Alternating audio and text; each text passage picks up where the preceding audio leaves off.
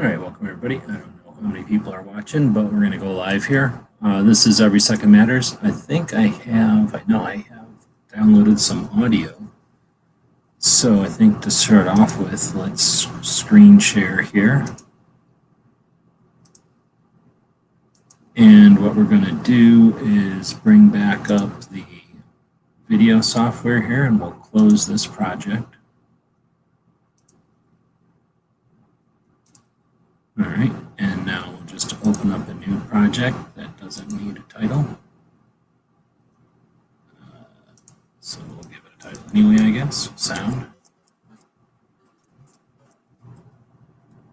All right, now we have a new thing here, and I just downloaded some things, and I will go to where I download things, I think.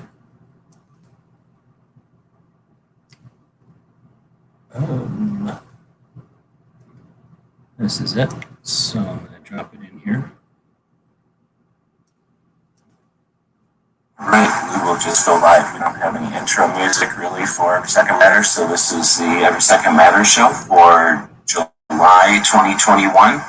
And so I'll edit out that portion of it. I'm only going to need a couple of minutes of it here, I think. If you can remember back, there had been a scarcity. Oh shit, I'm still blabbing off, so I'll go to 6 minutes. Well, might not be working, or her earphones might not be working. Okay, that's when Cheryl jumped in, so I'll cut it right there because that's beyond where I need it. We'll get rid of the hours worth of rest of the audio there. Now we'll go back down to this portion of the audio clip and start that again. You can see I can make it even bigger, I guess. But you can see the modulation of the volume of my voice there in both the left and right channel of this audio. Right, we will just go live. We don't have any intro music really for Every Second Matters, so this is the Every Second Matters show for July 2021. And I'll start off here by quickly introducing the people that have showed up before we started. And thanks for having me through that link. And then David jumping in from DCS training and first time. Every Second Matters is an awareness. So just since David's new and for anybody that might be jumping in for the first time. Right, so that's where I'm going to cut the audio and then get rid of that first piece. So that's where we'll start the whole thing, but it just starts off. So why don't we go ahead and do this? I think I can do this live. I'm going to pull this up a little bit. I'm going to pull this up a little bit so that I can see some different audio tracks. So here's another audio track. And if I can do this, I'm going to do this right now. I'm going to record a little piece of audio while we're live. Hello and welcome to, oh, that didn't work out very good. All right, we'll start that again.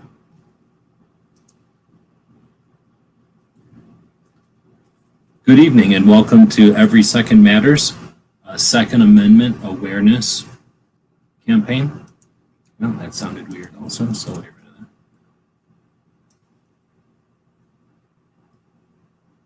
Good afternoon and welcome to Every Second Matters, a Second Amendment awareness campaign started in 2013. There, that's an intro. I can bring my audio back. I don't need it. Now I'll move this clip from the video over there, and I'll put this audio clip in there, and I'll put that over there. Now I'm doing this in video software instead of audio software.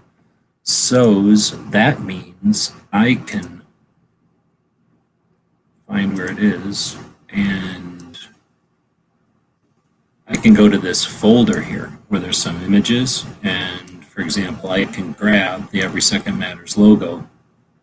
Can I do this with the screen like this? Yeah, and then just kind of grab it and drag it down into here.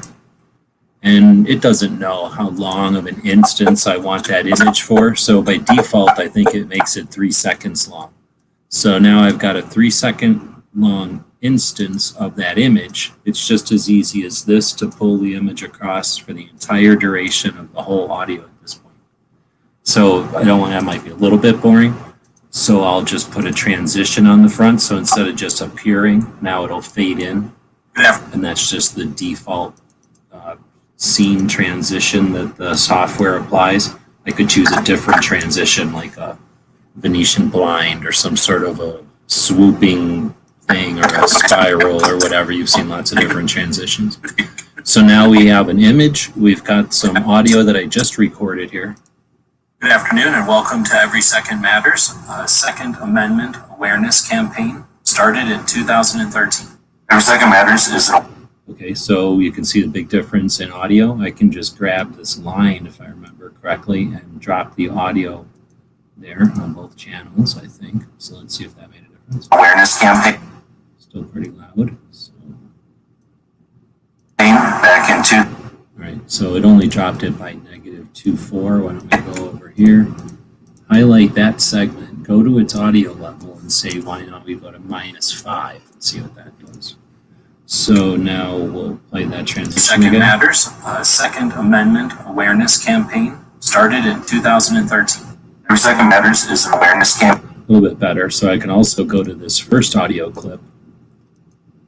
And I'm trying not to pick a specific point on the audio clip because I don't want it to raise to a level and then come back down. So I want to pick the entire audio clip and I'll tell it to go up.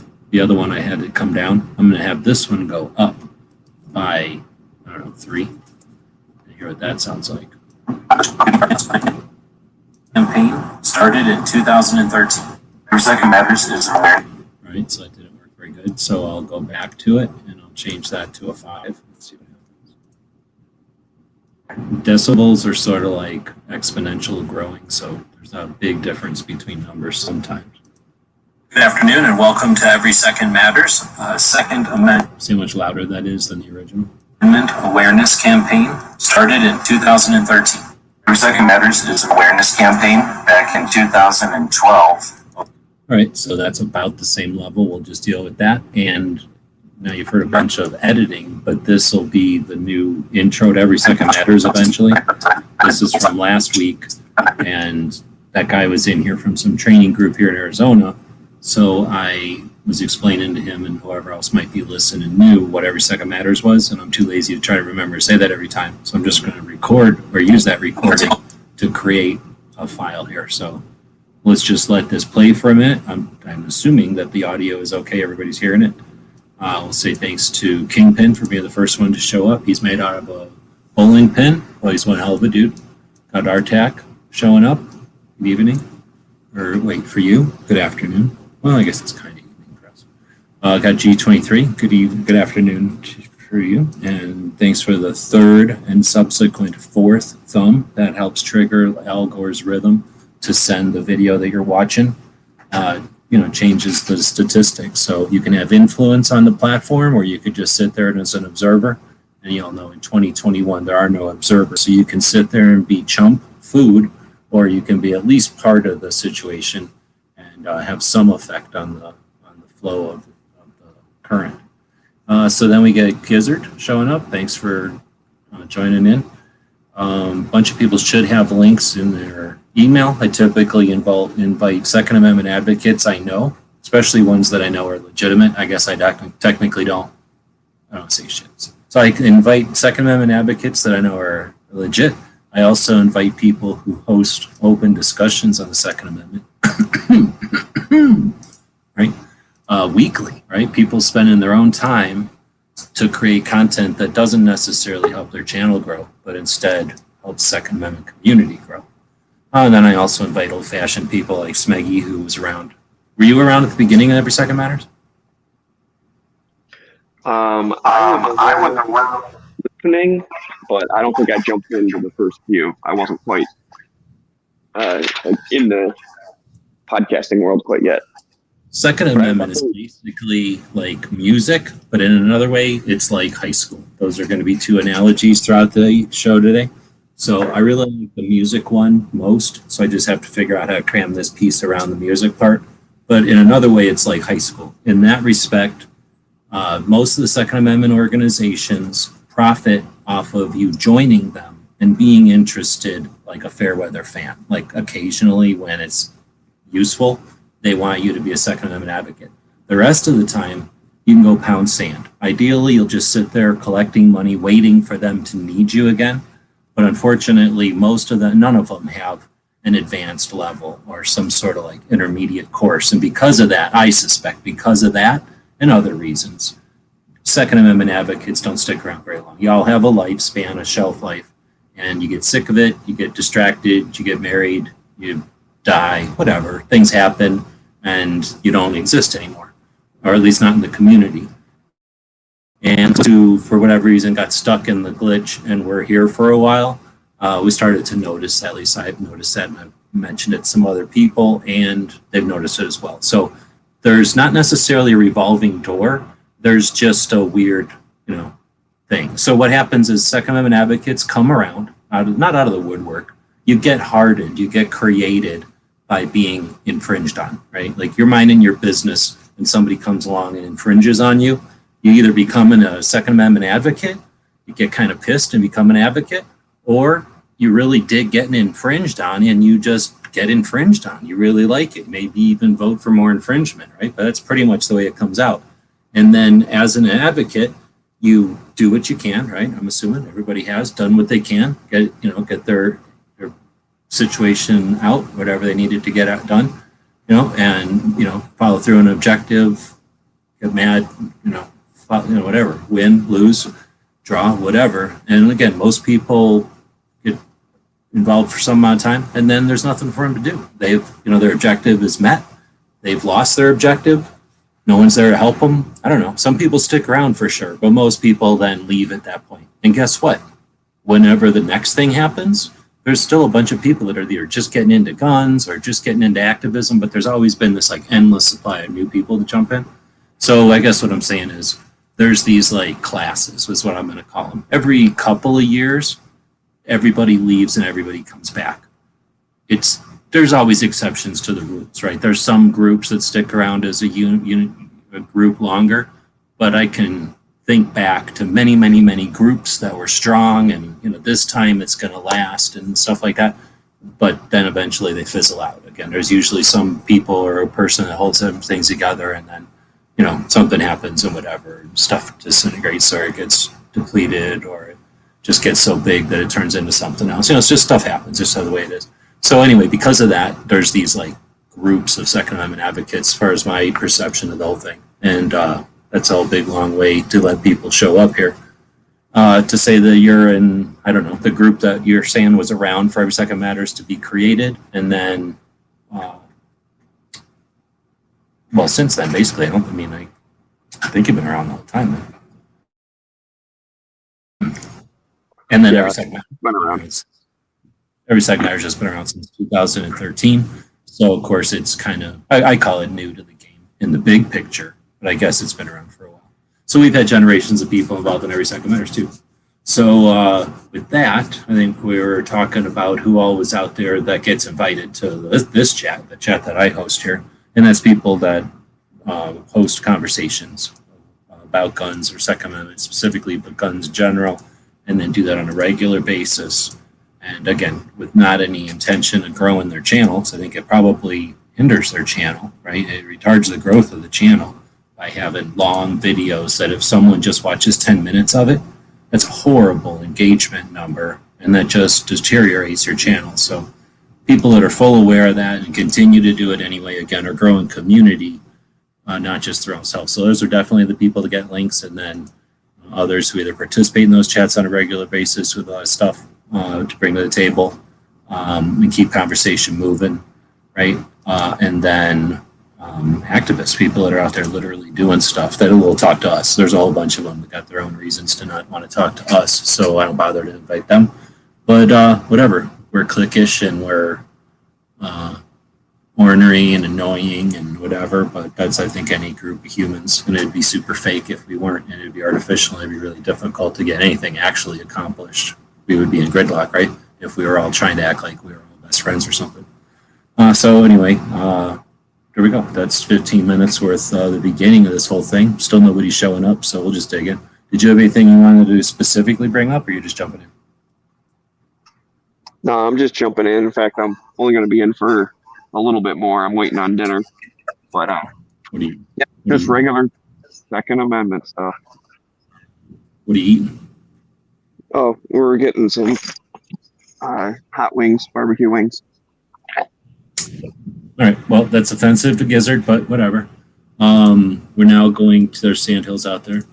What's everybody changed their name? Now he's Sandhills Media. And now we will play this audio, which is, like I say, some of the now edited audio from last week's show. Good afternoon and welcome to Every Second Matters, a Second Amendment awareness campaign started in 2013. Every Second Matters is an awareness campaign. Back in 2012, Obama had 23 executive actions that he was going to push through with, what would you say, a sympathetic Congress and exploiting atrocity at a time. And grassroots resistance prevented that. And it wasn't with the direction or the influence of any major campaign or any specific organization or figurehead. It was simple resistance, very similar to what we had experienced in 1995 after the assault weapons ban. And again, with the reaction, the consequence to the 94 assault weapons ban was a lot of politicians got removed. I don't know if I like this anymore. At first, when I listened to it, I was like, oh, that's a nice synopsis of what Every Second Matters is. But now I don't think it is a very abbreviated synopsis. I think it's a drawn out. So maybe I'll have to record a shorter one. But anyway, I was going to do this, but now there's people in here, so I don't need to do this. So I'll quit sharing the screen, and, well, shit, I can share the screen later, I guess. I'm going to go live for at least an hour. So later on, what we'll do is show some of the videos. Gizzard is playing with Every Second Matters a little bit differently this week. If he throws his hashtag out there, then we'll randomly use the hashtag machine to play with the hashtag. But he's doing the hashtag, what is it now? It is hashtag GGE2M challenge, if I remember correctly. And that's for Gizzard Gary's Every Second Matters challenge, and that is to just go online and recite the Second Amendment. There's 26 words, so it shouldn't take you too long. And then post that as a short, hashtag short. So it's cool. He's encouraging people to do something, which is always good. He's playing with Every Second Matters, which is what it's about. Being not just creative for creative sake, but to play around with the tech and the systems that we've got, and then getting people to use shorts. If you haven't used shorts, I'm told they can be useful. I don't really pay enough attention to my numbers, but I definitely put up a lot of shorts. So I thought that was pretty cool that he's playing with it a little bit differently. So is this the link to the video? I've got it in the description of this one, so I need to go. I guess I got to screen share again. Look how many buttons I got to click. A lot of times people don't give the hosts of these shows enough credit. Look how many buttons I just had to click just to get this screen to show up. I'm not getting credit for that. Now I have to go over here and I have to click this. Now I have to wait for this to open. Look at how much time I had to wait. And then I'm going to have to, well, it's already muted. Normally I'd have to mute that. Now I can go down here and click on Gizzard Steel. Can you hear this? Oh, no, I muted it.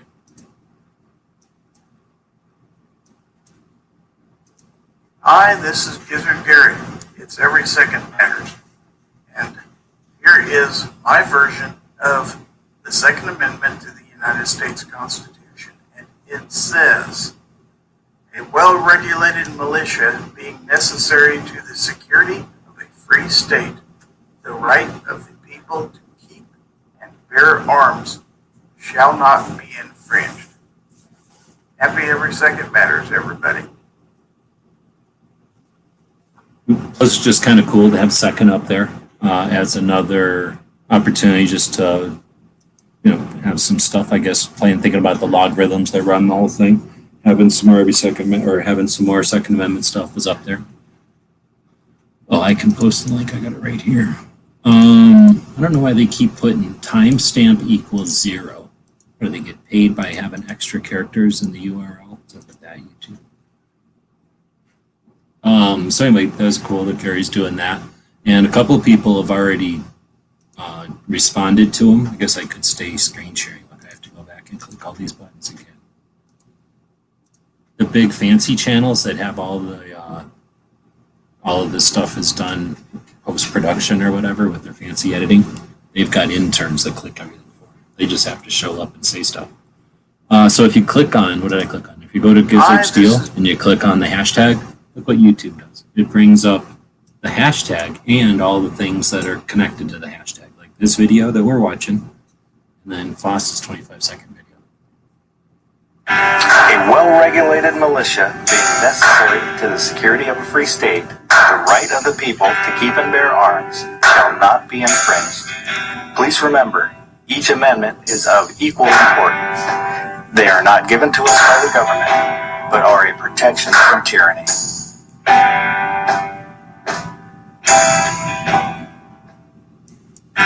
A well-regulated Spoiler alert, that was the best one so far. I've only seen 5 or something, but that one's the loudest. You can hear it the best and whatnot. All right, we'll stop screen sharing again. So that's Gizzard's deal, and then I feel like I should hashtag my "Shall Not Be Infringed" song from way back in the day. Gun channel. You know that doesn't even exist anymore. I used to have it favorited. Here, I can. I'm not screen sharing anymore, but I used to have it favorited. It doesn't exist anymore. Here's where it was. Wait, hold on. I still have it in here as a favorite, I think. Smeggy's 2A song. Video unavailable. So here's the problem. When it tells you video unavailable, here, I gotta click again. I need a click intern. And if anybody knows about a very inexpensive click intern, I'm sick of having a clicker. All right, so look at this. It doesn't even tell you whose video it was. So was it probably Night Strike? Was it Night Strike's video?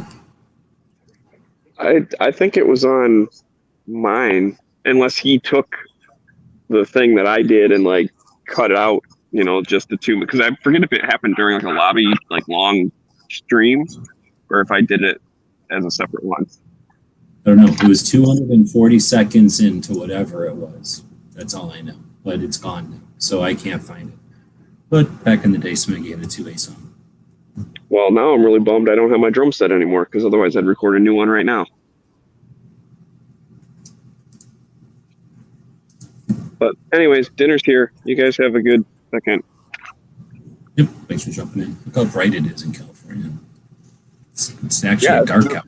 It's just from the fires. Oh, it was light out. Okay. Hey, did you guys see that hummingbird that just went over there? That was neat. No. Anyways, there's the sun. All right, see you guys. Bye. All right, so now we got Kingpin in here. Again, made out of a bowling pin, but still the Second Amendment advocate is fine. How's it going, G? Happy every second matters. Right on. Going pretty good. Thanks for jumping in. So, like I said, try to run this show for about an hour. I've invited, I think, 36 people. And I don't know, does it get to you okay? The email? It must have, because I didn't give it to you.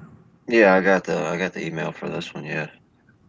So sometimes I do dumb things like put the wrong email, like the email from last year or something, or last month or something. But and then I almost always give this guy's, I had GAMIL in there instead of Gmail. So forever I would bounce this guy's and have to redo his, but I got that corrected this time. Let's see, Gizzard is saying that there's even one TikTok response from Riding Shotgun with Charlie, so that's interesting. I guess we'll allow a thing from TikTok, only I don't know. Is TikTok one of those ones that you can look at without being a member? Yeah. Mm-hmm. I know it's creepy, so a lot of those things are like, oh, no, all you got to do is give us your phone number and your social security number, and then you can watch this video. You can view TikTok videos without being signed up. My deal with TikTok is it's one of those Chinese ones, so it's bad enough getting all of our info horked by our country. Having it horked by the Chinese is scarier to me. So I don't use TikTok. I think I may have used it, but I don't have it installed anymore. I've watched a couple videos on there and made some joke response videos on YouTube about them, but I don't mess with the TikTok. I'm like you. The less the Chinese communists know about me, the better. And then I definitely see TikTok videos that people post on Instagram, which is like saying the same thing. So I figure that's the same. And then is it roll call right now is getting kicked off?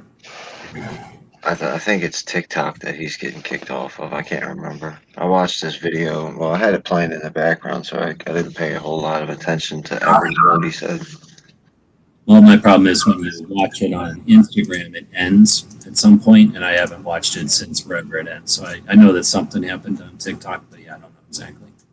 So here's the Charlie TikTok one. Let's see if it shows for me or not. If I can go over here. Oh, he just put it on. Every second matters. He reposted it Here on is TikTok. my version of A well-regulated militia Oh, snap. Hold on. He did it all weird. necessary to the security of the Free State. TikTok is definitely weird, and well, it's weird. All right, I gotta go. Oh shit, I'm clicking the wrong buttons. All right, eventually, there we go. So now we're back to me screen sharing again, and this is the Riding Shotgun with Charlie TikTok. I guess we can leave that in here. I think that's neat. Good. I guess Charlie or Gizzard did also. Thank you. And then every second matters. And here is my version. oh, wait a minute. Am I logged in? Oh no, it's as I've seen all these things that say follow. I thought maybe I was logged in. All right, so now we'll go back. Every second matters. So what I'm using. Here is my version of A well-regulated militia being necessary to the security of the Free State. The right of the people to keep and bear arms shall not be infringed. 2A gang sign. every Oh, second snap. matters. He said 2A gang sign. Here is my version of A well-regulated militia being necessary to the security of the Free State. The right of the people to keep and bear arms shall not be infringed. 2A gang sign. every second matters. I think it listens to you because it doesn't, it needs to be able to translate it into Chinese for the Chinese, spies or whatever. So it just listens to you and says what's on the screen. He doesn't have to type any of that, right? Oh, I have no idea. My version of A well-regulated militia being necessary to the Oh security no, of the Free maybe State. he just The put it right up of the there. people to keep and bear arms shall not be infringed. That's interesting, but he put the states up there weird. It's how it's backwards or whatever. It's kind of weird. Anyway, so yeah, that's cool. Now we have every second matters over on TikTok. So the kids will see it. Now the kids will know what it is. There you go. Maybe some of the Chinese communists over there will start wanting a Second Amendment. They'll revolt against their government. Usually in countries where they don't have freedom, the last thing they want is freedom and a Second Amendment. They often take it.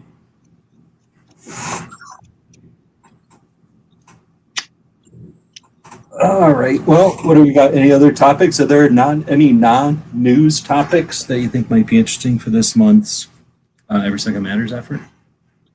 Like, my thing is I don't like really paying attention to what they tell us to pay attention to, like the whole Chipman thing. Pretty sure that's a massive distraction so that basically we don't pay attention to the comment periods, but I think also so that they basically took all the people, I don't know how big a chunk we are, but they took all the gun people off the table and nobody's paying attention to the trillions of dollars worth of debt that they're incurring over there.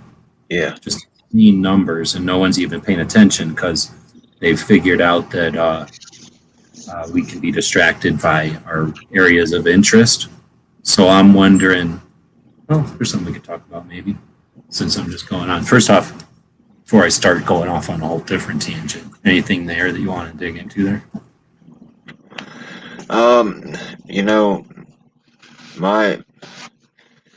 My viewpoints are usually a lot different than a lot of other people's, and I think that I like to say a lot of times a lot of the Second Amendment people should dig our heads out of our ammo cans once in a while and look around and see what's actually going on.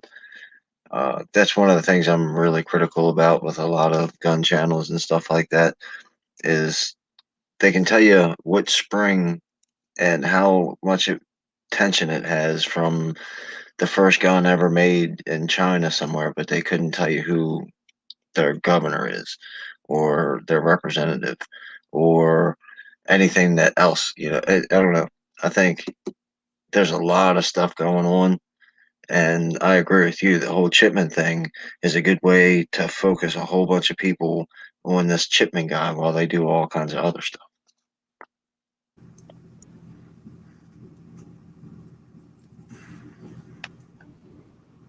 Well, I wanted to take it down another path there, but you brought up some good points, so I can leave my other path here for a second for later. But yeah, well, Smeggy saying he thinks Chipman's a smoke screen and that whoever's in charge of the ATF will infringe on us, but they haven't had a person in charge for 2 administrations already, so I don't think it's that critical. I think that they get themselves in trouble. Remember Reno? Janet Reno? So it's not like, well, I guess she wasn't ATF. She was the whole branch of enforcement.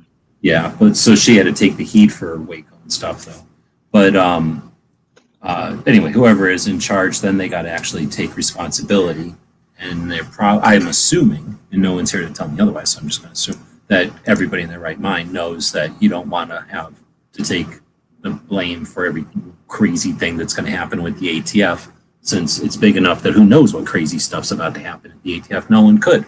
So why would you want to put your neck on the line and say, oh, I'll be the one to take the responsibility, to take the heat, for anything crazy that they're about to do, or that, gets set up and we become the, I'm willing to say, I'll give them this much. Like the ATF could have been duped by circumstances, like, somebody played them or whatever, but then I'm not giving them any kind of Well, one of the things it shouldn't have been played if that's what happened, but I'll give them at least that much leniency. Maybe they got played. Go ahead.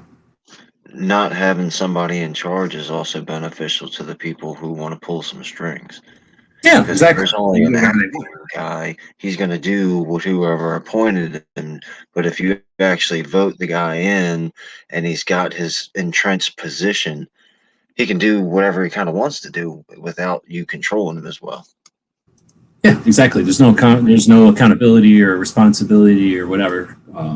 No follow through. So yeah, you can tell somebody, hey, just do whatever, and she'll be like, yeah, I'll do that, and then go get in trouble, and then be like, oh, get out of here before you get in trouble, right? And they'll just do that kind of like they'll hold the door long enough for him to get away, kind of bullshit.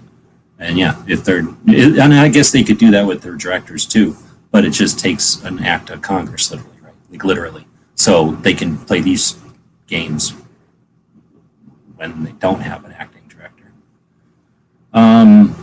All right, so I'm going to go back to whatever. I just got done watching. Let me see if I still have it up on the, I think I do have it up on the thing. Have you ever heard of a documentary from 2002? What? It's that old? Holy moly. This is old. So this is from 2002. So I don't even know if people can remember that far ago. This is going to be a documentary that's older than a 20-year-old human being. Can you imagine that? That there's 20-year-olds who were born when I'm about to talk about this movie. It's not a movie, it's a documentary. So it's a 4-part documentary, and I'm pretty sure it's made by England because it was like BBC or something. But they can do good stuff sometimes. So anyway, the documentary is called The Century of the Self. Any chance you ever heard of this thing? I don't think so. Not by name, no. Yeah, it looks like, well, here. This. Oh, look at me having to click all these by myself again. Not like one of your fancy channels where they have an intern to click everything for them. So now we'll go back over to the internet and we're going to type in Century of the Self. Yeah. And here's what it looks like. It's got this dude on the cover, and it's old. So let me see if I can get an summary. Anybody seen this? Anyone? It's called Century of the Self. Let me see if I can find a video of it. Can you just watch it? Oh, snap. You can watch it on YouTube. So I'm going to encourage everybody to watch this video. There are 4 parts to it, and that you might get the idea, oh, there's going to be cool dogs in it. There's no cool dogs in it. They might kill a dog in it. No, they don't, because I wouldn't watch it if they're doing it. But they'll be mean to dogs if they do anything to a dog, because this is creepy stuff here. So I'm going to go back to the summary. Would Amazon have a good summary? Nah. I don't want to spend all day looking for a summary. But basic. Go ahead. I posted the link to the video. I see you got it too. Okay, you found it. So there's 4 of them, and I'm assuming that if this one doesn't, like, you'll be able to find the other ones. Let's see. It says I'm going to read what it says here on YouTube. I don't know if this is good or not. The story of the relationship between Sigmund Freud, okay, and his American nephew Edward Bernays. Have you heard of these 2 people before? Yes. All right. It's incredibly interesting because everybody knows about Sigmund Freud, like, right? And then this Edward Bernays, no one's heard of him before. Well, they have. He's been on David Letterman when he was super old, but no one really knows this guy.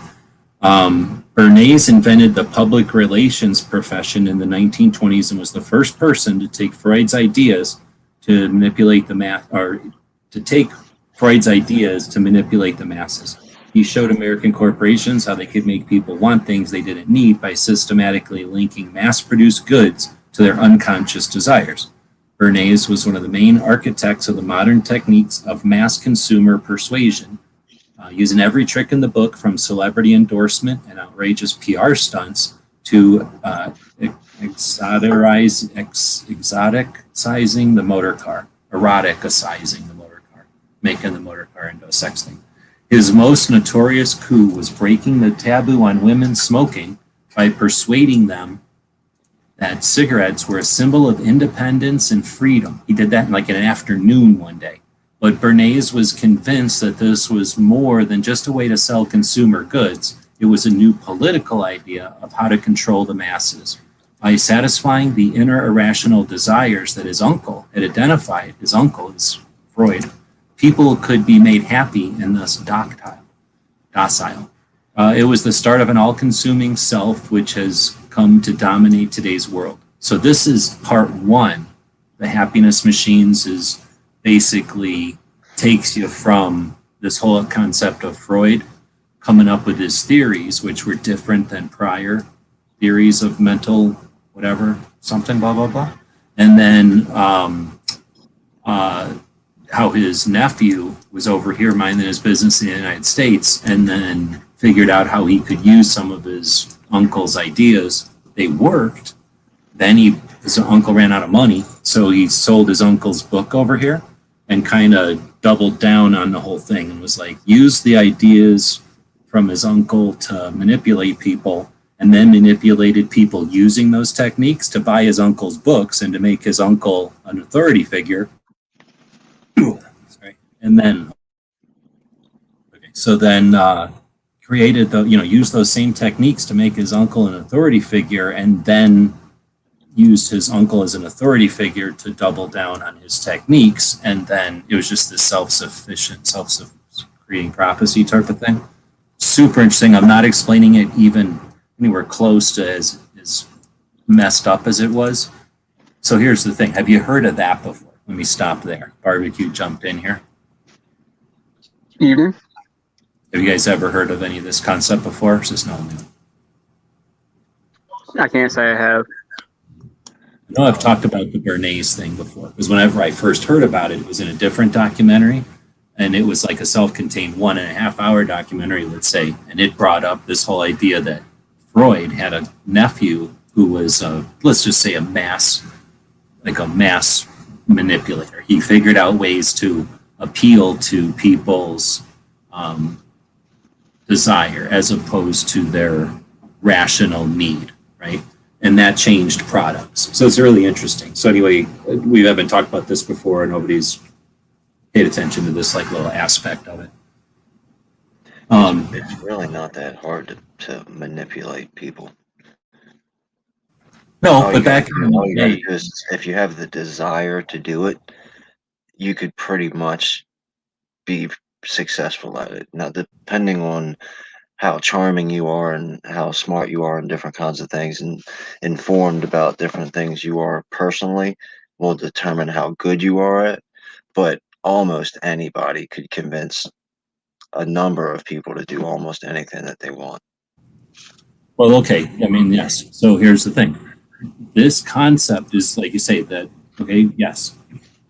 This video, though, is a 4-part. This particular one, the synopsis of it is kind of setting you up with this story. And like I say, I've heard of this concept before, that Freud had a nephew and the nephew was in like the PR. And nobody thinks about public relations like PR. You don't really think of that as like, because the modern interpretation of PR is like Arnold Schwarzenegger hires a PR firm to represent him. And then that way, when he's in a movie, you know, they wear a Planet, what was that called? Planet Hollywood thing, you know, so that there's like product placement in the movie for his own products. Like, you know, the PR firm pulls that off or does things, you know, stunts and stuff to make a movie, get some free advertising or to get in people's minds. Like, that's what you think of PR firms. Originally created it.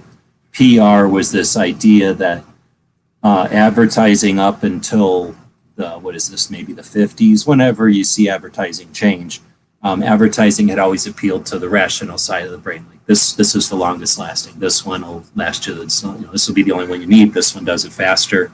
Ours is lighter. You know, ours is, you know, it's about as much as anybody ever bothered with advertising. And then when Freud starts doing psychotherapy, he starts coming up with this concept of listen, like a therapy, like listening to people, asking them all kinds of questions, and then probing questions. I don't know all the technical stuff. They kind of address it in here a little bit, but this idea of like a therapist listening to you and not just a doctor telling you, like, this is the way you should be. Start being more like this. Now quit being like the way you are and start being more like this.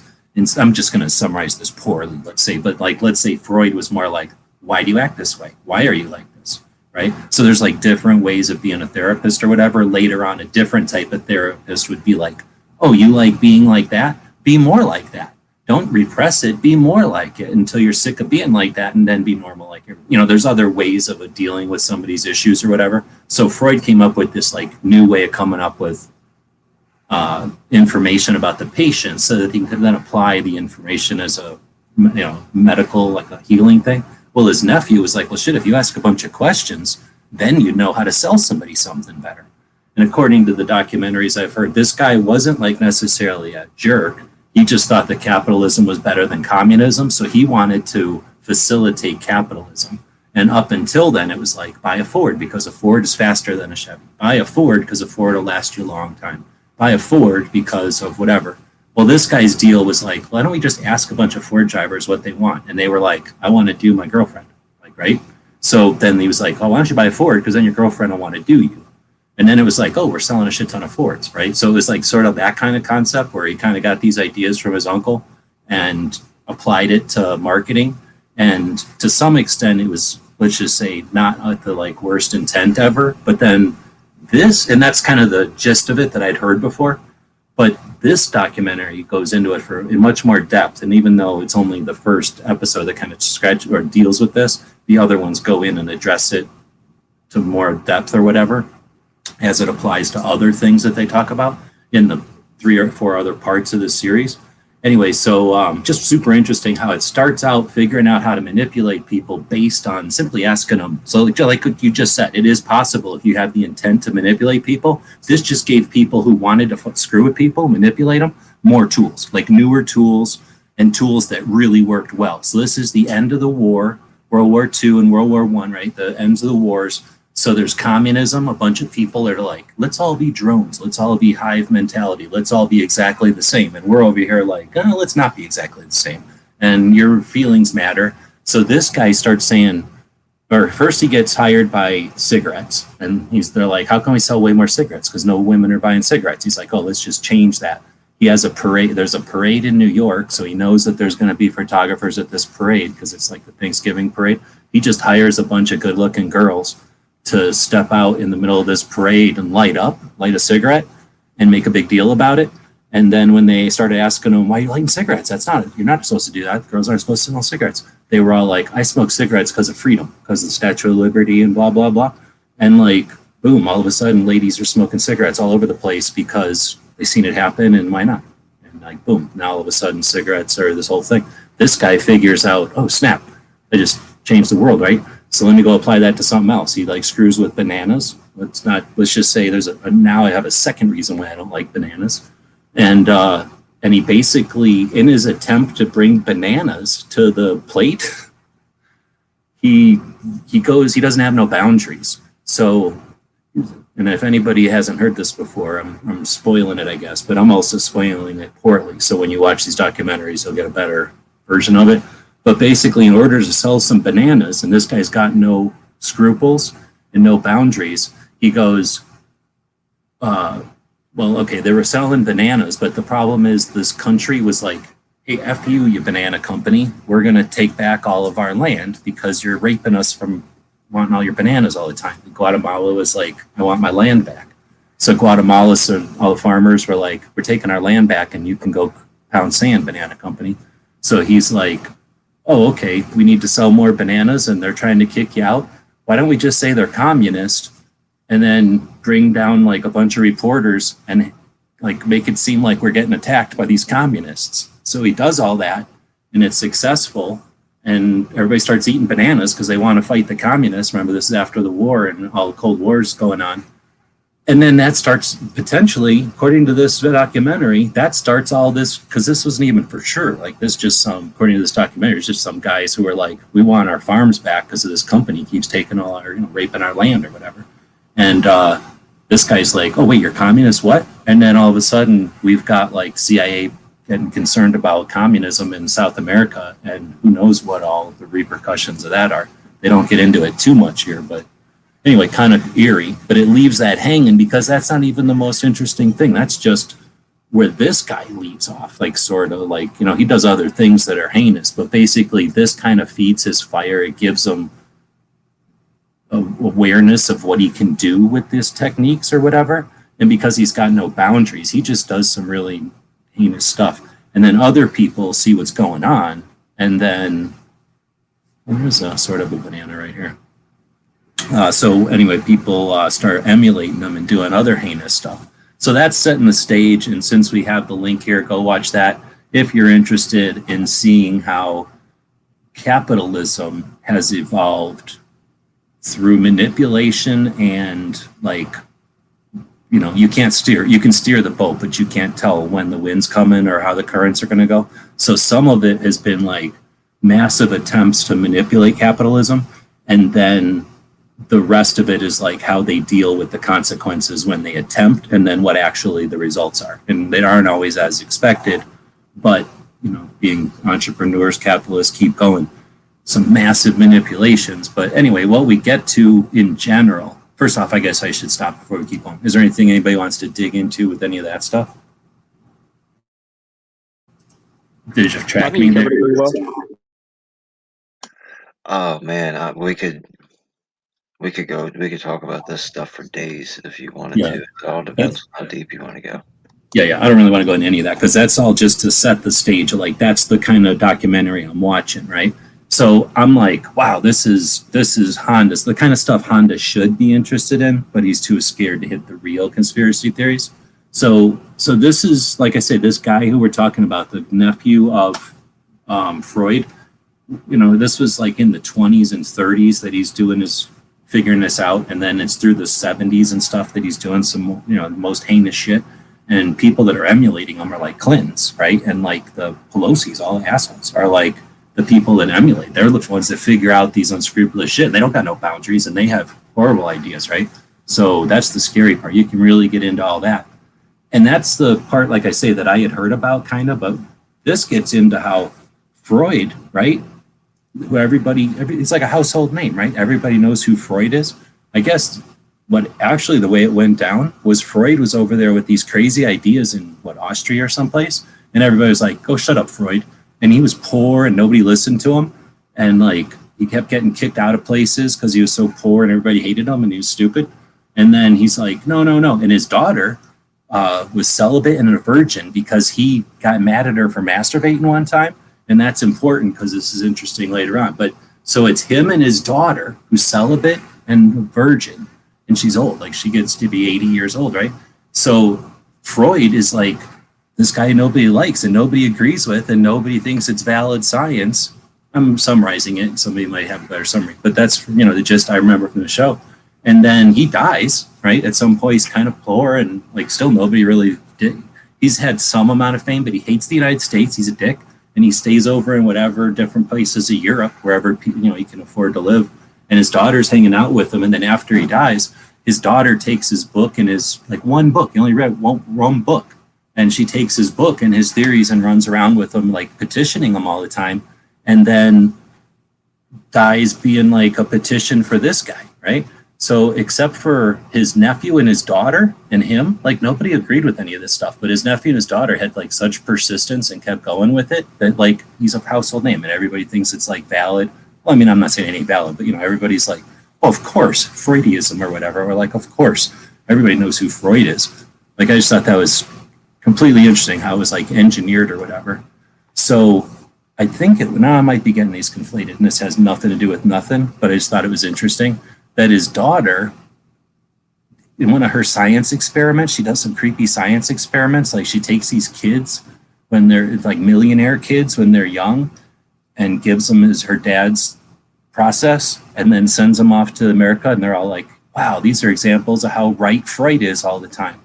And then years later, decades later, they come back to England and they're oh yeah, I beat my wife and I'm a massive drug addict. And they're all have these crazy problems and stuff. And it's oh wait, I guess, all we did is watch the beginning of all this thing. We never actually saw how it turned out. So it turns out that, all this stuff is based on this initial science. And then years later, it got all crazy and stuff. So one of the crazy experiments she does, I'm pretty sure this might be conflating some stuff at this point. One of the crazy experiments she does is she goes to a nunnery, whatever you call it, a place for nuns, where all the nuns in their black dresses, like nuns are. She goes there and says, what if you nuns don't wear the same dresses anymore? You just all wear whatever clothes you want, right? What could go wrong? And then these nuns are okay, we'll try that for a week or 15 days to flatten the curve or whatever. And then after a while, these nuns are we're just going to vote to never wear those nun suits again, right? And then I forgot how fast it said it happened, but they're eventually the nunnery closed down. They all quit being nuns except for 10 of them that were, they say, I forgot how they said it, extreme lesbian nuns. And I'm what the fuck does that mean? So I just thought that was interesting. So his daughter turned a nunnery into a different situation completely, based on Freud science or whatever. So I thought that was interesting. And then, I say, I just had no idea that the whole Freud thing was such a engineered situation and basically polished, right? Oh, here's some science that not everybody actually agrees with and a bunch of people say is fake. But guess what? Here it is. And a bunch of people were oh yeah, we're down with that. So basically this whole idea of sitting there and talking to your therapist and letting it all out and having your therapist work with you, blah, blah, blah. That was this new concept, right? So this, I guess, different people that were practicing it would just talk to all these, his nephew or whatever, would just talk to all these politicians and people in power and rich people. And they would just spill out all this stuff. Can you imagine being a person who all the richest people in the world flock to and wait in line to tell you all their deepest secrets? Imagine what a beneficial, benevolent person that would be, right? Who knows all the secrets of everybody. It's crazy. So anyway, that part of it was the first section, right? I thought that was all there was going to be to it. And then it turns out there's a massive pendulum swing where everybody gets sick of this and goes the other direction. And that's where you create and I'm messing this up completely at this point because I just don't remember anymore, but because it was I'm trying to remember now a lot, a bunch of different 1 hour episodes of this thing. But when the pendulum swings and everybody starts getting pissed about stuff or, being manipulated or whatnot, then it goes the other way and a different type of manipulation is kind of discovered or evolves. And then it goes back the other way. And that's where you get the modern Democrats and it gets crazy. So I highly recommend watching this 4-part series and maybe taking some blood pressure medicine or drinking a beer or something because it's a wild ride. I started watching it after a recommendation. I went online and typed in something top documentaries or best documentaries because I was sick of watching regular movies. I wanted to watch a documentary and it came up and I saw that first thumbnail. And I really thought it was going to be the skateboard magazine from back in the day. So I was like, oh, what the hell is this going to be? And then I went in there and I'm like, oh, this ain't a skateboard magazine. So anyhow, I guess I didn't do a good job of describing it because I got all off topic there with the lesbian nuns. Excuse me, extreme lesbian nuns. But the this concept of like manipulating the masses, right? Basically, if you followed me through all that, and I guess I should shut up here for a second, but I'll lose it if I just don't finish my thought here. The gist of it is that they figure out originally that you can't sell stuff just based on like what's so good about it. That at least it's more effective to sell stuff based on like this is going to get you laid. This is going to, if you add eggs to your baking powder or your cake mix, your husband is going to cherish the gift of eggs being added, right? It gets all creepy and like weird. So like all these things are manipulations and stuff. But then the pendulum swings are like when they talk about, for example, how Reagan got into office. I won't get all into that because I don't remember it specifically, but like Reagan gets into office using some, I'm going to call them tricks. I don't know, you can call them dirty tricks if you want, but like using tricks, they figure out how to appeal to what do we call them, voter bases or whatever, that wouldn't normally have gone to Reagan, but they tried these things and it worked. And then I don't follow Europe, but then something like, was Thatcher before Reagan or after Reagan? But something about Thatcher happened and they basically refined whatever they thought they did with Reagan, because the same efforts that get people elected here go back and forth to other countries. Like that's their job, getting people elected.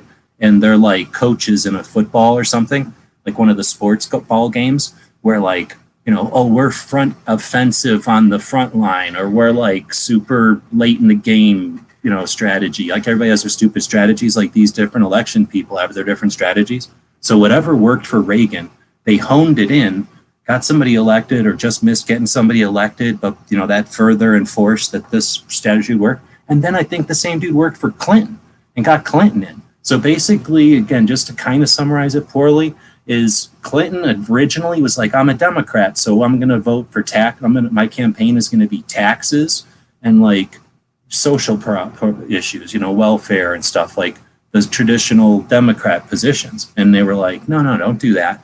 Go find out specifically like saxophone players like you, or, you know, whatever, like specific little things, and run around the country telling people about like the V chip for so your kids don't watch porn. And instead of addressing like the big pictures, start addressing a bunch of little pictures. And then that accumulated to give him the votes he needed. And there was probably more to it that I just didn't pay attention to. But this concept that like they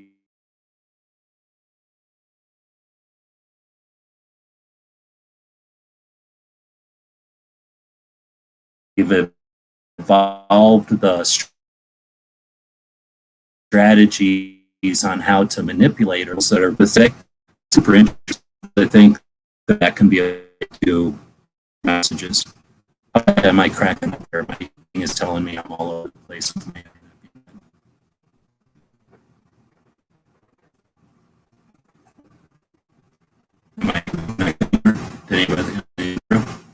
This is censorship. Is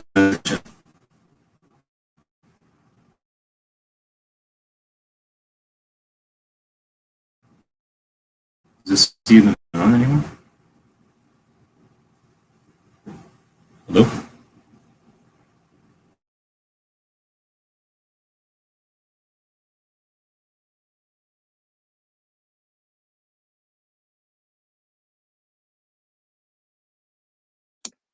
I'm sorry. If you guys were talking to me, I'm having audio issues. Plus, I had somebody at my house. Sorry. I guess you're allowed to have people over on every second minute. It's a day of celebration. Well, he lives here, so I can't really tell him he can't be here. Even more reason. All right, well, I've been talking for a while. I believe my poor internet might be because it's windy outside, or somebody's trying to break in poorly. So I'm going to go look at that, and y'all can say stuff. I don't know if you heard any of what I was just saying or not, but let's go ahead. I heard most of it, but then the last like half a paragraph, I guess you would say, was robot.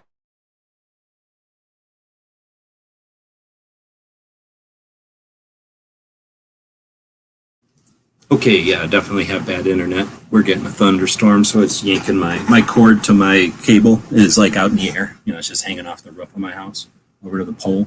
So it just gets blowing all around like a jump rope. So I don't know how bad it's cracking up. So if you heard all but the last paragraph, then I don't know. Is there anything you wanted to dig into any of that? I'd recommend people go watch this. It's really fascinating. And like you were talking about earlier with the questions, mostly everybody, if you listen to them talk for about 5 minutes, will tell you almost everything that you need to know about them. And it's fascinating. I think it's really interesting. People will definitely like it if you're interested in that kind of stuff. Yeah, the way you just described it there is like the way I have heard, I guess, similar concepts or maybe even the same concepts, but from like how to be a good salesman or like how to not take no for an answer in business type of thing. And like you say, they'll tell you or they'll suggest trying to read the person based on some cues, right?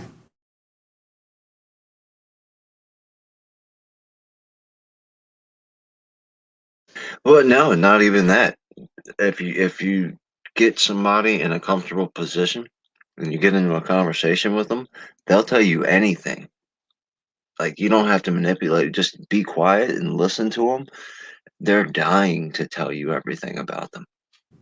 Oh no, yeah, exactly. Well, that's yeah, exactly, and that's what they'll do as a salesman, and then you just have to listen and then apply that to selling them something, I guess. But yeah, exactly. And I think what surprised me about this show is that I guess it's not surprising. It's just I've never heard anybody lay it down that it was like systematically figured out, like evaluated and like challenged and honed, and then there's like schools of it. It's almost like a martial art on how to screw with people or manipulate people. There's like a couple of major ways of doing it, and kind of depending on how fast you need it done and how I guess what your feelings are on what's manipulation or what. Yeah, I mean, the salesman thing is really good because if you got a good product, you should just be able to say, "Hey, I've got a great lawnmower here. It'll cut your grass. It'll last forever, and it's good on gas." But they don't do that. They spend millions of dollars telling you about the electric start and how big the wheels are and how fast the string gets retracted back when you start it.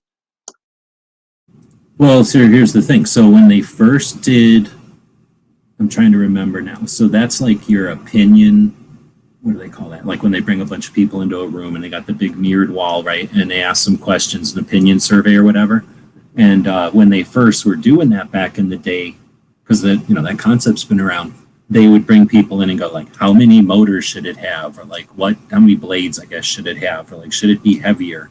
And then after a while, it was like the questions they'd ask the opinion research or whatever, opinion groups or whatever they're called. Then they would ask them like, how does this make you feel, or like when you cut the yard, like what do you so anyway, that it started being an appeal to different aspects of our nature, I guess. And then they figured out that they can adjust that nature. That's the scary part.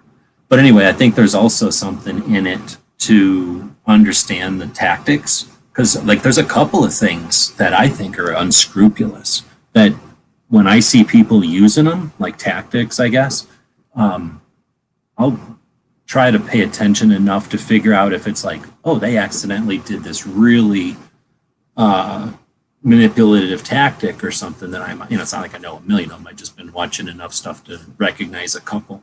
One of the things is if you say things 3 times, it sticks, right? If you say things 3 times, though, it's going to stick in there. And if you say things 3 times, it sticks in our brains. It's like some stupid mammal thing. So if a commercial does it, all right, whatever. And then if people start doing it in front of you all the time, when people have conversations with me and do it, no. You know what I mean? Like, no. What are you trying to do to me, man? Like, what the fuck? It's like you're glitch, or are you trying to do that to me? So when I see people doing things, or like in a bigger picture, the big manipulations, like appealing to your different drives or your motivations or whatever. Again, if it's an advertisement, that's one thing. But if it's like trying to get you to tune in tomorrow, like I start getting upset when I see people resorting to that, I guess. I don't know you, or if that's something. Anyway, I guess I was saying it's worth watching because if you're not familiar with those things, learning some of those, how to notice them or whatever, I think is a useful filter. I mean, there's things I just won't watch because I filtered it right out because of that. Yeah, way back in the day, my mom got hooked into a focus group, but it was a bunch of different focus groups. I don't know what, she filled out some type of survey and they decided to ask her questions, and she knew what was going on. So she got invited back over and over and over again. They'd pay like 50, 60 bucks, $100 sometimes to sit there and watch a clip of a TV show or, hold on a sec. So Patriot is asking, what program are we talking about? I just got done watching 4 episodes, I guess, and let me scroll up. The episodes are an hour long.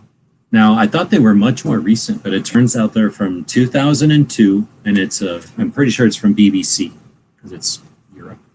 But it's called The Century of the Self. And I'm going to drop a link right now, and it is to part 1 of the 4-part thing. I'm going to say, here is the link, and then I'll put the link in that same sentence. And then, as soon as I spell it right, then that's part 1.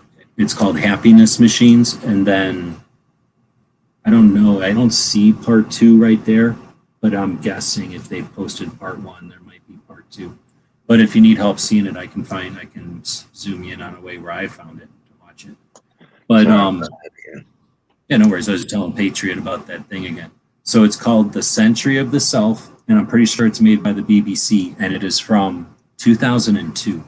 So the first one is called Happiness Machines, and the second one is called The Engineering of Consent, right? The third one is called, eventually, there is a policeman inside our heads. He must be destroyed. And then 8, the fourth one is called, I'm hovering over it again. 8 people sipping wine in Kettering. I have no idea why it's called that. So, yeah, the other ones, though, they kind of give you an eerie foreshadowing of what they're about. So anyway, it's we've been discussing a little bit of that because it's fresh on my mind. But of course, whenever I watch something like that, I try to think about how I can incorporate it into the 2A History Project. So one of the things that I do with the 2A History Project is I'm thinking of it like layers. So, I started with Second Amendment stuff because it's important. No one else is going to do it. And I wanted to try to help put it in my head to figure out what all is involved in Second Amendment stuff. Not that I'm finished with it, but I'm almost finished with it. So if you think of that as the first layer of a transparency, right, I laid that down and I think of it like that one poster I've got somewhere where at the bottom it's the olden days and at the top it's current. So the timeline goes from the bottom to the top. So I tried to place all those different individuals and all those different organizations chronologically, and it comes into a big tree. So that's the first layer. And then I guess I already did the firearms inventors because of the firearms inventors playing card deck back in the day. I just haven't had time to apply that information over to the project, but that'll be another layer, right? Like all those different firearms inventors, if you laid them all down, they'd happen chronologically in some order. And then they'd have some relationships to each other. So some of them would be on the same branches, the people that learned from Browning or that its designs are based off of Browning's, for example, or something like that. So, the inventors is one level or another layer. And then been recently doing stuff like the instructors, people from it's hard to say instructor and not include other things like military or competition shooters, but also what do you call just an exposition shooter like Annie Oakley. Annie Oakley, there was competitions back in the day. She probably would have whooped everybody's butt, but her job was just to walk around shooting fancy. She was like Miklik. Miklik is just a dude version of Annie Oakley, right? So there was those kind of people, and those people either inspired or directly relate to the people that started either writing down stuff, becoming the first firearms instructors, or literally bringing people together to gather to be the first firearms instructors. So that level or that layer gets put down, right? So now you've got most of the Second Amendment stuff happens recently. All the gun inventing happens back in the day. and then you get those instructors. That kind of happens kind of in the middle, I guess. And now you've got a whole bunch of new ones. But anyway, whenever I think of stuff like this set of movies I just watched, I start thinking about how it relates to this project, right? So in my mind, I've got the entire Second Amendment as these transparencies, right? Inventors, instructors, Second Amendment advocates, publishers, writers, people online, right? There's all these different aspects of our community. I think of them all in these transparencies so that eventually they'll all be laid on top of each other and some kind of magical animation will happen and we'll have like an informational like adventure that takes us through the whole Second Amendment. So when I do that, right, when you think of this chronologic evolution of everything, Second Amendment, gun related, there's stuff that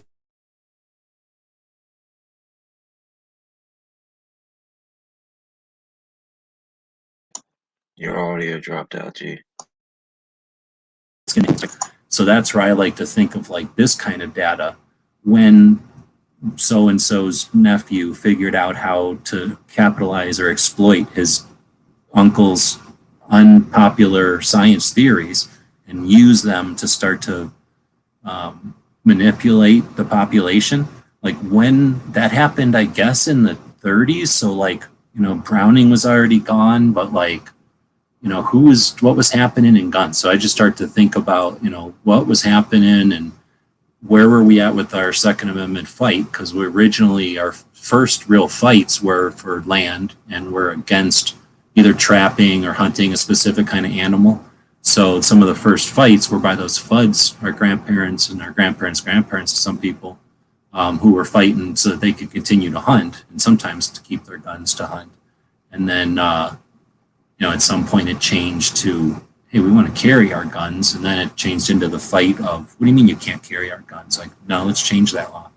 And then once that changed, you know, now we have these battles for bump stocks and for braces and for suppressors. And, you know, the battles keep changing. And some of that is influence from the outside, like the world or like a riot or like a shortage of ammunition or something, or how much of it is the other side gaining a new technique, you know, and getting a new unscrupulous low and attacking us below the belt or, you know, with a knife when we're supposed to be fist fighting or something like that. So anyway, I try to think of this kind of stuff and how it applies to that big picture. But, well, like I said, there's no but. That's just how I think of it. Yeah, so if you're talking about my address, I'm not really paying attention to the chat for that. It's, but on the Mail Call Mondays, yeah, it is on that. Otherwise, I think it's somewhere on the channel. It's the same address, though. Unless you look at something that's really, really, really old, it's the same address for a long time. All right, well, we've been going for an hour. I'm going to consider this one to be a mess. No one showed up except for Kingpin and G23. And I don't know what happened to G23. Yeah, Barbecue just sent me a text message and said his internet cut out and he can't get back in. Oh, it wasn't G23. It was Barbecue. G23 is trying to take credit for it, but that's fine. But anyway, I don't want to leave it all on your shoulders. Do you have anything else you want to chat about? Every Second Matters, wise?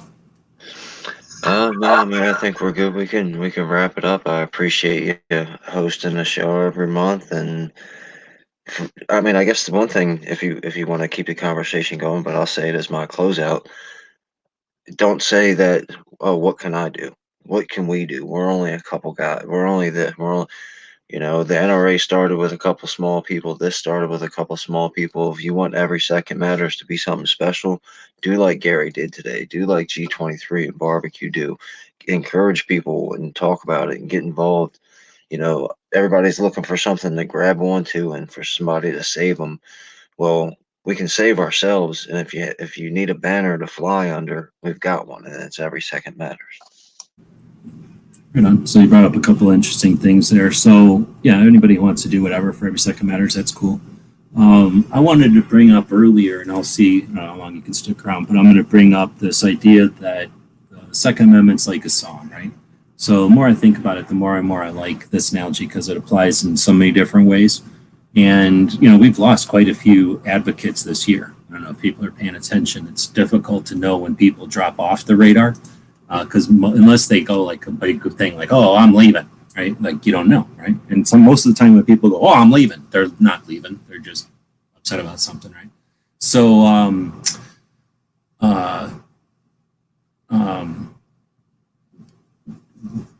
in response to people recently, or just by thinking about it, I don't know where I came up with it. If you think of it like a song, it's like music. Maybe I keep saying a song. Maybe it's like music.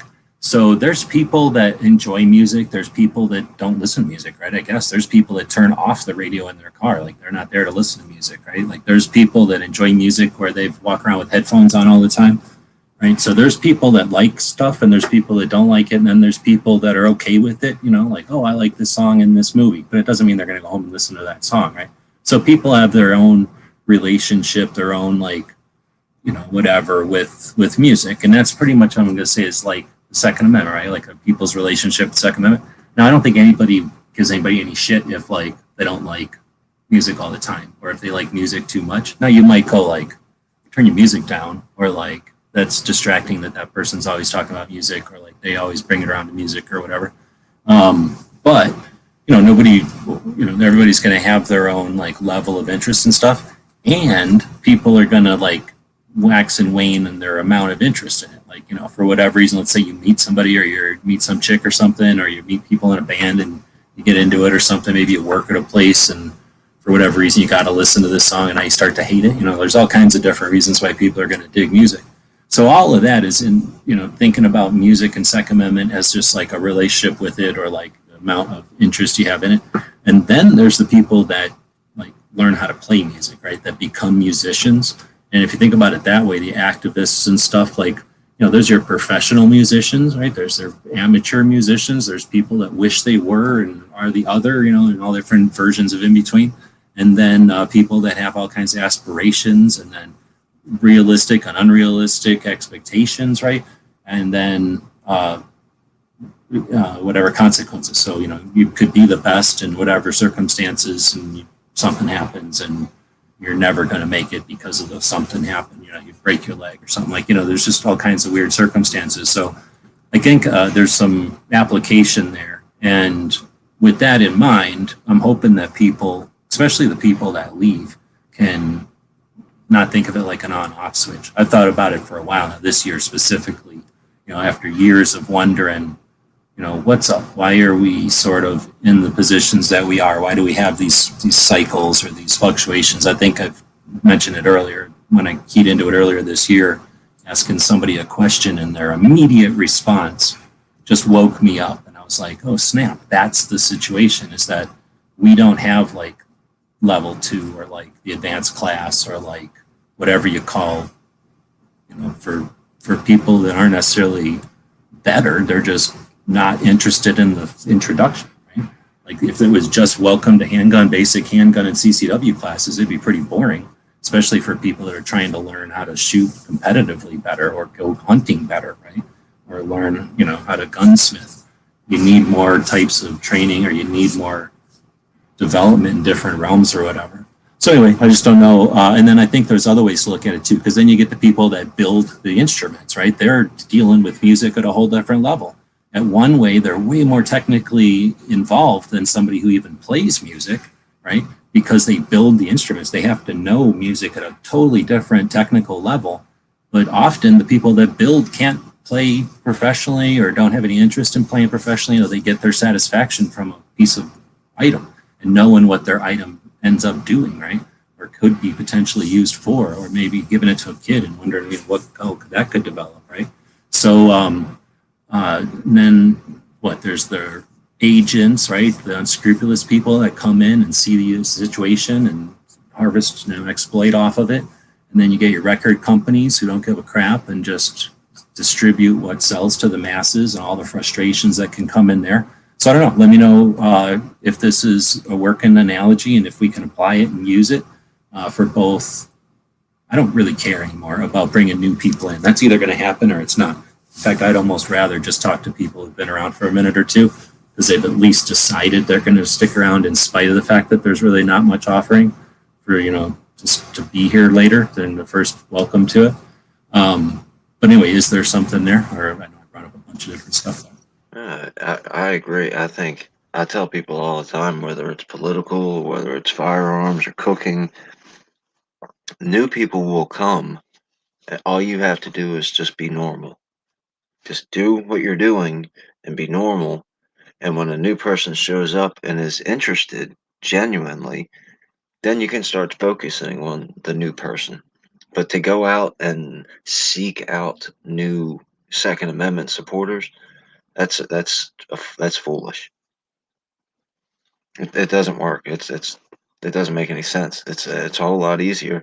Like you mentioned it earlier, some people get into the Second Amendment because they've been infringed upon.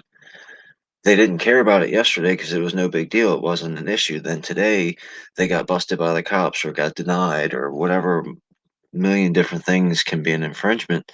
And they were like, whoa, wait a second, that's not supposed to happen. And now they're interested and they're going to get involved. Those people will come looking for us.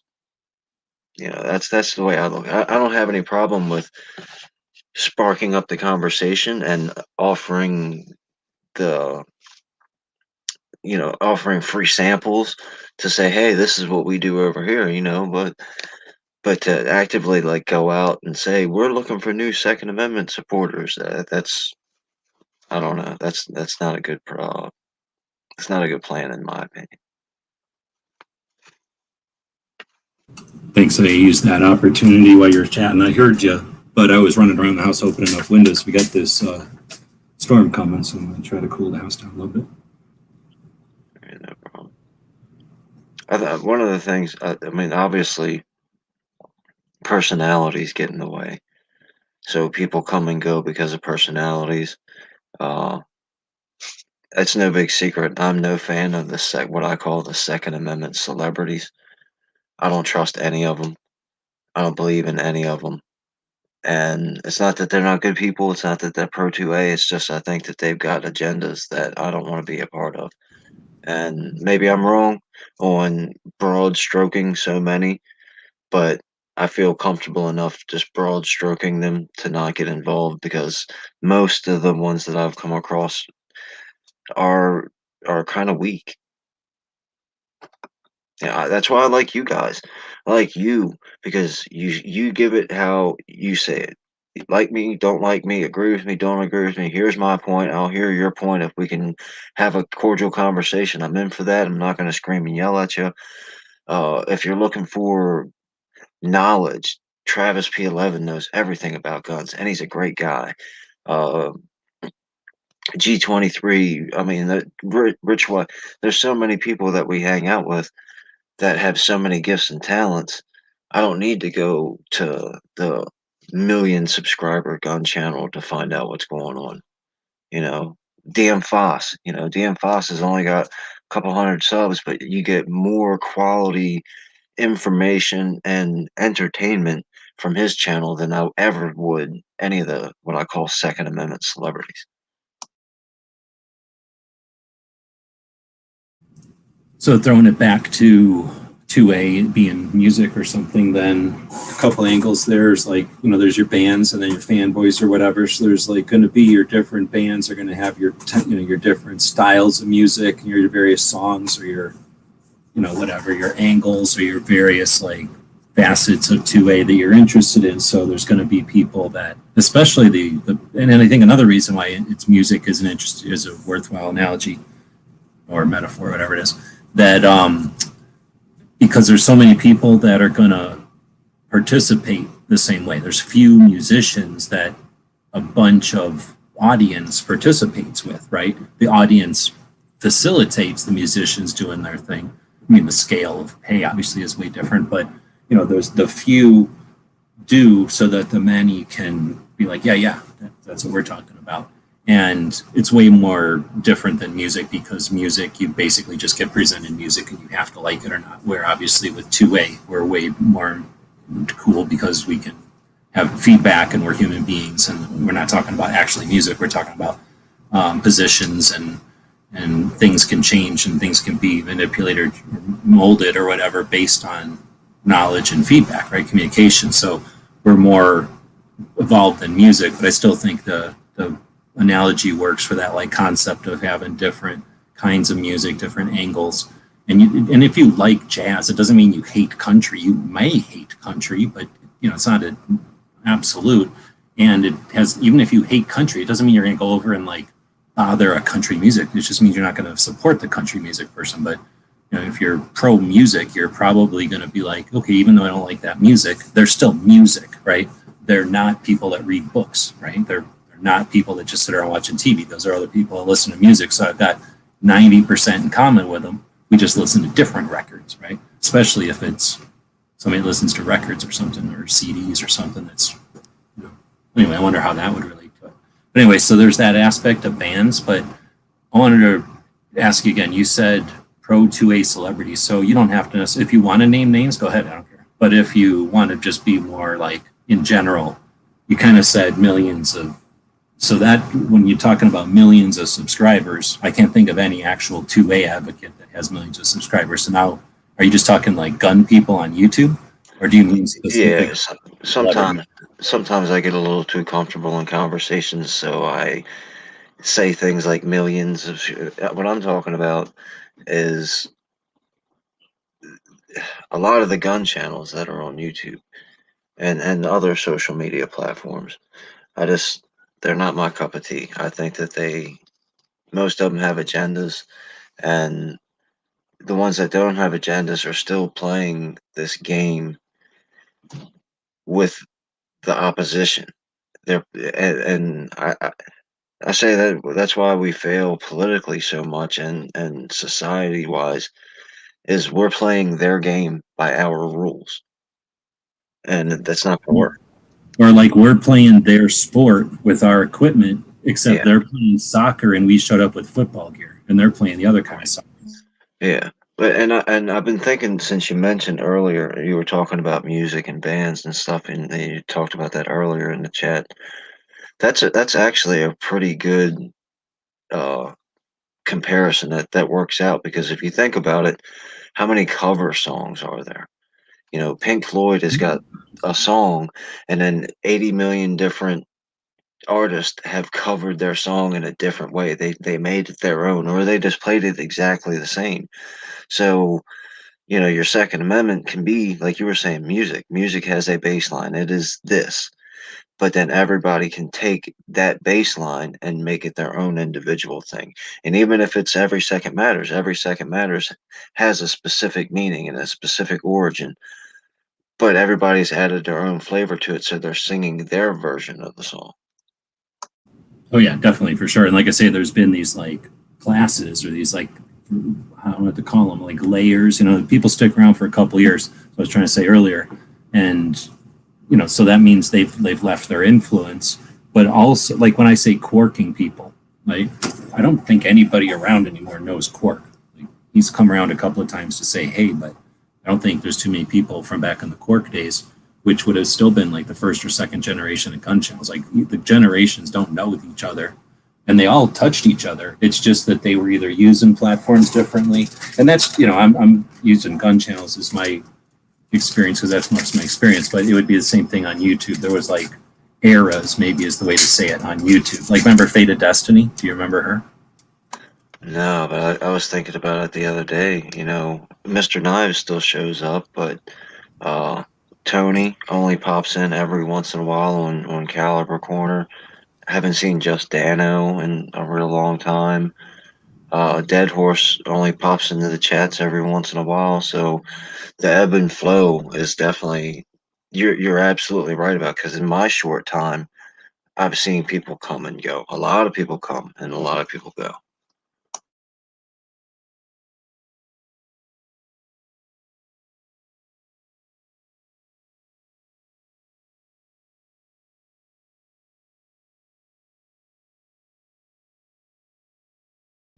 Okay, I just wanted to address that because I didn't want to bring it up. But, welcome to Chris out there, who I remember the icon, but definitely been around. He said he's a Quark alumni, so it's been a while. So I'm 2A celebrities then. So you weren't thinking like, because there are some 2A celebrities that I know you got issues with, or at least people that would pin their own like badge on themselves on the 2A whatever. I don't mind. I don't mind saying anything. I mean, I'll say now. I newly have a problem with Tony Simon, Maj Toure, Kevin Dixie. Unfortunately, and I'm really, really fond of them, but I can't watch the show anymore. The Latinos Locked and Loaded crew. Oh yeah. And I really, really like that show too. Well, okay, so now you bring it up a bunch. So I can understand Maj, I guess, but if you're talking like just their topics or something, No, they're so they said that Arizona has had 28 emergency alerts, period, or something like 68 in all time, and we had 28 of them this year. So they're going nuts on making us like. This says National Weather Service, a flash flood warning is in effect until 9 p.m. That's 3 hours from now. This is a dangerous and life-threatening situation. Do not attempt to travel unless you are fleeing an area subject to flooding or under an evacuation order. This is like if, I don't know how to explain this. This would be like, I don't know where you all live, but let's just say you hear it. It's not raining. It is not raining. And I just got an alert that says this is a dangerous and life-threatening situation. The level of like being upset about stuff and being worried about stuff has been cranked up to like 15 out of 10, right? Like this is just ridiculous. well, So I totally interrupted you. I was saying like you were talking about the different ones that you brought up there. Let me first ask, what's up with Tony? What's the issue with Tony? well. A lot of my issue with all of them is they're based on their identities. Unfortunately, and Tony mentioned in the last Locked and Loaded chat I was in, he said that he had faced lots of discrimination trying to get diversity shoot off the ground. And I asked him, I typed in the chat, I said, name one, tell me one time that happened. And he never responded. I asked him again, and he never responded. That's weakness to me. Nobody has ever, and I can't believe it. If he could prove it to me, I'd apologize and I'd stand corrected. But I don't believe anyone has ever discriminated against him because of the diversity shoot. I just don't believe it. And Kevin Dixie, he can't not talk about race. Chris Cheng cannot speak a sentence without talking about being a gay Asian guy. And I understand a lot of people will tell me, well, there's other gay Asian guys out there that didn't know that they could be 2A guys. No, that's not true. That's not, in America, you're going to tell me that somebody doesn't know that they're allowed to, they can be a part of gun culture? And I'm not taking away the quality of their person or the effect that they've had.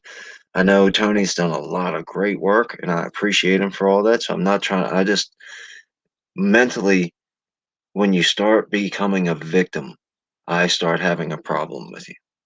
And a lot of those guys are victims, but they talk about self-defense all the time, but they can't not bring race or gender or creed or religion into it. Right on. So I hear you. I think that, well, with Tony, I don't know. I would give Tony the benefit of the doubt because of a couple of things in it. The text chat is just, who knows? And if he's on some phone or something weird and he doesn't see all the text, like if you had a direct conversation with him, I'd be. But then I don't really care. I mean, you're a grown man. You can make up your own decision. Plus, you can talk to Tony anytime. So I'm not going to try to change your mind on shit. But I will add this, that what's frustrating when I watch Chris, and I would have said KD a while ago. Maj is not like it because he doesn't allow it to happen. I don't know if it's because of experience or it's just his personality. But basically, for sure, Chris, like, it bothers me because we're still dealing with it, but eventually we'll get past it, I guess. Or we'll get back to being past it. It's become a thing again, and this is engineered. We're all about the same age. Well, at least people that are watching. I assume, at least I make this show for people that are our age, right? Other people can listen to it if they want. But it's people that are our age. I mean, we lived through everybody being chill. Like, come on. We were all done with everything. And then it all started getting upset with, like, racism started happening again with Obama.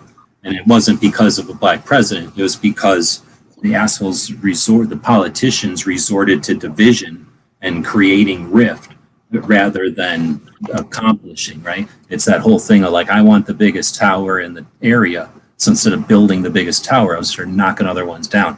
Everybody was doing just fine. I'm not saying everything was cured, but we were on a perfectly good direction, a tangent, and then it got all skewed by a bunch of a-hole politicians that, like I was saying before, have no scruples, are willing to do anything, don't like our system to begin with, so are certainly willing to risk our system. And if our whole system falls down in the process of them making a couple of bucks, so be it. You know, it's just extra gravy for their freaking greed and their intent. But that being said, I think we've fallen back to where, like, if Chris gets invited, going back to Chris again, if Chris gets invited on a show, it's to be the token either gay guy or Asian guy. It's got to suck being Chris, man, because, like, I wish I was doing more interviews again, just so that I could have people on and not be like, what's it like to be a gay Asian guy, dude? Like, come on, like, let's talk about something. He worked at freaking Google for a long time. I guess we're not allowed to talk about the stuff he's doing behind the scenes with people like Clover. But, you know, this guy's doing stuff that's cool. He's testified to Congress. Sure, he had to be the token guy, but that's just, unfortunately, the other side requires, you know, a bunch of fill in the blanks. Otherwise, they pull the gotcha game. So the only way that we can counter that gotcha game is to have some inventory and then have inventory that's willing to play that stupid ass token game. Now, I don't like it when our side plays into it and says, like, here's Chris and all that he can add being a gay Asian guy.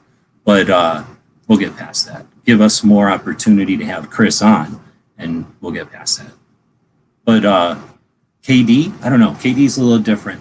I watch a lot of stuff from whatever you want to call, like, since 2015. There's been a couple of campaigns. 2A for E is a diversity campaign, so it's inclusive of all kinds of whatever, however you want to divide up everybody, right? But because Tony's not trying to be like, I'm just for XYZ, right? He's anybody can show up who wants an orientation and familiarization with guns, and then if you really want to pull a trigger on some guns, right? He's offering that to anybody, but also in New Jersey, so he's doing it with his location and his timing. You know, we're all on point.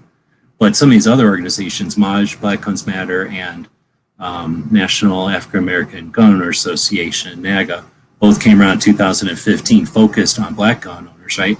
And they've grown, and KD is like a year or two later, but, you know, they all kind of came from 2015. So what happened in 2015 that created all of that interest in creating new organization? I mean, I don't know, a lot of stuff. We'd have to ask them. I know that they've talked about it individually, I guess maybe together a little bit at times when they've been panel guests together, but disadvantage when you're a panel guest is they never had any time to extrapolate. But from interviews and stuff, they all have different origin stories, but their origin stories all start in 2015. So anyway, after watching that, plus with last year's new swell of gun owners coming in from Emory demographic, I mean, there's Sikh gun owners, right? There's like lesbian gun owners. I watch lesbian gun owners. There are like tons of females. I mean, every division of every way you can just divide up females. There's groups of female gun owners that get together. I don't watch as many of them because it's creepy, but you know what I mean? Like there's a lot of stuff going on out there.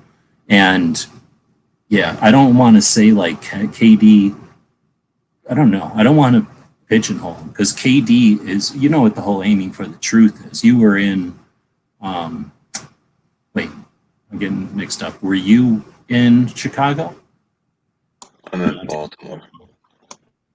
No, I'm talking about for gun rights policy to hear KD live or whatever. So you may listen to it live though. But when KD talks about his aiming for the truth and his creating equity and then using the Second Amendment as a subsequent to once he's built like a person, helped a person develop equity in their life, is that the way you would say it's Maggie?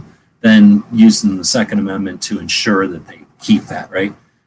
He's doing a bigger project. It's more like a group counseling for community, at least the way I understood it originally.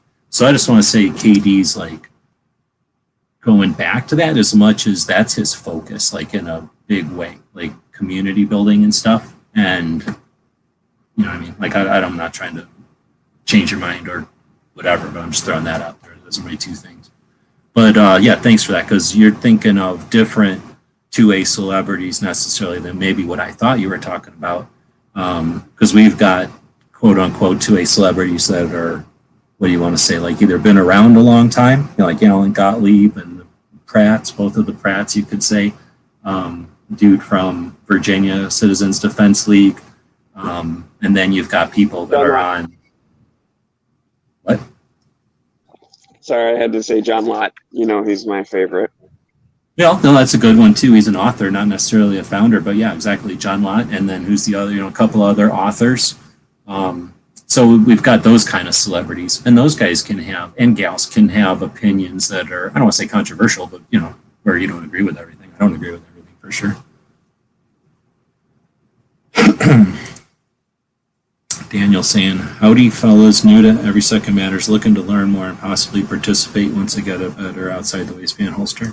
Well, the good news is you don't need anything to participate. Every Second Matters is an awareness campaign where we use the second day of the month to remember to talk about what the Second Amendment protects. Now, some people do or have used the opportunity to wear like open, either an empty holster or wear open carry where they normally wouldn't, or do things like that, which is, you know, everybody's able to do whatever they want, but there's no requirement. You're able to, you know, just don't be weird or whatever. But our original goal, if you listen to wherever the first chat was just to kind of, at first I think we were talking about wearing a shirt, and then it came into like, well, if you wear a shirt and it says something about guns and you're at a school or some kind of a job, you couldn't necessarily wear that. And then we thought, well, what if you're a part of a big campaign?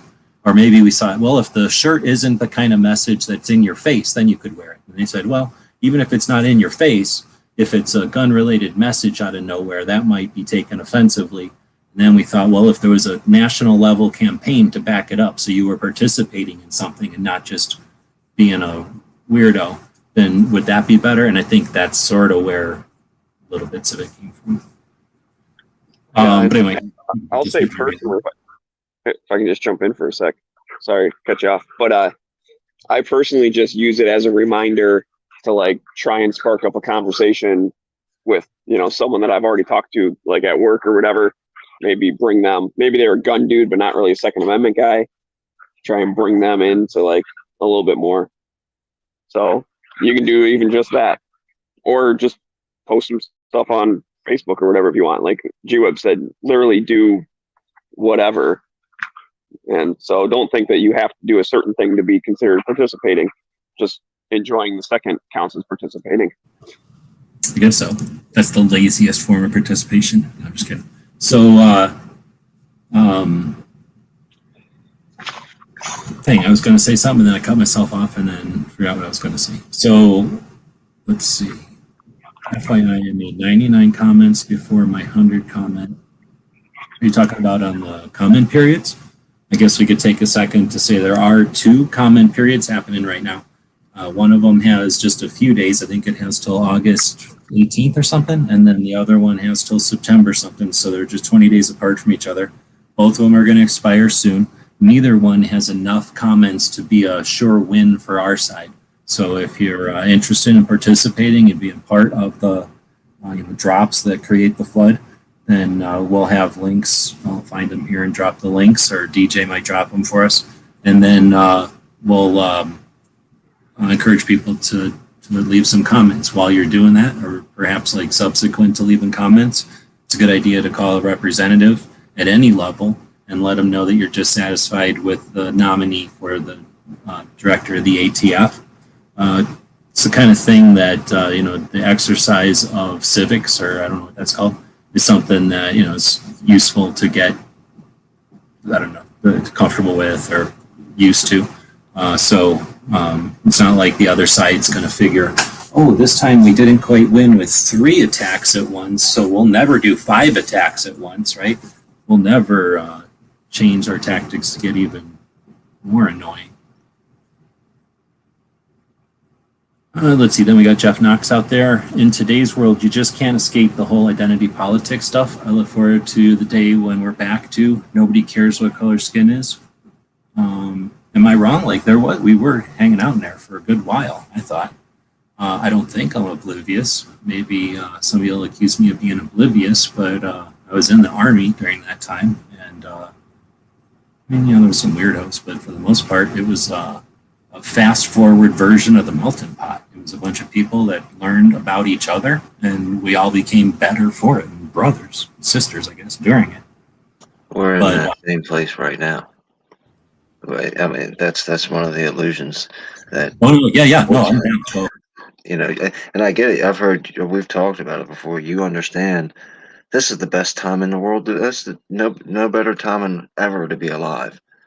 This is the safest the world has ever been, the richest the world has ever been. All the greatest things that are going on right now. But the little box that we sit in front of, and like you mentioned, them politicians talk to that little box, and that little box tells us who we should hate and who we should fear all day long. And unfortunately, there is a swell right now where a lot more people are buying into it, but I think they're just more along the lines of opportunist. And they don't really care either. They're just going to make a buck or steal something or do something and get away with it. So now's the time to do it. Well, making you a mod's a pain in the butt. I have to go change my user and jump around. I'm doing this through StreamYard. I'm not really in that account, so I didn't realize. I'll find the links and throw them in there, though. Thanks. I'll say if anyone is interested, like it's pretty easy to Google search the, either pistol brace comment or receiver comment ATF. Like you'll find a bunch of articles and stuff about it. So I agree with you 100%, Kingpin, that this is all hype. And I think that's why I was so intrigued by this documentary I was talking about. Jeff, I don't know if you just got here, but there's a documentary from 2002, and it's called The Century of the Self, and I think it was made by BBC. And it talks about Sigmund Freud's nephew, Edward Bernays, and the invention of public relations. And there's like 4 1-hour episodes that talk about the evolution of public relations from like initial product testing through like using it in politics and how it's developed and spurred other interesting things. So as I was watching that, one of the things that's been bugging me is, I don't know about you guys, I listen to NPR when I'm in the van. I'll often have it on NPR because that's about as much as I can deal with. And then somewhere else I listen to NPR, like occasionally.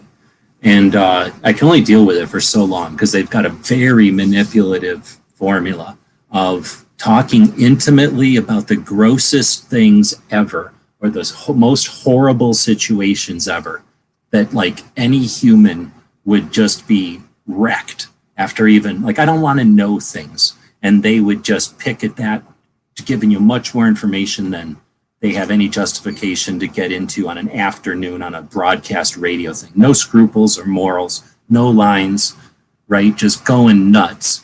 And then when people are in that condition, getting done with an article for 5 minutes, just out of nowhere. I mean, if you're an adult, you must have had this happen. If you're not, think of a Instagram video that some a-hole posts and doesn't put any kind of spoiler or lead up. And then you watch it and somebody breaks their leg in front of you. Like just some horrible thing happens. And then, you know what I'm saying? Like it's that kind of thing. So, damn it, Smiggy. Sitting here watching him pet the dog and I totally lost my train of thought. Where was I going? You're talking about NPR. You can only put up with it for a few minutes or whatever. Yeah, sorry, thank you. NPR has put up this horrible manipulative strategy. They talk intimately about horrible things, get you to be emotionally changed as a mammal. I mean, there's no way they don't do this because they do it every single time I listen to them. As soon as they're done getting you all charged up, it used to be Trump, Trump, Trump, Trump, Trump. Now it, of course, is topic of the day that I can't say, topic of the day that I can't say, or I get flagged on this platform, right? So, it's manipulative as all hell. So I do listen to it because I like to see what's going on and what they're pumping out, but it's difficult to listen to. And what's interesting, let me ask you this. Have you guys ever listened to NPR or have you listened to it recently? Not recently, but I used to listen to it a lot. We just pitched to what's-his-face DJ out there that I can't switch accounts, and now I'm going to have to switch accounts because I can't do a poll unless I switch accounts. Dang it, I gotta go fart around and switch accounts over here. I'm gonna put a poll up there. Hold on.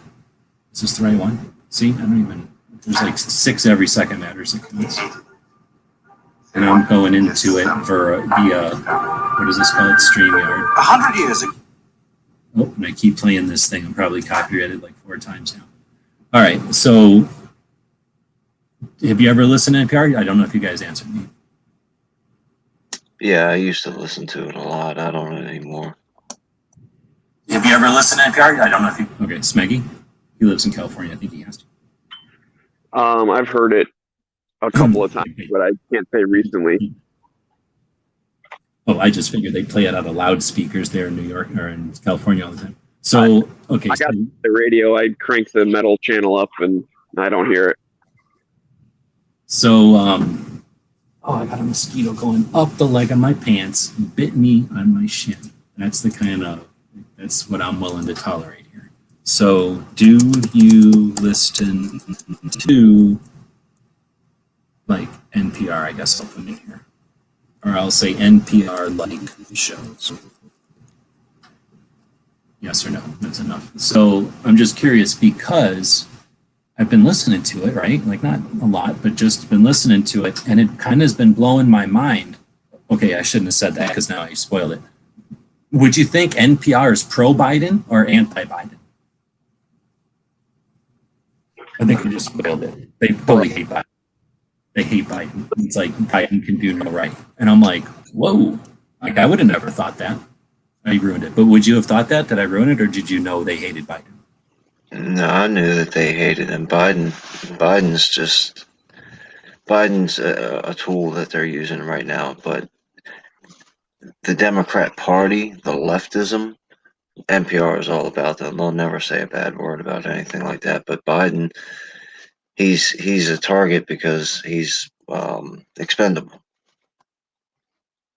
Yeah, there could totally be some strategy, and I'm sure whatever hindsight we'll see whatever if there was or not. But yeah, well, I mean, we're not having a conspiracy theory thing, even though Honda should have a show like that, even though he doesn't.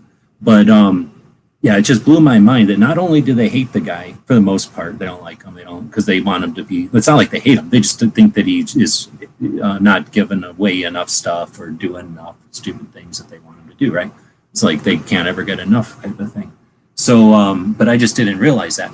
And that's what was when I was listening to it. And then I listened to a couple of other things that were about, not like, let's say, adjacent to guns, like issues that I am only aware of because y'all talk about them in your shows, even though I never think about them except for when I hear you guys talking about them.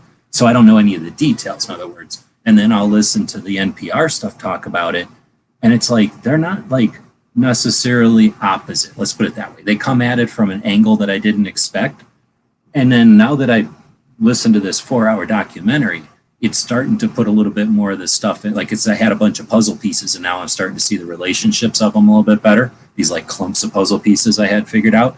I'm pretty sure there is like a giant, like, and without getting too conspiracy theory, there's like, let's say a puppeteer at some level, and they're dropping, instead of dropping one set of strings down for everybody to puppeteer off of, or however that analogy works, or maybe music. It's not like there's one songwriter. There's one songwriter, but instead of sending out one song for everybody to interpret, they're able to listen to everybody's little group, and send out the appropriate song for each little group.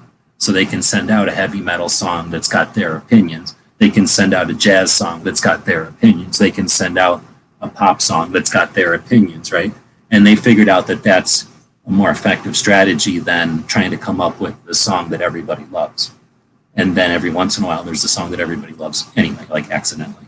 So anyway, is that, anybody want to bite into that? I don't know.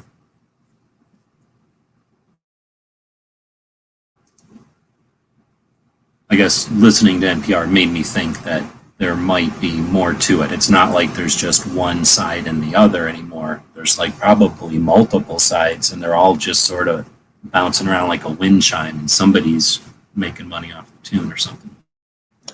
Yeah, a lot of them are. I always joke around and say that Nancy Pelosi and Mitch McConnell are having dinner together right now, laughing at all of us. So I mean, there's all kinds of media manipulation going on, and that's what one of the things that frustrates me about it is like when the hot topic of the day became the hot topic of the day. Just a couple of days before that, all the conversations were we can't trust the government, we can't trust the media, don't trust the government, don't trust the media. Then the hot topic of the day came around, and everybody was like, "Yeah, but the government and the media said this." I was like, "Yeah, but we hate them. They hate us. Those are the people that are against us, and all they lie to us about everything that they say. Now you believe everything they say." Okay, I'm killing the poll. I agree with you, and I don't agree with you. I agree with that. I shouldn't say it that way. I hear you, and I'm down with that. So what I'm going to do is end the poll. By the way, 100% of the people said of 9 votes. That means 100% of 9 voters responded. They did not listen to NPR. So next is, dang it, seeing stuff made me forget what I was just. You were just. What was your point just right now? You can't trust the media and you can't trust the government, and then magically something happens, and then everybody trusts the media and the government again.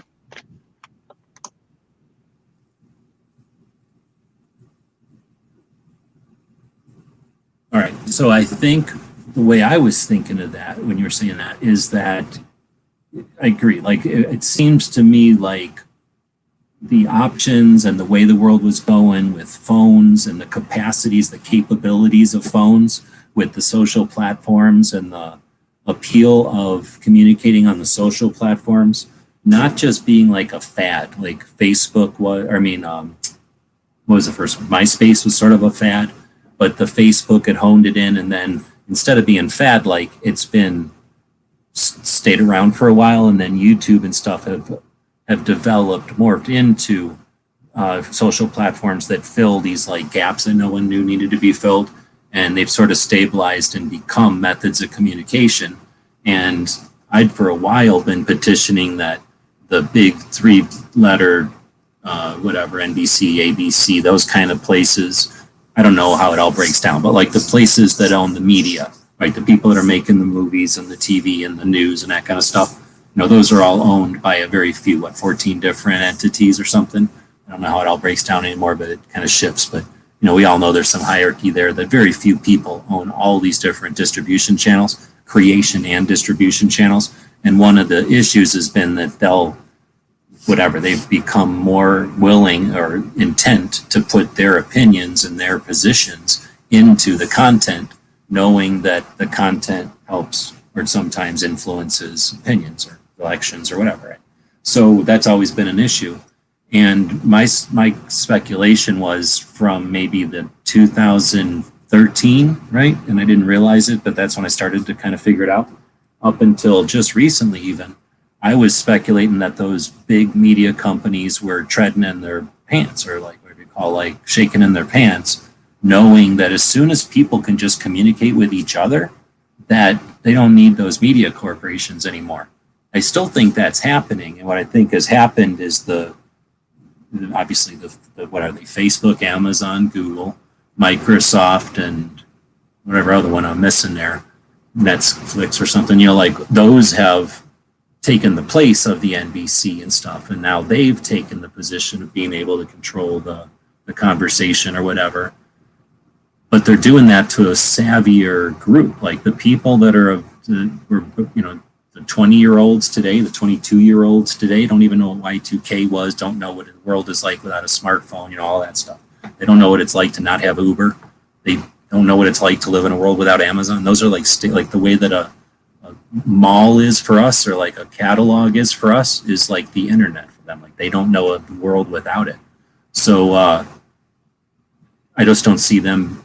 Well, they're being manipulated in different ways or whatever, but I could potentially see them being real slippery. Like, you know what I mean? Like how easy is it to screw with them? So I was going to make a poll. Is big media dead / dying? I don't know, spell dying. D-I-E-I-N-G?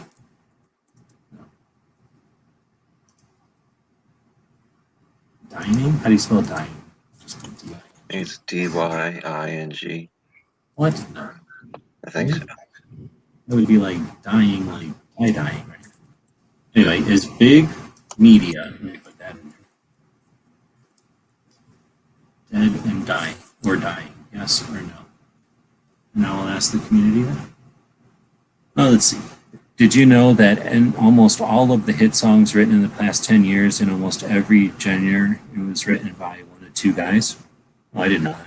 But it makes sense. Like the pop songs and stuff, all those artists, don't they just kind of listen to stuff that's presented to them and then decide, what works with them or their style and that kind of thing? I think it's been like that for a long time. Or at least with a bunch of the pop stars and stuff. Like who are they? Bob Dylan, I don't know. Those songwriters, they were unique even when they were around, right? Like they were different than the other ones because they were songwriters. But I didn't realize. I knew that I watched that show about the musicians, the Wrecking Crew, where like all these songs from the olden days, it's like the same musicians and like the same guitarist and bassist and piano player and stuff, like in almost all the big hit songs from the olden days, because they just worked at the place where everybody went to record their stuff.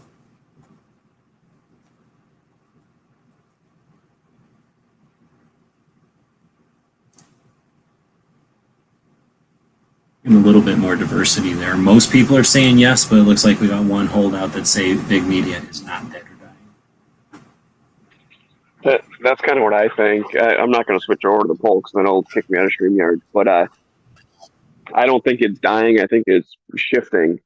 They know that Facebook and Twitter and YouTube are the big places to go. So they're just trying to now establish themselves on those platforms. Like if you go to the main page of YouTube, like not when you're signed in looking at your own thing, but just like the trending or whatever, it's going to have stuff from Universal, Disney, whatever, like the big media people. They get their stuff promoted more than the independent creators. Although those are still big. I'm not saying they're getting wiped out. They still exist. But even like the media people, Fox News and CNN and all that stuff, they put their clips up on there, and that stuff will overshadow. If you just search it for a topic, that stuff will pop up first before you see independent views on it. Well, I hear what you're saying. I mean, that's true. And then they are on the platforms. Thing is, they don't get any kind of views like some of the independent things. However, I guess if there's any kind of weird collaborations or whatever that's called, like where, they inhibit or push off some of the people that are competing with some kind of media thing, we might see more of that kind of conflict or something. And we haven't at this point at least seen like a consistent, useful, like working alternative platform. I don't know. There's lots of reasons for that, but it's obvious that there's not like just another. It's not like there's so many islands of tech out there that you can just create another YouTube or somebody would have done it already. But as far as the like infiltrating what's there, there's already a YouTube community, but it does change. So I could definitely see either with influence or just by figuring it out and being, they are creative and smart, that once they apply themselves to the YouTube instead of broadcast, they'll probably be successful. And they have enough resources to pay to have lots and lots of successful people be on their side, I guess. But that's a whole nother war they got to fight, and they've got to fight it against a bunch of individuals, which is interesting because before there was just, NBC fighting with CBS. So big show versus big show, big time slot versus big time slot. Who can market or PR better to make their show hit? Who's going to write better or whatever. Now they've got to do that still, plus all the new channels. So Netflix makes their own stuff, Disney makes their own stuff, all the existing stuff still makes their own stuff, right? And then you get the individual hits. I don't know. I'm just going to use as an example the guy that did, I can't think of his name, but the one guy made one, there's okay. What does it matter anymore? There's lots of guys that make one movie and then that movie pays for their second and third movie. And now they're their own production company and they start producing movies for their friends or whatever. Some of those have been successful too. So now they're making hip and cool, trendy movies that are got the finger on the pulse. And the big companies, have to worry about them. Those are, messing with their slots and stuff. anyway, and now we've got individuals like everything that we know and hang out in that's competing with that too. And I don't know. I haven't watched produced television show in forever, except for maybe I guess if you call like the Baby Yoda show or whatever. Well, the mainstream broadcast media, whether it be your local news or the big box channels, are all suffering ratings wise. They're all suffering popularity wise. The issue that makes them as dangerous as they are is they all owned, like you guys have already mentioned, by super duper uber rich people, and then they're backed by even richer people. So when the primetime 8 p.m. show on your 3-letter news station comes on and only 700,000 people watch it, it doesn't matter because the multi-billionaires are still going to pay for that time slot. Because all they're interested in doing is manipulating as many as they can. If it's 100,000 today, we're going to get 100,000. If it's 1 million tomorrow, we'll take it. We want 1 million every day, but we'll take whatever people show up and we'll feed them whatever kind of nonsense we got as long as they'll sit there and look at it. And they're really good at it because there's a lot of normies out there that still watch TV because they think that the internet is full of, people throwing PlayStation controllers at their big screen TV. No, you're right. That's for sure. And, things change too. So there'll be trends and fads and stuff and new tech. I mean, something will happen. Holograph TV will happen or something. And, right, like TV that goes up and down. So things, you can see people standing up or something. Something will happen and everybody will get a TV again. Yeah, back to the ebb and the flow of stuff, the social medias are all getting cramped down with all kinds of different censorships and throttlings and different stuff like that. And eventually people will get tired of it and they'll do something else. And then the next thing will be a thing. So it'll be a lot to get rid of social media. I don't think it'll ever go anywhere completely, but its overwhelming popularity might get switched over for a few years to the next pet rock or stick in a hoop that they come out with. The same way that we couldn't see phones coming because we didn't use phones. We used phones differently back in the day when they were attached to a wall and it cost a lot of money to call far away. And since you were calling far away, somebody had to pick up the phone and that wasn't done. It wasn't a part of life. So there had to be some coordination. You just didn't pick up a phone and call somebody in California because you talked to them last 6 months ago or 6 hours ago. They didn't know to be around to pick up the phone, right? So it's just a different method of communication when we all come at it with our stick up our butts, looking for phone booths, looking for a piece of paper to write this down world in 1980, right? We could have never assumed that by just putting a phone in our hands, how that would change the world. And then having a smartphone with access to the internet has changed it, right?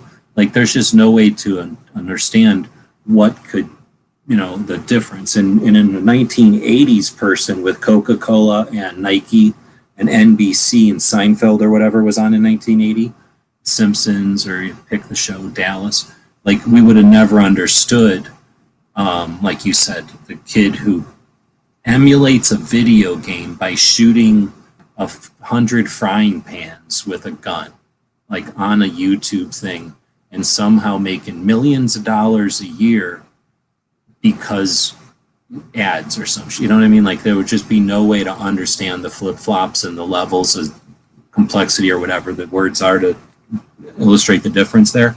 So going forward, why wouldn't it apply? Maybe even exponentially going weird, right? Like we're flying around in spaceships on other planets and trying to remember the old days or something. Like it's going to be quite different, right? So I guess with that, I don't want to make it doom and gloom that they're out to get us. The platforms are just a thing, and we'll be thinking about how clunky old cell phones were. Like nobody even thinks about when cell phones were tied to the car, right? Those first giant ones were wired into your car, and very few people had those, right? Anyway, we don't think about that going forward. Or at least we very rarely include that into our projections going forward because we can't know how crazy it's going to be when companies know everything about you, and you walk into a store and it's like, you remember your aunt's birthday's coming up and she likes this flavor lollipop. That's going to hopefully freak some people out. And maybe they're not going to carry their phone around or something, you know? So it could be weird, and we could see a difference in use of stuff. But unless you guys want to keep digging into that, I got a couple of angles we can drag it to. Now we got different people showing up, and I did want to bring something up that Dead Horse. Why do you? I always get you a Dead Horse myself. The Kingpin might be interested in also. Knox is leaving. So I'll take that no saying anything as a thing. So what about the Liberal Gun Club?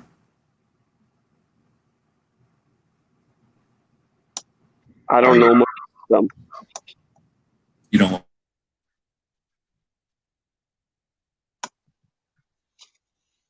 I don't know. Are you breaking up, G? I didn't hear it. I heard Smeggy say something just a second ago. No, I've been quiet because I didn't know. I think you guys both tried to say something at the same time. Smeggy, what was your Liberal Gun Club thing? Oh, I just said I don't know anything about them. I mean, you know me, I'm all for the day when both sides of the aisle are for the Second Amendment. So are they like true Second Amendment people? Then okay, cool.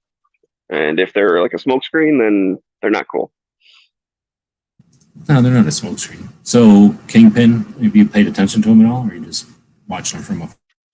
I'm not too sure if there's a specific group called the Liberal Gun Club. I don't think I know who they are, but on the surface, I would probably say I probably wouldn't be too interested in finding out either. Oh, interesting. Then who is it that was making comments? Maybe it was roll call. Somebody was over there making comments with me. But anyway, so Liberal Gun Club is an actual thing. LGO. Let's see. Let me go figure out when they've been made. I think it was like 12 or something. Looking at the website over here. Eventually, I'll get to where they are, and then I'll scroll down to where they are, and they're all in this. Now I forgot what their logo looks like. There we are. So they're since 2008. It's a 501c4 nonprofit. Has a pro-Second Amendment position on gun ownership. They had 1,200 members.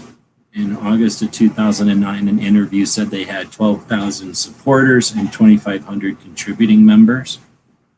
And so anyway, they got Laura Smith, who goes around being their representative and talking on stuff. And she was on Clover's show. And I don't know if it was on Clover's show or some other show she was on. And I had asked a question. And I started to get the impression that it wasn't what I thought. So when I first thought of it, I thought it was a club for people that are liberals that are gun owners, right? Liberal Gun Club. And that they would then be part of the rest of the group of all that other, because all the other groups and stuff, for the most part, chat with each other and participate with each other and like, you know, working towards the same goals or whatever. And I figured that's what they were like. And then, well, I just started to discover that it's less of that and more of a club for liberal gun owners to hang out at. So I think that's when I was asking Laura on Clover's show. I'm trying to remember now. But anyway, so I started to get skeptical about it. And then I've been watching stuff because I like to be aware, right? And see what's happening. So if I click on About Us, they do have their mission written here. So I guess here's the website. It must have been roll calling. I know somebody out there hates them. And then I was like, no, let's give them a break. Whatever. I thought it was you. So I guess I'm mixing people up. I'm very dyslexic and I deal with a lot of people. So I guess I'm mixing people up. I will admit it is pretty often that I tell you that I don't like somebody. So it's easy to get me confused. I understand that. No, it's also, I'll take you credit. I am confusing it, but there's like, I don't have one person that does that, that offers me that insight. And I don't have any problem with that because I'm interested in insight, right? But I am mixing it up now. So here's the thing. Here's their mission statement from their website. I'll just read it. The mission of the Liberal Gun Club is to provide a voice for gun-owning liberals and moderates in the national conversation on gun rights, gun legislation, firearm safety, and shooting sports.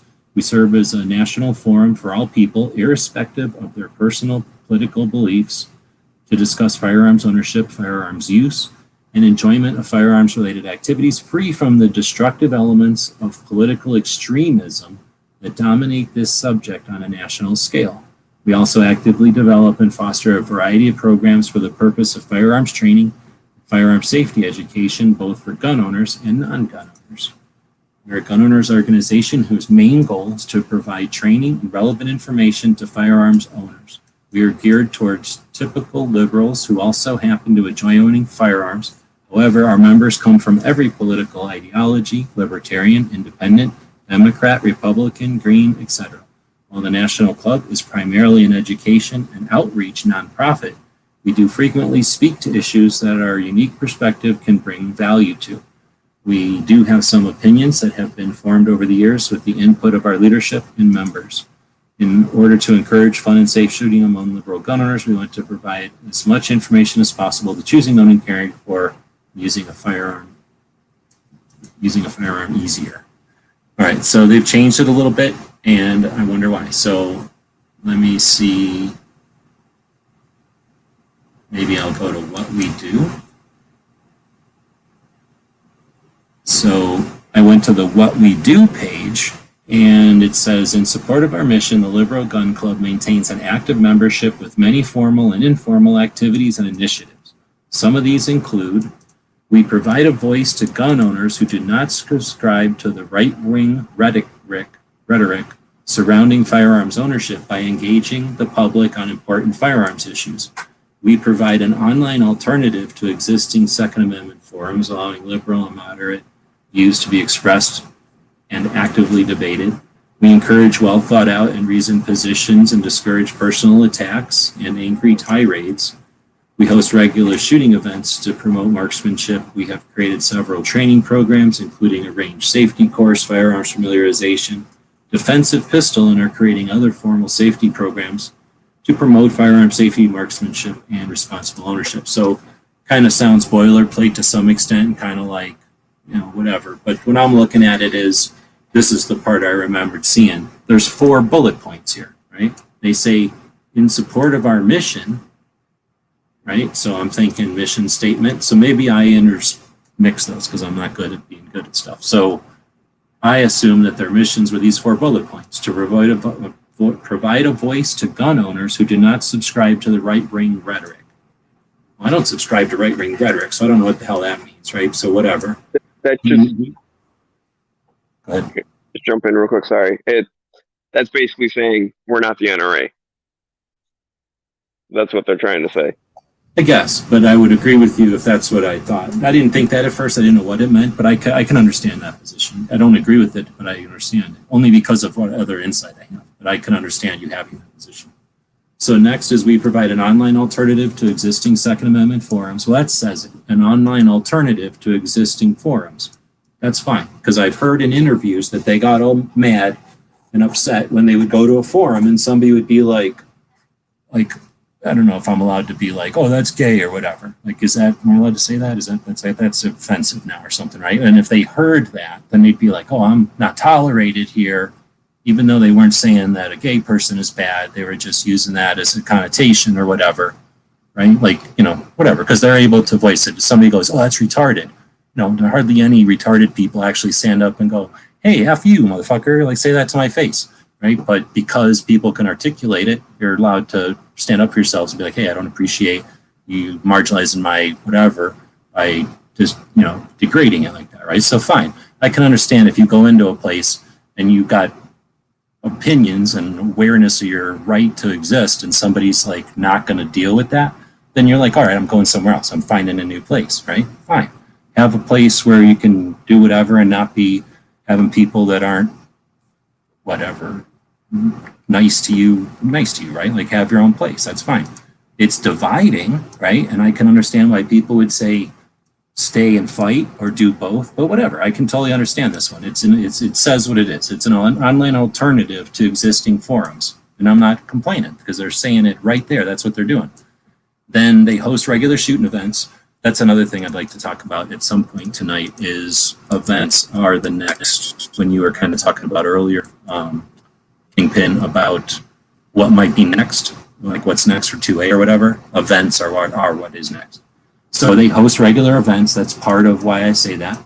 And again, great. Like, thank you. Do more events, especially if they can do it in a way that doesn't bother people who are getting bothered and not telling anybody that they're bothered, right?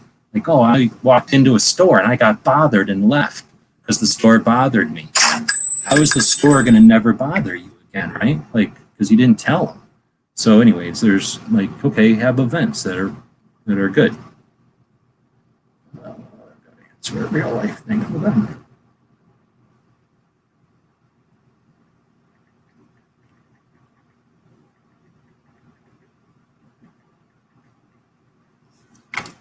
Okay, so then I'm okay with that one. And then we've created several training programs. Okay, I understand this one and it doesn't bother me, but on the other hand, I'm super bothered by all these youngins that think they know better and they don't have any actual training or nothing, but they've come up with training programs. But that's just because I'm old and I know more than them and I can easily mansplain stuff that they don't know.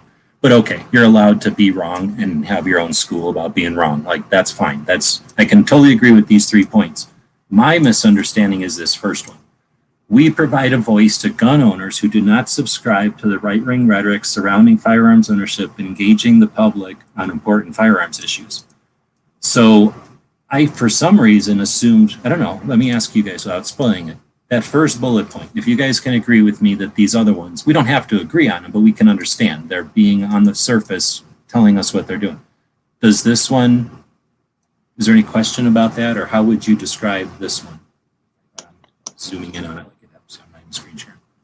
I'll read it again. We provide a voice to gun owners who do not subscribe to the right-wing rhetoric surrounding firearms ownership by engaging the public on important firearms issues. Is that like pro-gun, anti-gun, pro-2A, anti-2A? Like, is that good? Is that helping? Or does that give you enough information to make an opinion on that? For a first statement, that definitely gives me enough. I mean, just the name, like I said, I'm not as interested, like I mentioned before, in welcoming everybody because they like guns. Liberals that are gun owners, be a liberal gun owner and do that and leave me alone. I don't agree with anything else that you agree with, so I don't want to intermingle that way. The whole right wing rhetoric, if you ask them what that was, they wouldn't know. Yeah. I think Smeggy really kind of nailed it. Is in the big umbrella is what the NRA looks like to a liberal, not what we know the NRA to be, but when the liberal thinks of NRA, they get nightmares. So that's what their right wing rhetoric is: the cold dead hands and the shall not be infringed.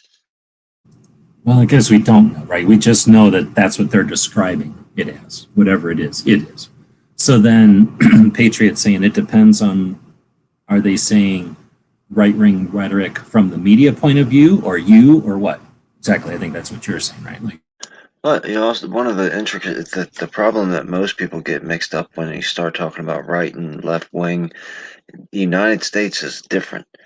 Most people think about European right wing, and that's why they call Nazis right wingers, and then they call American conservatives right wingers, and then they call American conservatives Nazis. Nazis were as far left wing as you could possibly get, and anybody with a brainstem would understand that. So most people conflate or conflict, I guess, whatever the word is, European right and left wing of the 1950s with what's going on in the current America right now. So when I hear people start throwing around right wing and right wing rhetoric, they're calling us Nazis, is what they're calling us. well, we certainly don't know, but I agree with you. And the dang, all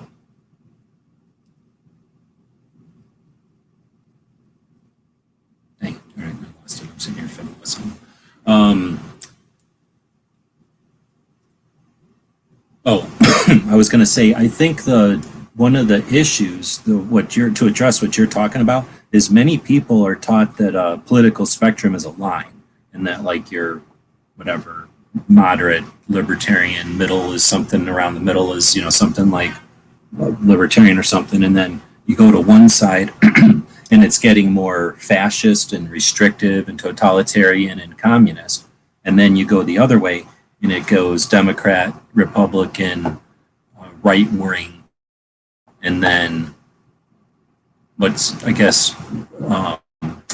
dictator, right? You go to the one side and you get to like fascism. You go to the other side, you get to fascism. And when I was taught to have that other side is more like fascism, and the one like let's say 12 o'clock is fascism, 6 o'clock is freedom, individual freedom, and then it just depends on how you get to big state control. If you go the one way, it is kind of the Democrat. Everybody's helps everybody, and you go the other way and it's like individuals, capitalism, one or two oligarchy, and then fascism. Well, not fascism, dictatorship.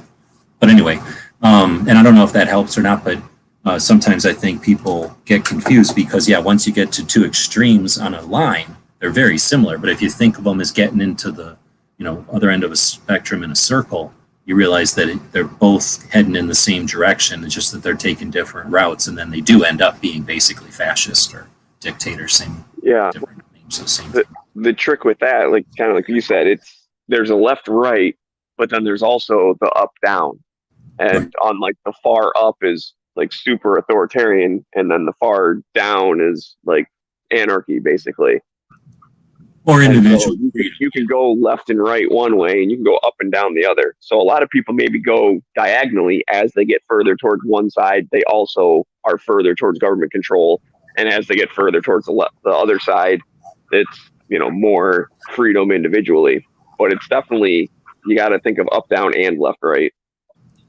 Now, most people don't. We've been kind of riffing on what their right-wing rhetoric phrase in their first mission statement is, but I guess I understand what you guys are saying, and you're having to listen to me read it, right? I've got a little bit more intimate familiarization because I was first trying to figure out what the Liberal Gun Club was, figured it out. I thought I figured it out on my own, for the 2A history project. I was researching it, I found it, I put what I thought was a summary of it into the project and moved on. Later on, when my ears perked up when I heard probably Laura Smith or somebody else discussing somewhere the origins of it. So I listened, and then I edit, that's what I do. Then I'll go back and edit the project to be more accurate, depending on what I heard in an interview, usually link to the interview right away so that people can hear it right from the horse's mouth, right? So when I first discovered or learned about the Liberal Gun Club, I was like, hot damn, that's awesome. Because I know lots of liberal gun owners, right? Some of them are a-holes, but most of them are like awesome people who share like everything I'm concerned about with almost everybody who I know and I'm friends with. It's just that they got dumbass liberal ideas that they hold on to and they like refuse to change. So they have to call themselves a liberal because it's one of those like stupid ultimatums the world has given us that like, if you're going to pick these three positions, then you don't get a choice. Some of these things are whatever binary. So anyway, I figured it was something like that, where it's going to be an opportunity for all this spectrum of liberals to get together, have a voice, and then for some reason, I thought the goal, or assumed the goal, whatever, it's my fault, but I assumed the goal was then to work with other gun owners so that we as a community of gun owners learn to mend the fake-ass rift with this whole liberal conservative or right-left crap, right? Because again, that's just another fake rift that literally the psychobabble assholes who went to school to learn how mammals' brains work decided to weaponize and use to sell political stuff as they would sell sliced bread. There was a big, in this documentary, one of the things I'm now an expert on because I've seen a documentary on it, is they changed politics with Clinton.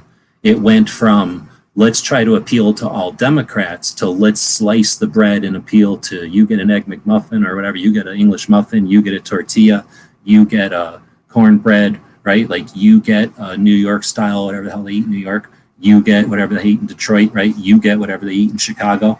And they changed it to that like you get what you want type of thing. It's just deciding a new marketing thing and change politics. And when that worked, boom, they just leaned into it and kept doing it that way. So anyhow, I saw the liberal gun club as being this like effort to resist some of that, to be as I think I'm using one of Clover's analogies, being that mortar in the different bricks, right? Like trying to mend or join where other people are attempting to divide. Well, I'm wrong, and I read too much into it.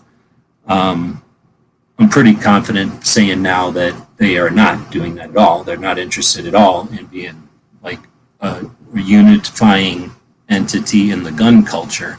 They are simply trying to wall off an area for people who want to consider themselves liberals, and then they have guns.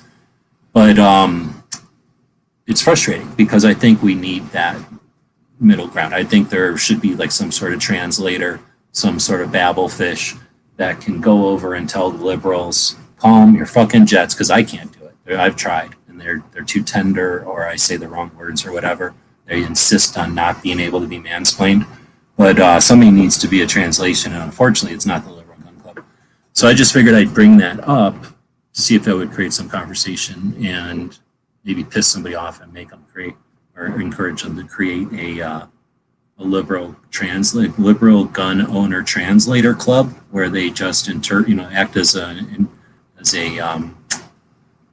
oh man, it's been a while since I worked an interface between the various organizations, because sadly the Liberal Gun Club, I'm learning, has no interest in doing that. If any, I don't want to say they encourage a divide, but they certainly aren't attempting to join anything. Well, can I ask you this? And I don't know if you even know this answer. But like I said, this is the first I'm hearing of them. Their mission statement sounds fine. Like everything they say they're for. Now reading the chat, it seems like a lot of people are saying that they don't actually do that. Like, so they're not fulfilling their mission very well, which, sorry, my dog tried to kill me. Which maybe that's true. Like I said, I have no idea. But are they at least pro 2A? Like, I'm okay with, all right, fine, they don't want to join together. I completely agree with you. We need someone where it's like, hey, you're conservative, you're liberal, awesome. I don't care. You both like the Second Amendment, you both support it, then you're both my friends. Like, because I'm kind of one of those in the middle people. I don't really care what any other view. I only care about the one issue. So I'll work together with anybody. But I'm just curious, do you think they're at least like pro Second Amendment, even if they're in their own little box? Are they at least doing work in their own little box? So you're asking me to what's the word? Like to include everybody in this whole organization, right? Based on what little information I could possibly have. So what little information I could possibly have is watching the videos that they've posted, right? That they have publicly posted. And I've watched a couple of them. And those videos have literally said the opposite of what you suggested, and they still exist. So they said the stuff.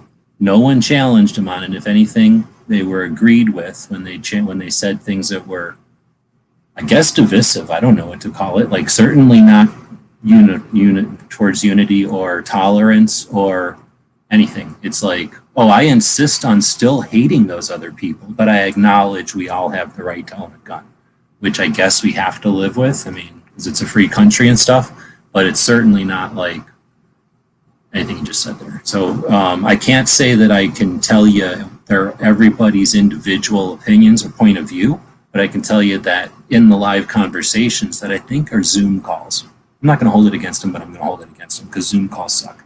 So we're watching Zoom calls, and when somebody says something, let's say in a regular chat like I'm used to, let's say that somebody came in here, like, let's pick on this guy. Let's say Patriot comes in here and he says some yahooery. He comes in and goes, 9mm adequate, and everybody is okay if they have 9mm, right? Some weird shit like that. He just says it in here. Like, we're going to call him on. We're going to be like, what are you saying, dude? Like, what? We're not fake. We're real, right? That's a friend of ours. What if he's hit his head and he's delusional? We want to figure it out, right? What if he seriously thinks that? Like, he was manipulated by somebody and thinks that, right? We care. So we want to challenge somebody, even if they say something weird. I'm watching a chat and somebody said something to me that I was like, I personally don't know anyone who would not be challenged in anybody, not just my friends, like anybody who I even know would not step in and say, shut up, dude, you don't represent everybody by saying that.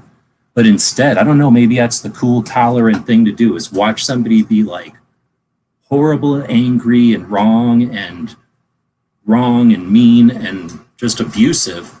And then everybody else just sits there and watches and then doesn't say anything to them. Maybe that's the cool, I'm just not used to their situation. So maybe it's cool and tolerant to watch somebody rage, be wrong and angry and exclusionatory, I guess. I don't know the right words to say, like how mean a stuff I saw somebody say. And then everybody just was like, yeah. And then here's the reason why I hate those people. Here's the reason why I also think those people suck. And I was like, and what am I watching here? Like a hate group or something? It was like very hateful and mean and gross. And then nobody challenged him on it, and the video's still there. So I can't say what everybody in the organization cares about or thinks, but I can tell you what's tolerated and what's posted as public. You know, I mean, if somebody came into one of my chats and was like just heinous, you know what I do? I don't make that video public anymore. Like, oh well, like that video was ruined. You know, it's not on my channel anymore. I'm sorry that anyone saw it live. On the opposite, they left this up and either don't care or are down with it. So I can't tell you what every one of them thinks, but the reason I brought it up is because I wanted to see, I didn't think anybody would be like, you're wrong, dude. They are super tolerant and open and like trying to participate with all others. Like, I'm hoping that I'm wrong and I'm missing some, because I have not watched everything they do. But I am trying to be aware and pay attention. And it was flabbergasting to me to see the intolerance and spitefulness and hatred. I guess I don't go to chats like that. Maybe you all have seen that. Is that happening on our side? I guess it must be happening somewhere on our side. But typically on our side, if somebody just gets super frozen at the mouth, angry, we're like, dude, are you all right? Like, are you having problems in real life or something? Like, what can we do to help out? Can somebody order you a pizza or something? Like, you know, I mean, I would think that we'd be concerned. This was more like, okay, well, we just watched this person rage and froth at the mouth. Now let's just move on to the next person who's going to relate some other weird situation. Anyway, and because I've seen that more than once now, I don't know what to think. I mean, they're on our side, I guess, because they're for 2A and stuff. They show up to all the organizations and stuff, and obviously they're all individuals. So what happens on their live streams can't represent everybody. Well, exactly. And that's, like I said, I only asked you because you have more information than me. I wasn't expecting you to be an expert and know every single one of them or whatever. But no, I was just trying to make it clear that I'm not trying to say I know everything. I'm just definitely trying to make clear, like, that's my perspective on it. Is like, they just really suck at hosting their channel, or they're a bunch of, like, what's it saying right now? Right. Yeah. I'm also disappointed, but I'll look into it because I like looking for myself too. But please coming from their mission statement, it sounds like they have promise. But then it sounds like even if you only watch like 2 videos, sometimes it all takes, we all know that from our side. There's some crazy people out there that start, oh, Second Amendment's cool. Oh, and by the way, Trump was stolen, blah, blah, blah. And you're like, okay, hang on, never mind. Like, you can't judge all of us because of one person. So I won't judge all of them off of 1 or 2 chats either. But it just, from what you're saying, and again, I'll look into it, it sounds disappointing. And maybe we're wrong. Maybe they'll hear this and go, oh, crap, that's what we sound like? Maybe we should change a little bit because that's not what we meant to say. And there we go. We just fixed it. That would be nice. It's not going to happen, but yeah. We fixed it.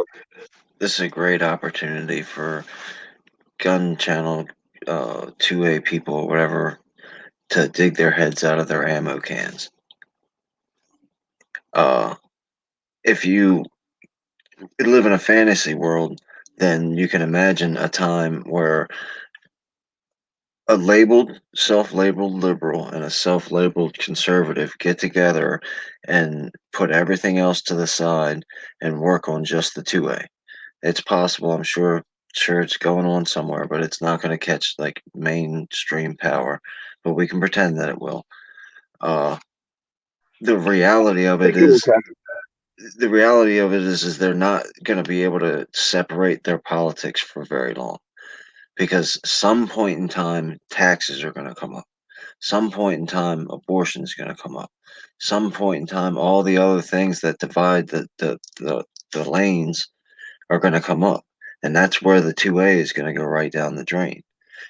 But I would totally support a conversation strictly on the 2A with any liberal gun owner.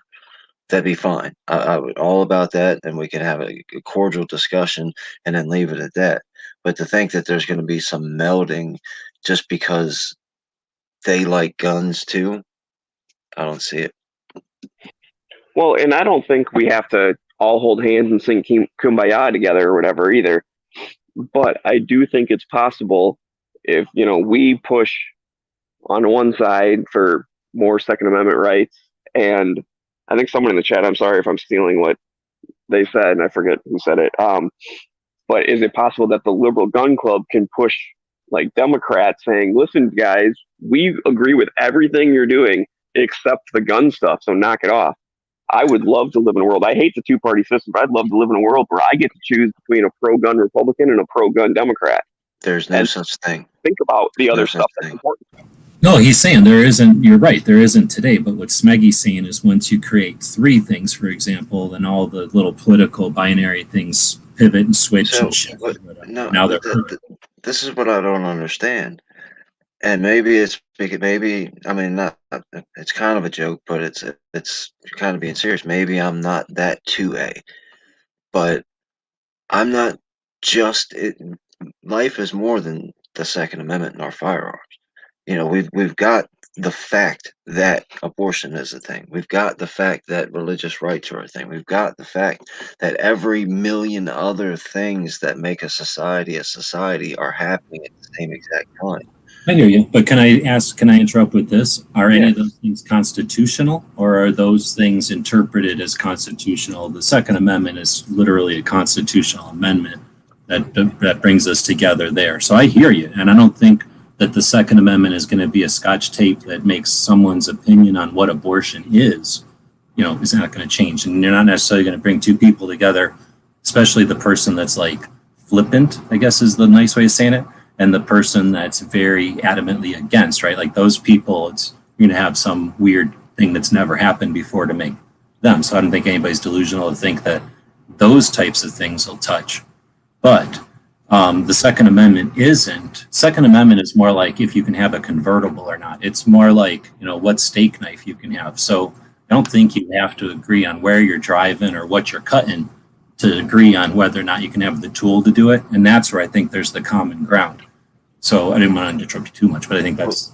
But, and I understand that. But John Q. Republican is going to run on cutting your taxes, limiting the abortion, all the classic media stuff that they tell you that the Republicans care about. But he's anti-2A. So there's no leftist or Democrat or other end of the aisle that's going to be like, okay, well, since he wants to get rid of guns, I'll vote for him with all that other stuff. And then you're going to take a Bloomberg. No, but don't expect that, dude. I hear you. Don't expect that. You're but that's asking what for the we have final to deal result, with. and we're talking about taking the first step. So let's be incremental and be realistic on how you affect any change. Well, I'm being as realistic as possible. No, you're not. You're not leaving any kind of steps in between. So No, first, I'm thinking about all the other steps. You guys are only thinking about the one step. I'm saying, okay, we're going to get one step, and then that's the only step we're going to get. No. Because how are you gonna? No, Go back to Bloomberg. You got a Bloomberg who does all the stuff that anti-constitutional. But if he came out tomorrow and was like, "I'll ban every gun law that there is," and we'll go straight up Second Amendment, would you still vote for him? Too many tangents. Getting Bloomberg out of there, that's totally different. Going back to I think you were saying at the last part there, like the core differences between a liberal and what we're calling liberal and a conference conservative are the, just to make it easier, pro-abortion, anti-abortion, just to get to the nitty-gritty on a specific dividing issue, right?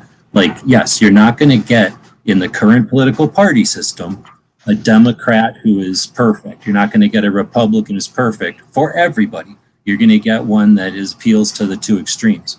So that's what I think Mkjo was saying, is that with a third party, you by nature, like I just said, you screw up all the dynamics, and now you do get the possibility for a combination of whatever we only had two options for before.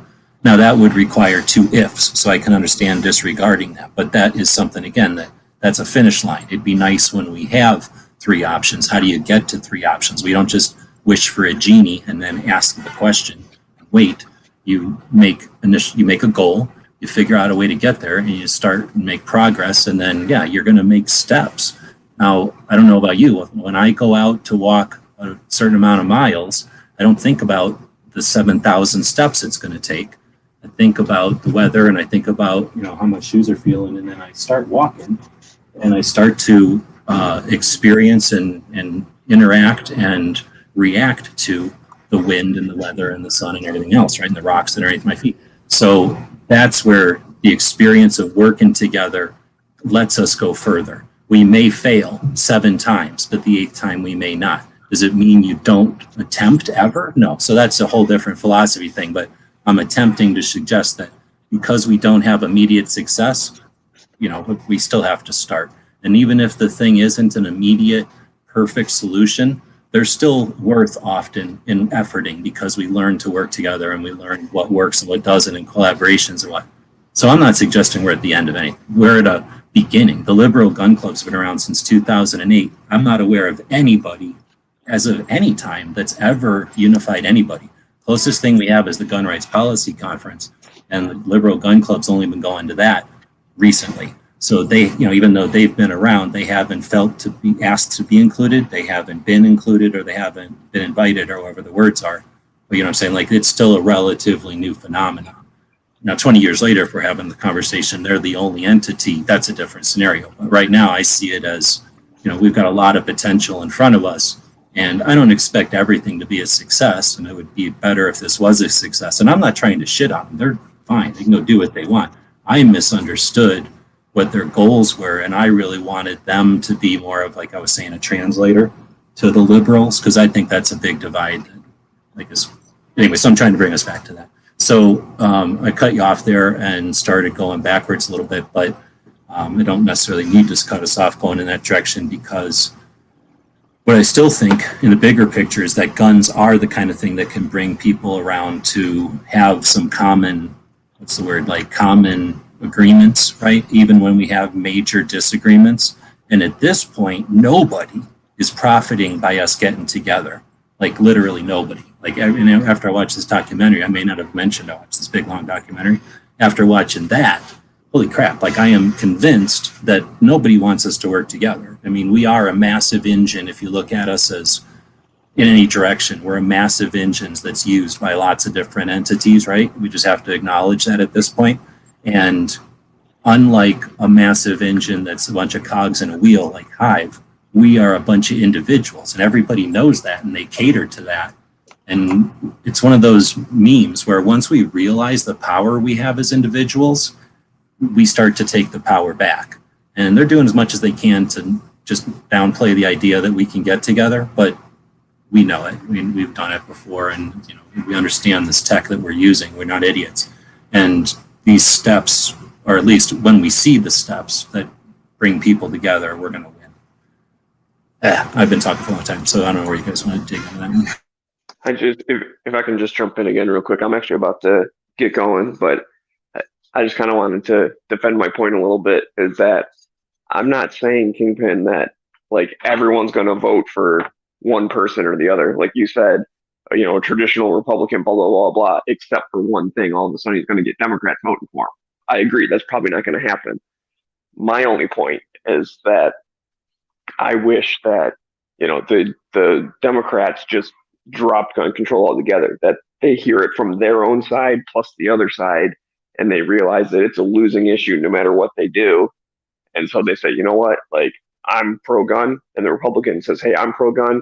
And then you're right, we're still going to be completely divided between the taxes and the gay marriage and the whatever else that people care about. But I'm fine with that, because then whatever side wins, the thing that I most care about is going to be good, because they're both pro Second Amendment. And, then we can start arguing about the other stuff. But anyways, I am going to jump out. Thanks for having me. And every second matters. Have a good night, man. Good talking to you. No, and I'm not a defeatist. I mean, I think you know that, G. I'm probably a realist to a fault, and I understand. Every mile you got to take a first step. You got to try. Don't be afraid to fail. All those different kinds of things. And I understand people out in the chat talking about Democrats. Used to be like different a little bit, and Republicans hate guns. I'm also not of the mindset that any politician on this planet can be trusted. Not any of them, for any reason. That's why, like I said earlier, I don't like the celebrities. I like to hang out with people who are real and are interested in having actual conversations about actual things, or can just come right out and say, hey, we're just going to cut it up. Come hop on the internet and let's just yuck it up and talk about, goofy stuff. Or have an actual intellectual conversation. That's why I like when you do this right here, because this is beneficial. This will help. Yeah, and I appreciate you having your position, because I know where you're coming from and who you are. So when I appreciate that I can throw stuff at you, and then you're going to give me a response and not some kind of bullshit like, here's your fucking volley back, sir, kind of bullshit response that the fakes are looking for, because that's worse than echo chamber. That's like, tell me how beautiful I am bullshit, right?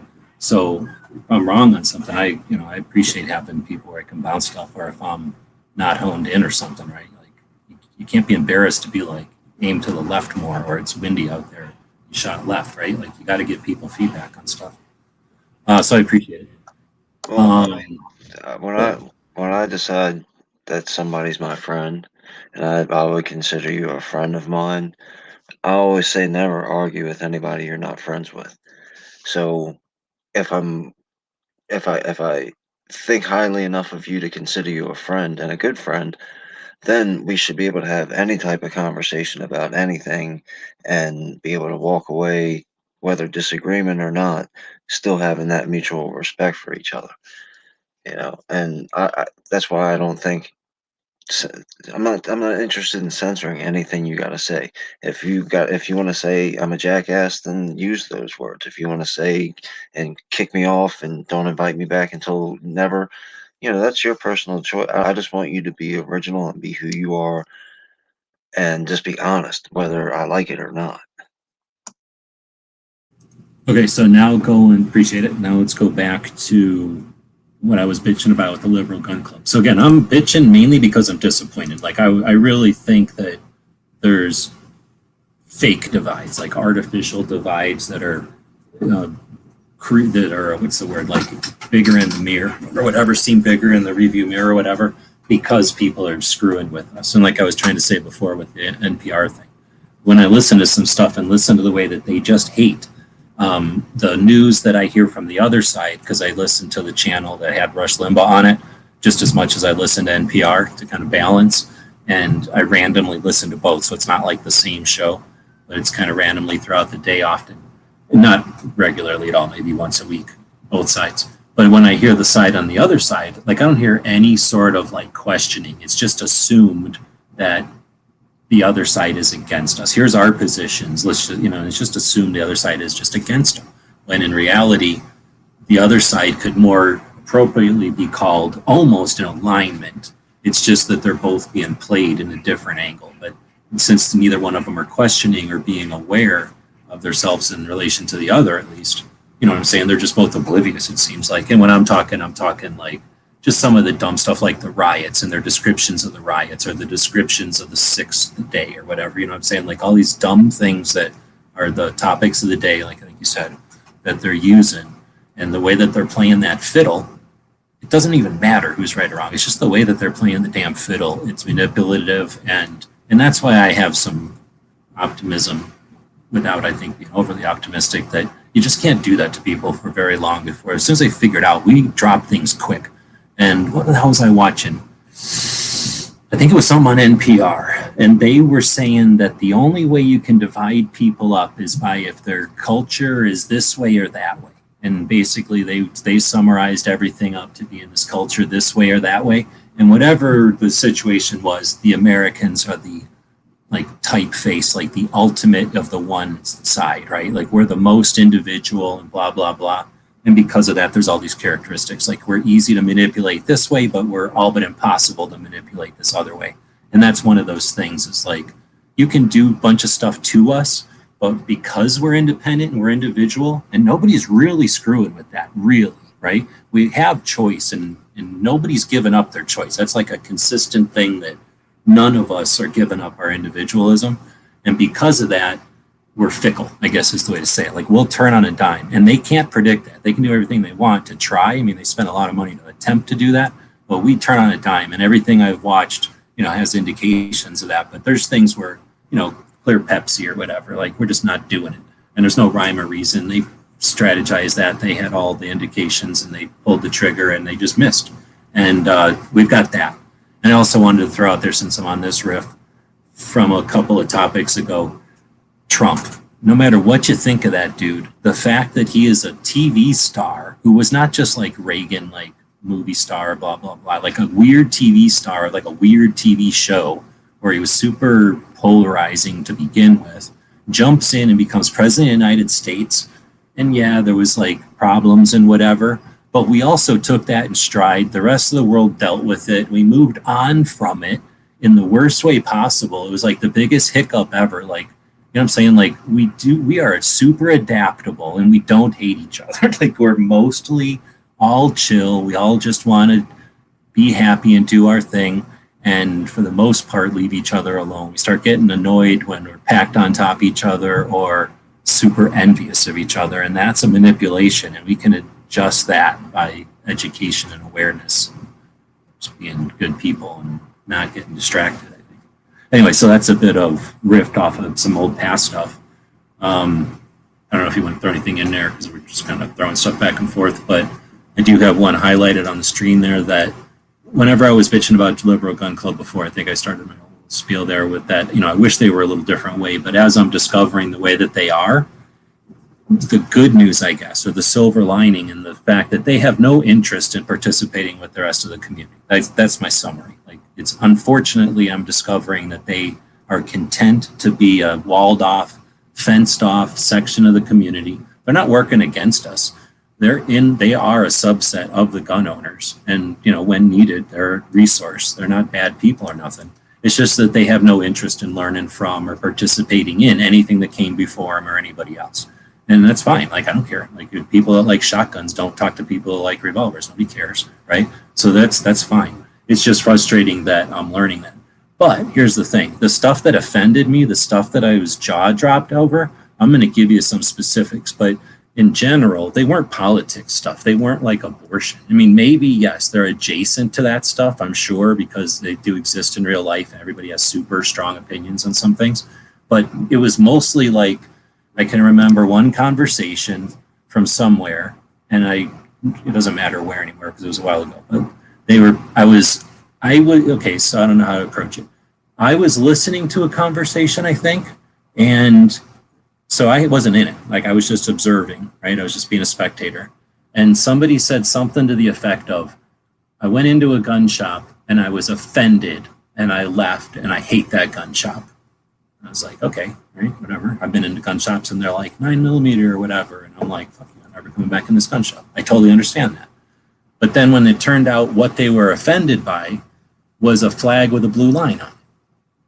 And I'm like, all right, I would understand that because I'm a super strong U.S. flag code person. And I'm like, I'm offended by that personally also. Now, I'm not so tender that my offense means anything to anybody else. I'll chat with somebody who has similar opinions to me and go, I don't like it when they do that. And they'll go, yeah. And that'll be the end of it.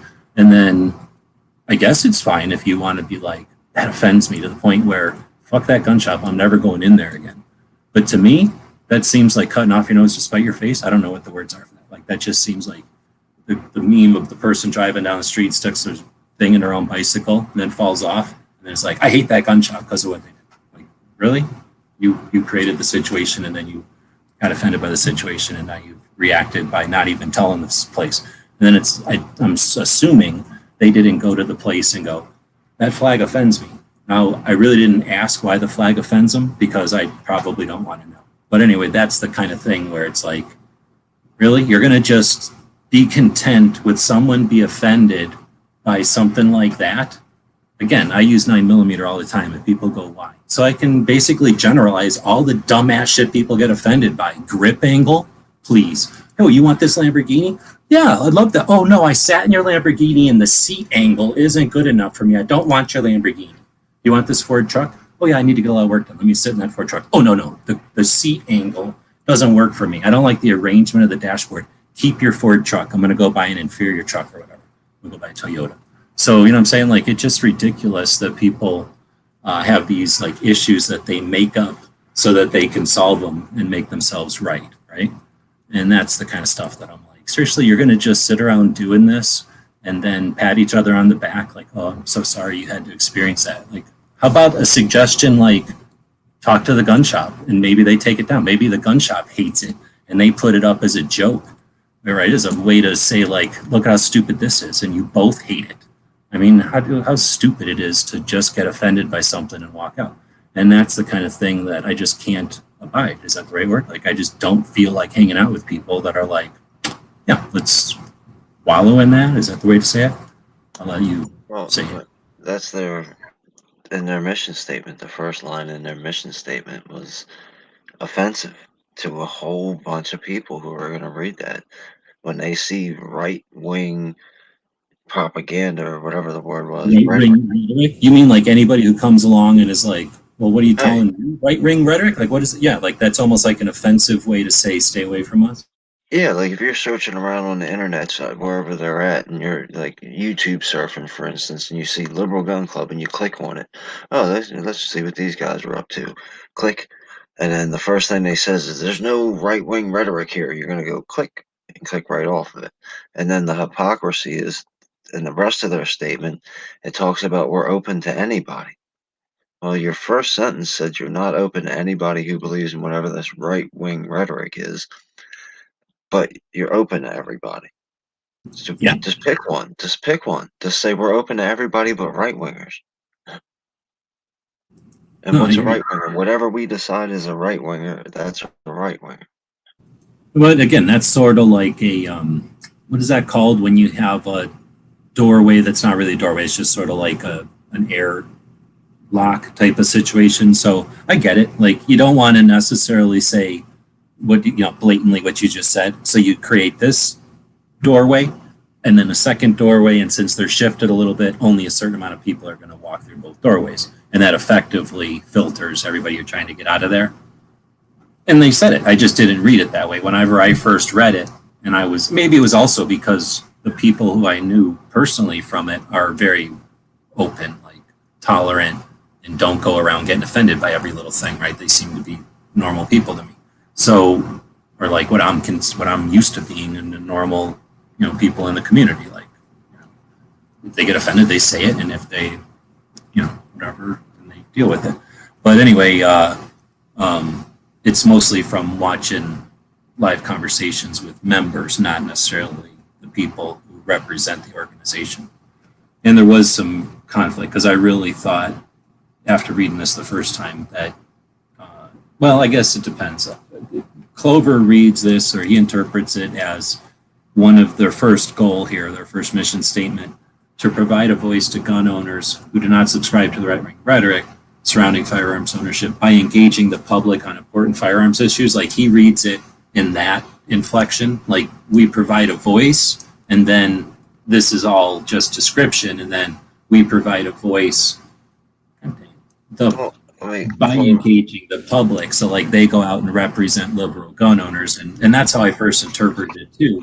I just thought they were going to be trying to welcome liberal gun, or try to represent liberal gun owners to the gun community also, which I don't think is their goal. It's to be a voice for the liberal gun owner to the rest of the world, right? And Well, yeah, that's what I'm saying. The reason, and all due respect to the guy, the reason Clover read that way is because Clover's a liberal. He's on the same mindset as the. That's why he thinks that that isn't out of place. Where if you grabbed Ted Nugent and he read that, the first thing as soon as he said that, he'd click off of it.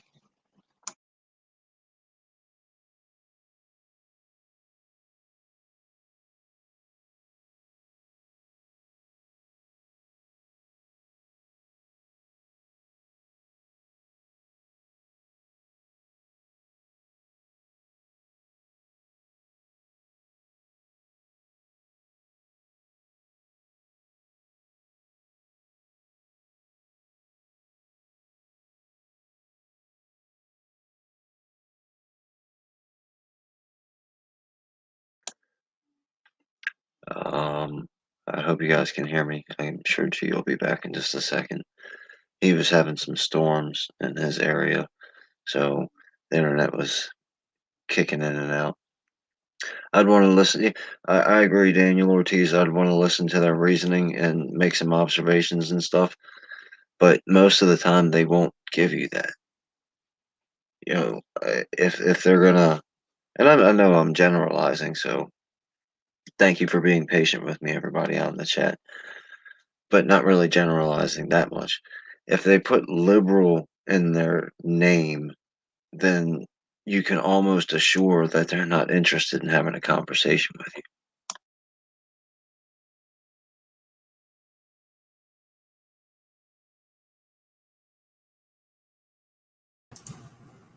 all right, I'm back again.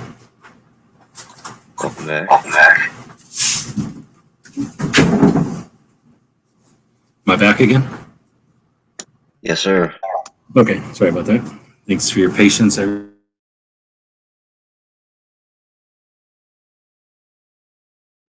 don't know if my chat will catch up or if it just edits the piece out in between there. Were you in the middle of something? Am I cutting you off?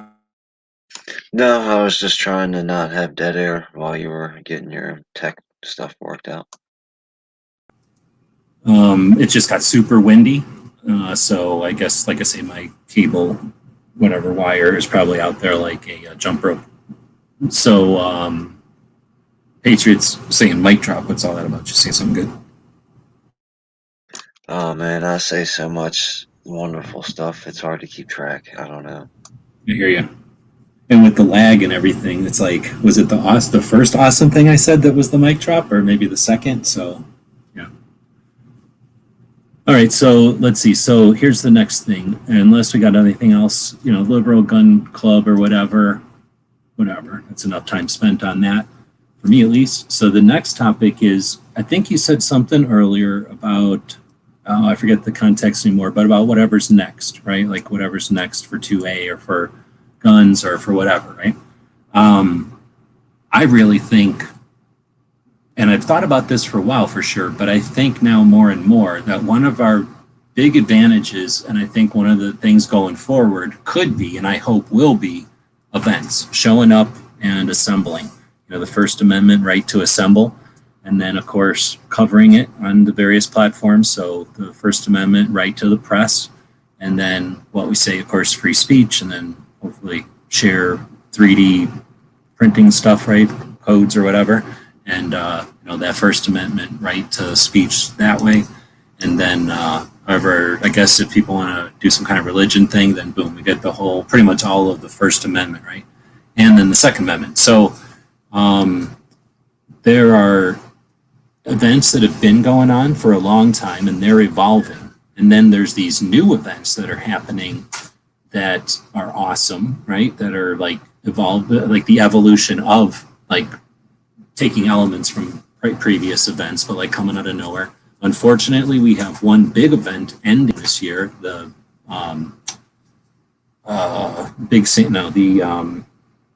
what can I think? The Knob Creek machine gun shoot. It'll be their last machine gun shoot this year. But otherwise, we're seeing the creation and the ongoing evolution and growth of these new Second Amendment or gun-related events, gatherings. And there's more coming.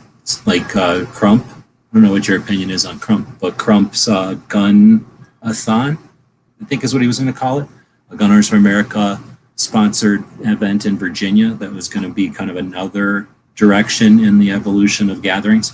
And then we're all familiar with the gun channel. Well, not everybody. A lot of people in this group are familiar with the gunchannels.com, which was a community for 7 years with the gatherings we had and were created by that group, right? And still some keep going. But then groups like it, forums and other online gathered collaborations of people that meet up and created. I don't know if anybody watches a regular gun guy, a YouTube channel. It's medium, not even big size, not even medium size yet. Like definitely a person, an amateur individual, recreationally just sharing his experience and conversations, and it's growing at a typical pace for somebody who's having a lot of fun participating in the technology and the community, right? And then at a different pace than anybody else because everything's fast forward. When you're on a platform and you get up with it, you can just do what everybody else has already done. So this group of people, are you watching a regular gun guy? Do you know what I'm talking about? No, I've never heard of him before. Okay. There's a million other people. I could fill in the blank with like Echo or Dead Horse or trying to think of Pink, Knives. Like other people have had online discussion, like an online discussion, like long form. Gizzard, was out here a second ago, or G23, right? People that host a conversation, and then a bunch of people start to show up and become regulars, and then participate, and then boom, a community happens, right? Well, these guys didn't take any time at all. I shouldn't say guys, because there's a whole bunch of girls in it too, and it's not like it's even better than 2 other girls, right? This is more like the girls are just at the table having YouTube channels focused on guns and just participating without a bunch of like, oh, it's somebody's boyfriend. From what I can understand, like at least it's not, none of that drama comes up or any of that issues and shit. It's just a bunch of gun channels. Thing is, instead of like, I think they've only been gathering, let's say, online, and his channel. That's the one. There must be other live conversations in this community, but it's like the gun channels community, or pick any of them, the reloading community, like the communities that are focused on whatever the hell else the community's focused on. I watch ones that are focused on either competition shooting or training, like firearms instructors. There's a couple of like ongoing live conversations that revolve around instructors getting together that are super interesting, for some people. So anyway, these other organizations and groups or whatever, all kind of evolved, at least ones I'm familiar with, all evolved over years a long time ago, and now are kind of matured, if they still exist, matured and evolved and are set in their ways. So it's so cool to see a new community come up and do stuff. And like I say, they've already seen everything everybody else has done, or at least as a group, they've all seen everything. So when it came time to, like, I don't know how the suggestion even came up. I won't watch everything they do, but they're only not even a year around and they've already had a meetup. So that whole concept of like people getting together over an area of interest or a region or whatever the reason is they get together and then decide to get together in real life. I really see that as being number one, important, 2, growing, because for all the reasons that humans just like to get together, but then also add in what I believe is going to be the sus, which is how the kids say suspect, of the big platforms and shit, and all the like listening to us constantly and stuff. When you grow up with the internet's listening to you all the time with a big brother, you know how to get away from big brother, and to you a vacation is getting away from big brother, maybe, right? So I'm curious to see how this happened twice in a 2-3 hour thing. Now I have to be afraid of my life until 11:15 because it's windy outside. It was soft. It's a soft nation of Arizona. Soft, I'm telling you, not soft to the weather, or weather soft. anyway, so that's what I was ranting about. Is I think that whatever I just said again, I'll reiterate it. Well, that's one of the things that I like about the 2A route is the networking that can be done. You know, what you do with it is up to you, but I like what you're talking about. Well, I think going forward, before I was so really interrupted by the weather trying to kill me in the government who cares so much about us that it interrupts my conversation here to work that morning. So that I was about to run outside and get killed by the weather. Anyhow, so I was just saying that, yeah, by getting together, I think there's going to be more, not just appreciation, but more necessity. Is that the word? To get together and have real conversations without these little big brother devices that we pay too much for listening to everything we do. And I suspect we're going to see things where everybody gets together, turns off their stupid ass phones, right? And enjoys a weekend away from all that shit.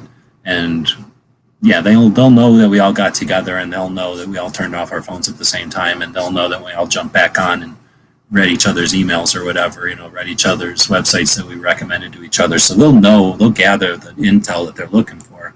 But I think there'll be these pockets of dead space in the big info web, and people who live in that matrix, right? They're more familiar with that terrain.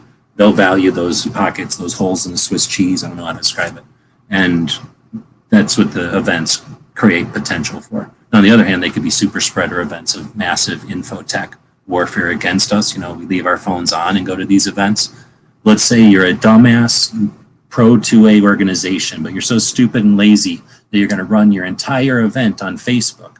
Everything you schedule, you do your messaging, you archive your photos, you rely on your maps, right? You have everybody sign in. You use them as your payment processing. You use it as your what you call I'm trying to say event invitation delivery, right? Everybody's using the calendars, everybody's using their checkbooks, everybody's using the maps, everybody's using their cameras, and you're all tying it into Facebook, and you're going to run your Pro 2A organization entirely there, and then you're going to complain about big tech, you're going to complain about anything. Seriously, it's only I don't want to get too upset here, but it's only our grandparents that would even allow that to happen. Going forward, there's no effing way that they're going to allow new organizations to. I'm looking forward to when they don't even include the stupid book or even YouTube in their list of things that they put their stuff on. So, I don't know. I'm just ranting here, but I think events are what's next. I guess that's where I was going. I started ranting. I'm old. Plus, we're 3 hours in, so. But I appreciate everybody that's saying stuff. That's also what's distracting me. I'll blame it on the people that are participating. So I don't know if you want to throw in something there. Otherwise, I'll start trying to see some of these comments that have been coming in. I'm actually going to have to get ready and dip out. It's almost 11:30 on the East Coast, so I got to go to work in the morning. Right on. Well, thanks for jumping in, being part of the show, and giving us some food for thought and good position to bounce stuff off of. Appreciate it. Thanks for having me. Thanks for hosting the show. Thank you, everybody who's out in the chat. And happy Every Second Matters, everybody. All right, so now I'll go backwards. Now, there are 36-something people that have links to this. They refuse to join. That shows you their allegiance. So now we're going to read some of these comments. Let's see. What is this? I don't know how far back to go. Zoom is the devil. I agree with that. Let's see. What's this? Looks to me like they took down a lot of their videos in the past. Are you talking about the liberal gun club? That's because they're incompetent. I am amazed by how incompetent many of the youngsters are. So as frustrated and offended as I am about all the organizations that post their stuff on Facebook, like I was just raging about, I'm also as flabbergasted and disgusted in how technically incompetent some of the youngins are. On the other hand, they're super good at making it look good. It'll look all polished, but they are incompetent at moving it around, like getting it distributed, which makes no sense to me. I guess it's laziness, or it is the a function that we have very few, actually no, hardly any full-time Second Amendment advocates. Everybody has to do it as a part-time gig when they have time, when they're able to with their vacations, when they're able to fund it with their own funding, when they have time to learn the next step to do something themselves because they can't afford or even contemplate portioning out their gigs and having professionals do the pieces that need to do. But whatever, there's going to be in here, so I'm just going to riff like that. So anyway, they take down a lot of their stuff because they're incompetent. That particular channel is not good. And I don't know if they have multiple people running it or if it's just somebody who's not really good at YouTube, but they're constantly setting up dumb things that last for 2 seconds or like duplicates of stuff. So it's not like they're taking stuff down because they're like trying to hide anything. As far as I can tell, they're just dumb and they post a bunch of stuff that's like 10 seconds long and then they start it again 5 minutes later and they just take down that stuff to be tidy, if that's what we're talking about. Finger typing, use your nose or your elbow. It's harder with your elbow, but it can be done. Progressive, Patriot is saying from a long time ago, like almost an hour ago, a progressive liberal that thinks government should control every portion of your life. How can they believe truly in the Second Amendment? Well, there's a lot of ifs in there, I suspect, but yeah, I hear you. And I don't know if the goal is to switch everybody to our version of the Second Amendment, just like there's a bunch of people that like 9mm. I don't care. I can deal with it. It's their right to be stupid and like dumb stuff. Just like there's people that like revolvers or shotguns. It's a waste of time. Shotguns are stupid, right? They're interesting. I don't mind that they exist or whatever, but they're stupid, right? So there's people that only like shotguns or whatever. Like, are they stupid? No, they just like stupid things. So we just have to be like that, I think, to be able to deal with people that have different other beliefs. At least I'm pretty good at being like that because I only care about guns. But I only care about guns, so I don't know about stuff I don't care about. Let's talk about Zoom being the devil. I agree. I said that earlier. They talk endlessly about that gun culture leaves them out with no effort to end that. Then all they do is pat each other on the back. I guess that was a much better summarizing without being so mean. I was kind of being mean because as I was thinking about it, it gets frustrating to me to watch somebody mope about something that they're not telling anybody about. The thing is, if you're in a business, unless you're literally talking about something massively divisionary,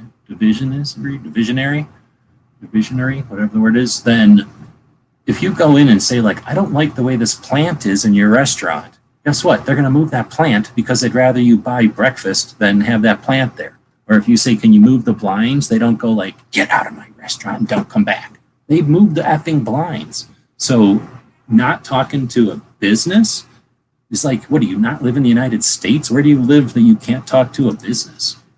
Plus, like, get the backbone. Go talk to the business. Maybe they tell you to F off, but at least now you have a real reason to be offended, right? And if you tell most people about that, they're going to go on Zoom and they're going to give them a bad Zoom review or whatever. Let's see. Don't focus on uniting with them. There's too many differences. But if we can restrict our conversations to only protecting the 2A, there might be some synergy we can generate with them. I agree with you wholeheartedly. Unfortunately, what I found was what I think Woods just said right before you, is that they kind of dig not getting along with people, and then they just all lean into it, and they're satisfied with that. There is not that goal in any of the things I've seen, period. I wish there was. I seriously do. I've heard it being alluded to in some of the interviews, but I haven't actually seen it take place in any of the conversations that I've been able to watch, basically. I only watch everything they post live on YouTube, and that's not everything, because they do a lot of stuff in Discord. So I'm sure they're super inclusive and like different in Discord. And then I don't watch whatever's happening on Twitter or Facebook. So I'm sure they're super inclusive and woke in those conversations. Patriot in the Dark says, or no, DJ is saying to Patriot, I got you now. It is as confusing to me. I would love to dialogue about it sometime. Problem is, I have no idea what he's referring to. Daniel says, saved by fundraising against a new, bigger gun regulations. Oh man, fundraising is a whole nother thing. I'm not going to lay it on the feet of the liberals because one, they're probably poor or they wouldn't be liberals. And two, they're not like capitalists, so otherwise they wouldn't be liberals, right? So they're probably mostly school teachers and students. I'm guessing. So I'm not going to lay like a culture thing on them. Certainly not a capitalism or part of the economy on them. Now I will lay that on the gun industry. The NSSF, man, they're dropping the ball right there because they've got all the potential and all the reason to be doing it. It might be too much for them because they're so delicate they can only deal with SHOT Show. But maybe that's why nobody from NSSF jumps on my shows ever, because I'm not going to give them one quarter. I don't mean like a quarter of a dollar. I mean like I'm not going to give them any feet to stand on. They got a big job, but they should have put their big boy pants on to do that job. We need to be able to stand or depend on national level organizations.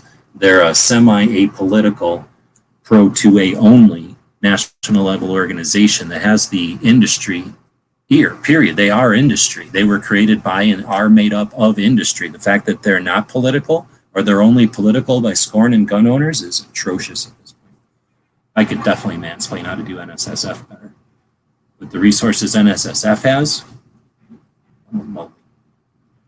but you know what? They won't let me deal with. They won't let me run their thing. They get all mad every time I try to drive. Let's see. Then we get to. This is a lot weirder when I'm not screen sharing. All you're seeing is this hypnotizing circle. If you stare at the one dude, well, the hypnotizing circle happens, and then let your eyes cross so that they both focus on one of the other two dudes. It doesn't matter which dude you start with. You'll eventually figure out those are all chicks in our logo. And that's when you're on the other side and you figure out you're looking at the reflection in the mirror backwards as if it was inside of a mirrored balloon. But that's a whole nother story. So, don't focus on uniting them. I agree. And that shouldn't be our goal, is to change each other's minds on anything unless it's 9mm. Instead, we should just figure out where our commonalities are, right? Just like, again, when you go to the range and somebody pulls out a stupid 9mm revolver right next to you, and you're out there shooting a decent American caliber and a semi-automatic pistol the way that it was designed to be by Browning, you don't really care. You're both shooting in the same direction, right? You both are paying the dues to that range so that you have that place to shoot. And, at the end of the day, you're both looking for powder. And you're both buying earplugs and wishing that suppressors were a thing, or an easier thing, right? So I'm down with that philosophy. Let's see. So I'm skipping a bunch here. So now I'm going to Woods. I was hopeful that they were wanting to bridge the divide. They have no desire for that. At least everything I've seen is that they have no desire. I would definitely, and we're talking about the Liberal Gun Club, I would definitely like to be proven wrong on that and see public, definite, like, bridging the gap. I don't know if I'd be participatory, but I would definitely help get the word out about that. Let's see, DJ is over here trying to play nice guy, saying, trying to play nice, let's say. He says, guys, it's a club. Are we really wanking on this? Yeah, because I misunderstood what their mission statement was, and they didn't do what I thought they did. So yeah, I'm railing on that. Let's see, so do they want to change the Dem lawmakers' view or what they want to do? No. Well, yeah, no, I don't think so. I think that they want to change their minds the same way that we want to change their minds to that extent. But here's what's distracting. Lawmaker is a BS made up word. Their job is to be a representative. If they make a law, that sucks, but they really could just as easily be law removers or law erasers. I think that's a made up word that they give themselves to make themselves feel like they're so good. So I like to call them representatives. But anyway, aside from that, I think that their goal, as far as I've ever been able to tell, and every individual is different, aligns 100% with the goals that every other gun owner would have. If anything, the liberal gun owners tend to be more aggressive towards removing the NFA. They are not interested in waiting around to do it incrementally. Of the people that I've seen interested in definitely making progress on removing the NFA, I think they'd probably all hang out at the Liberal Gun Club. They may not hang out, but they probably could and wouldn't be all worried about it like some of us are. I get really offended if I get offended by something. Let's see. It would be great if it was not, you're saying like we should not care. I still care though. That's the thing. And this is a place to rage because this is every second matters. And that's what we're doing this time. Let's see. Good point. Something about prehistoric garbage trucks. Dang it, I don't know what that is. Easy to explore. Hit the website and Insta. Let's see. That was me making a point to Kingpin earlier, who left. Patriot says, some point in time, mandatory training and licensing and taxes are on your one single firearm will come up. That's interesting. I have not seen anyone again in the liberal gun club discussions that has ever been like for weird shit like mandatory training, pro licensing. Like they're adamantly more radically anti everything. Well, at least all those areas of stuff than normal gun owners. Now they're weird when it comes to guns. Like they definitely like shotguns and stupid things. So they're like knowledge is lacking. They're wrong about stuff, but it's like tactics and knowing stuff because they're just all new and they don't want to learn from anybody. Get their heads out of their ammo cans, referring to Kingpin's thing earlier.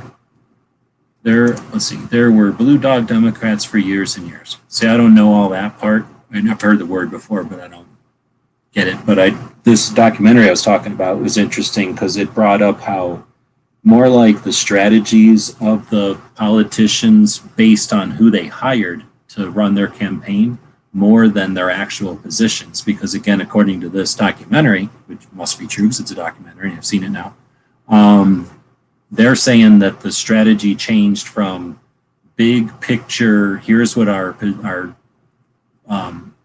party stands for and is working for, to instead slicing up each individual, like let's say region or demographic, and addressing each of those demographics with an individual candy. So instead of saying, here's a big slice, here's a big cake that everybody's going to get a slice of as the party, and you're all going to enjoy it because we've come up with the perfect cake that everybody's going to like somehow, like the perfect cake by committee.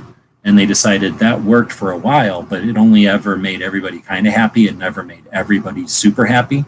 So instead, they just changed their tactics, they changed their delivery, they changed their marketing, so to speak, their PR, and they asked everybody what they wanted. And then they decided to give you a piece of cheesecake, and you get a watermelon, and you get an ice cream cone, and you get a piece of cake, and you get pie, and you get a piece of celery. Like whatever anybody wants is what they get. And now they don't have to make a giant cake. They just have to buy like 16 things and give them to those 16 demographics. And you only have to give when you're giving things specifically to an individual. It can be much more efficient than trying to make some dumbass big cake and give it to everybody all the time. Think about how much stuff was wasted when you had to send stuff out and then find out later what the response was. Now they can figure out ahead of time just exactly how much to make and where to put it. It's going to be crazy. So I don't know about the history of all that, but I know going forward, it's not going to be similar to the past, or only maybe echoes of the past, right? Kingpin, are you trying to predict the future by assuming it will be true? There are possibilities you can't imagine that may transpire, small ones, but if we won't if we never try to work with them. So I think he's referring to when Kingpin was saying that stuff, and I think I was trying to say the same thing, probably longer. Let's see. Then we got Wood saying there were gun control-minded Republicans as well. Ronald Reagan? Yeah, all the Republicans are for gun control, really. They just act like they're not whenever they're confronted with it. Except for a couple, I guess, who aren't. I guess they're Republicans, but you know what I mean. They're like very few of them. There's a couple that are adamantly constitutionalist or whatever. Let's see. Then if I go ahead and start the Blind Rifle Association, will you guys join? Yeah, I think that would be cool. And you'll say, and I found that acceptance of 2A in one's heart is kind of a gateway drug to move libertarian points of view. Imagine if they can convert some of their own towards a more libertarian way of thinking. That's an excellent point, and one that I didn't get to address with anybody in here. Again, there's like 36 people with links to this that all hate joining this to the extent that they're not joining. So that would be interesting to talk to people who are paying attention to all this, because that's the reason I like 2A. That's the reason I can be satisfied being a 2A. single vote, single-minded voter, or whatever that's called, single position voter, because I believe that the Second Amendment, the right to own that property that equalizes people, that property that when it is in society creates peace, right? It is like the bug light, right? Whenever that bug light is on, there's less bugs around because there's a bug light on. So that existing, boom, like right there, like all their stupid arguments are based on fear of their weird delusional interpretation how they think it's going to be. Once people live for any amount of time with the bug light on and they realize that they're not in danger of, unless they go over and lick the bug light, they're not in any danger from it. Instead, it's just a constant, persistent thing that needs to be given electricity, and it has to exist. Every once in a while, you got to change a bulb or clean the dead bugs out of it. It's not like it's carefree and painless, but there are some negative things. But in general, world is better with that bug light on. Yeah, I believe that the Second Amendment is that. Once they figure out that all this hype, this distraction, this like attempt to prevent them from owning property that is no harm to them, they're going to figure out that it was all a big delusion to get us to hate each other, to distrust each other. And yeah, while there are instances where people misuse anything, it would be like being afraid of lighters and gasoline because there's arsonists, and there's been horrible arsonist incidents, right? Or like any other implement, and all the examples of horrible things there. So yeah, Second Amendment acceptance, I believe, is a gateway drug. At least it's an example, right? It's a great metaphor for everything else. And once you see that you're free to own whatever, and you live for any amount of time with knowing that your neighbor can own whatever, now that we have YouTube, you don't just suspect that your neighbor owns whatever. You can literally go see all the weird stuff that neighbors do own and play with and have fun with. And aside from the occasional accident or negligence or people being mean to each other or whatever, aside from that rare instance, which is rare, then it's just like having loud mufflers or fireworks or something else that's occasionally a nuisance.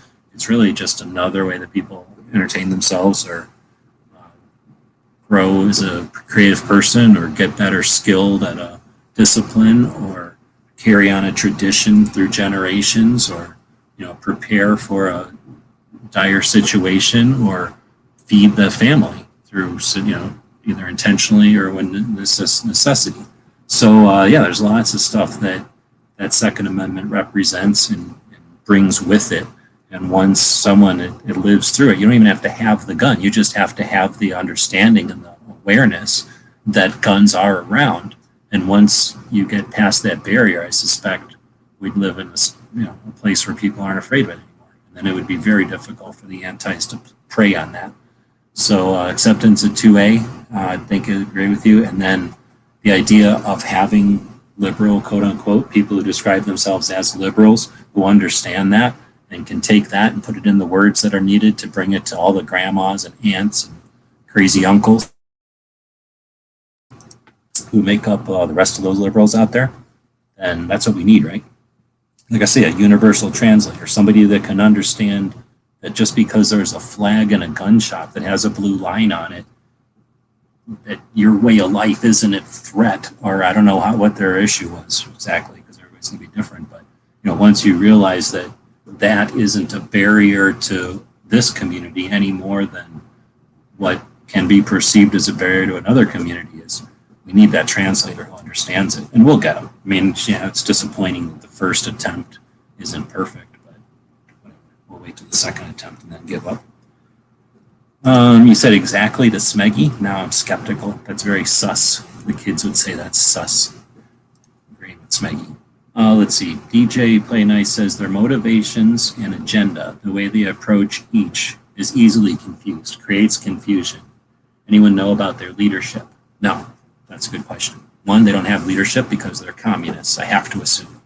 Number two, they have spokespeople, and those people are not the people that created the organization. I don't think I've ever heard whoever is the boss, the figurehead, so to speak, the head of the cartel. I don't know how to call it, what that person would call themselves, but I don't think I've ever heard that person ever talk. Just the people that represent. But that's just probably because somebody's not good at saying stuff good, then they're going to get somebody who is good at saying stuff good to say stuff for them. Then I was saying things about events being 1A because I wanted to mention that. I think we did mention that for a while. I still want to see how a progressive that believes in government would ever even remotely believe in the Second Amendment. Yeah, I hear you. But it's there. I think they exist, I think. And if that is the case, then what we need is somebody to translate it, right? Next up.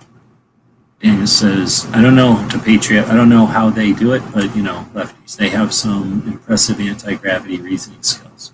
Yeah, they can definitely, we can do it too. We do it all the time, so don't act like we don't, everybody doesn't do it. Or the people in the middle too, that's we. So the people that are on one side do it, people on the other side do it even more.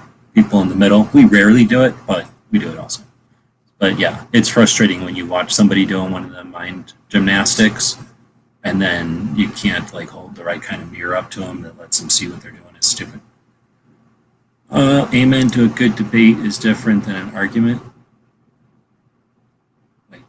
Amen to a good debate is different than an argument. Okay. I will say Kingpin has been on every single one of my live streams. And DJ says to Patriot, would you and the Blind Rifle Association host that discussion if it isn't part of today's program? I don't know what he's talking about because of the lag. Oh, what's all this about? Anyone see the anti-gun WAPO editorial? What's WAPO? I 1000% agree. The liberal gun club is a disappointment. I agree. Also want to know what the hell WAPO is. Oh, Washington Post.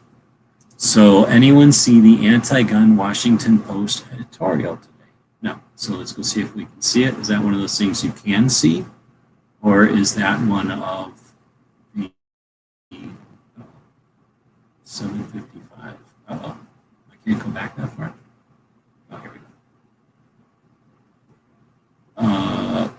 Anti-gun editorial today. Let's see if that pops up or not. Washington Post.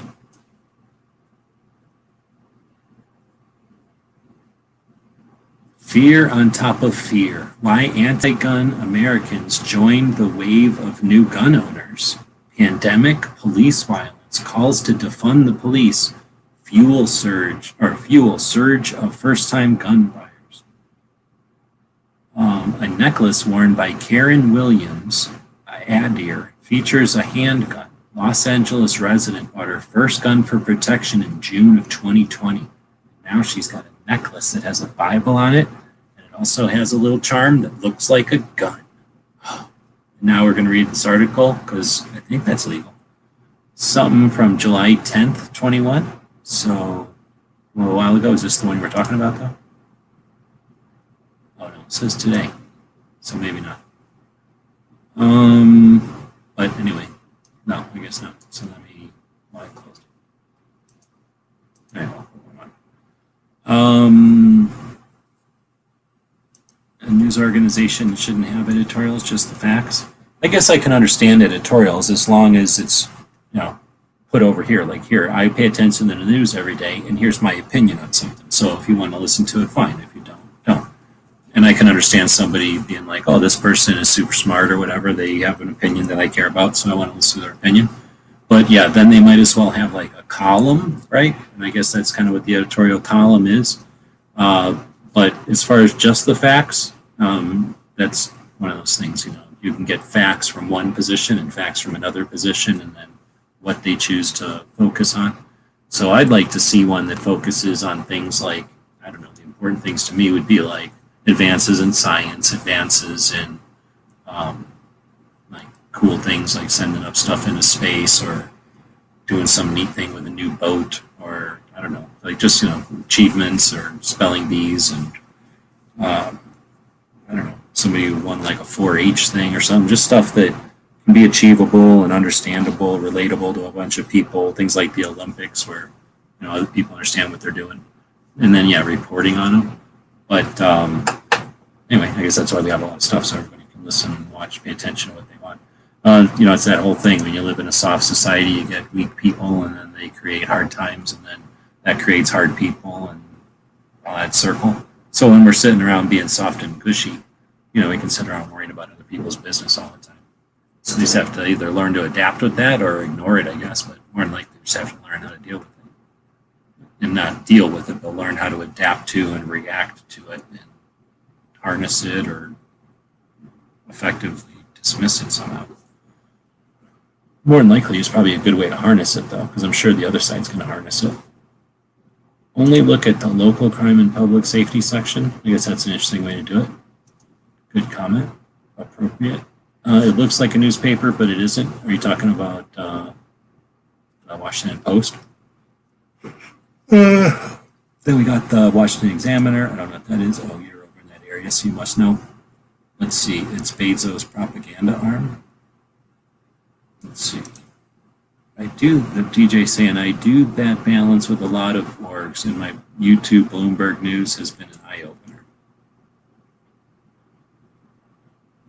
I don't know what YouTube Bloomberg News. I'm just guessing that's some kind of lefty news feed or something. Yeah, I wouldn't watch that. I listen to it a little bit on the radio, and that's as much as I can handle. That gives me like an idea of what's happening over there. A couple of miles in the van or something, gives you a couple of minutes to listen, but I rarely hear like a whole segment, let alone a whole show. If I'm driving anywhere, like driving to Phoenix or something, I'm not listening to NPR. I'm switching it to something decent. Let's see, it was propaganda. Okay, then a fiddle, second fiddle, 2A is an instrument. I think 2A is an instrument. It's played by some people, listened to by others, danced around. Let's see, I think you are right that only a select ambassadors that are skilled in conversing would have any success in making any headway with the liberal gun club. Not just anybody could pull it off.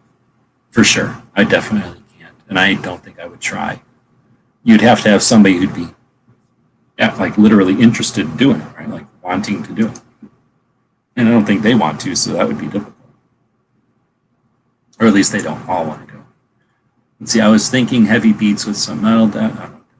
So we need some 2A songs. I believe so, but nobody ever makes any 2A songs, even though we're desperately in need of 2A. Not just stupid gun rip-off exploitation songs, but like real 2A songs. Ballads and whatever things, marches. Why don't we have any marches? How do we know that people aren't just eager to have like some giant imperial marches? Let's see. If only I knew a musician that was 2A. There are no musicians that are 2A. All musicians are not 2A. I'm pretty sure that's been established. Harder to find in the genres I'm really into. Can play, sing country, but I prefer not to. Nobody wants to play country. Everybody knows that. That line is a direct result of them feeling marginalized by the red team. Wait, that is a direct result of them feeling marginalized. See, I don't know. Now we got the lag situation happening. Don't know where that one's going. I wouldn't click away. Actually, I'd be super curious about their thinking positions. I'd want to know how they reconcile the freedom needed for 2A with other progressive goals. That's interesting. I have seen them. I've seen attempts made to offer like easy to understand, I don't know if you want to call it interpretations or translations of liberal positions, which are actually, some of them are awesome, and how they protect 2A. But as far as how they jive with other positions, I don't even know what all the positions are. So that's a good question. I don't think I'd personally be all that interested in watching that, but I'm sure there's people that would. And I think there's, well, it sounds like there's people that need for there to be at least a potential for everything to click together before they even seriously lean into attempting to start the buckle process, right? Which is fine. You want to make sure you're even, if you're trying to put half of a zipper together with half of Velcro, you might have all the right intentions in the world, but you ain't going to make that Velcro and that zipper work together unless you accidentally ruin both of them, right? Do something weird. Nobody wants to see a baby Velcro zipper concoction, so don't even bring up that weirdness. Let's see. I don't want to listen to the reasoning, make observation. I want to listen to just a moment. internet lag. That's also because of YouTube is censoring me. So any issue that has ever happened on this show is a direct result of YouTube censoring me or attempting to censor me. I'm able to dodge their censorship like a ninja, like an internet ninja. They're trying to attack me on the ground. I jump up onto the rooftop, and it's one of them clay rooftops that a regular person would crush, but I'm ninja walking all over it, so I'm not even making any dents in it.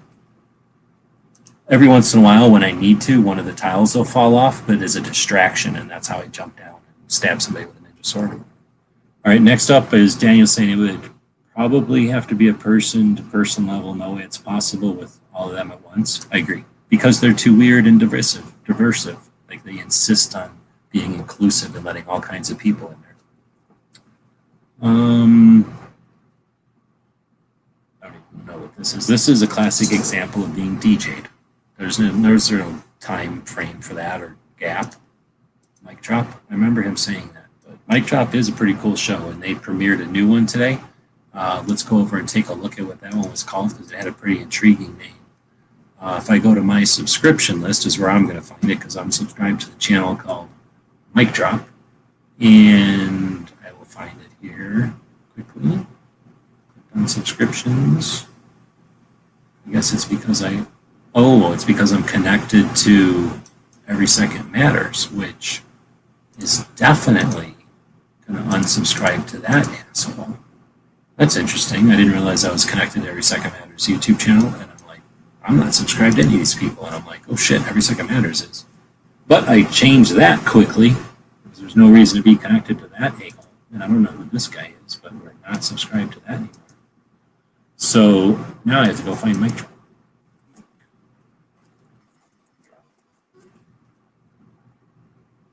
And today's episode It's time to help people premiered customize 4 and save hours with ago. Liberty Mutual.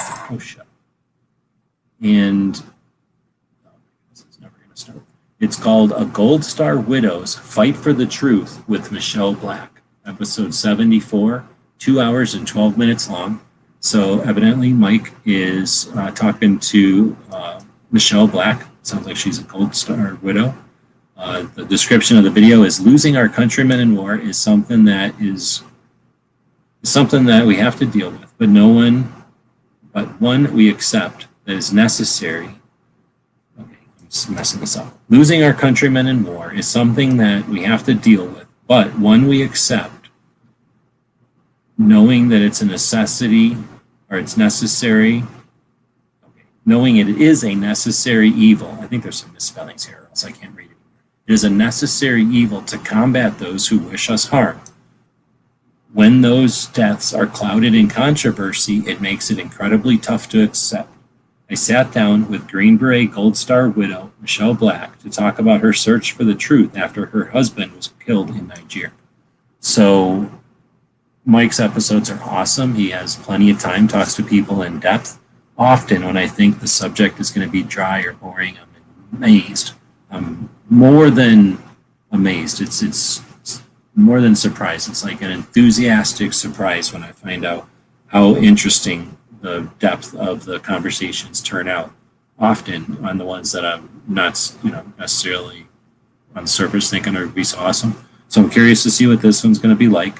I did want to mention that I didn't even mention it in the videos I did earlier, but since we're here and we're talking about, at least right there, we were talking about Gold Star wives.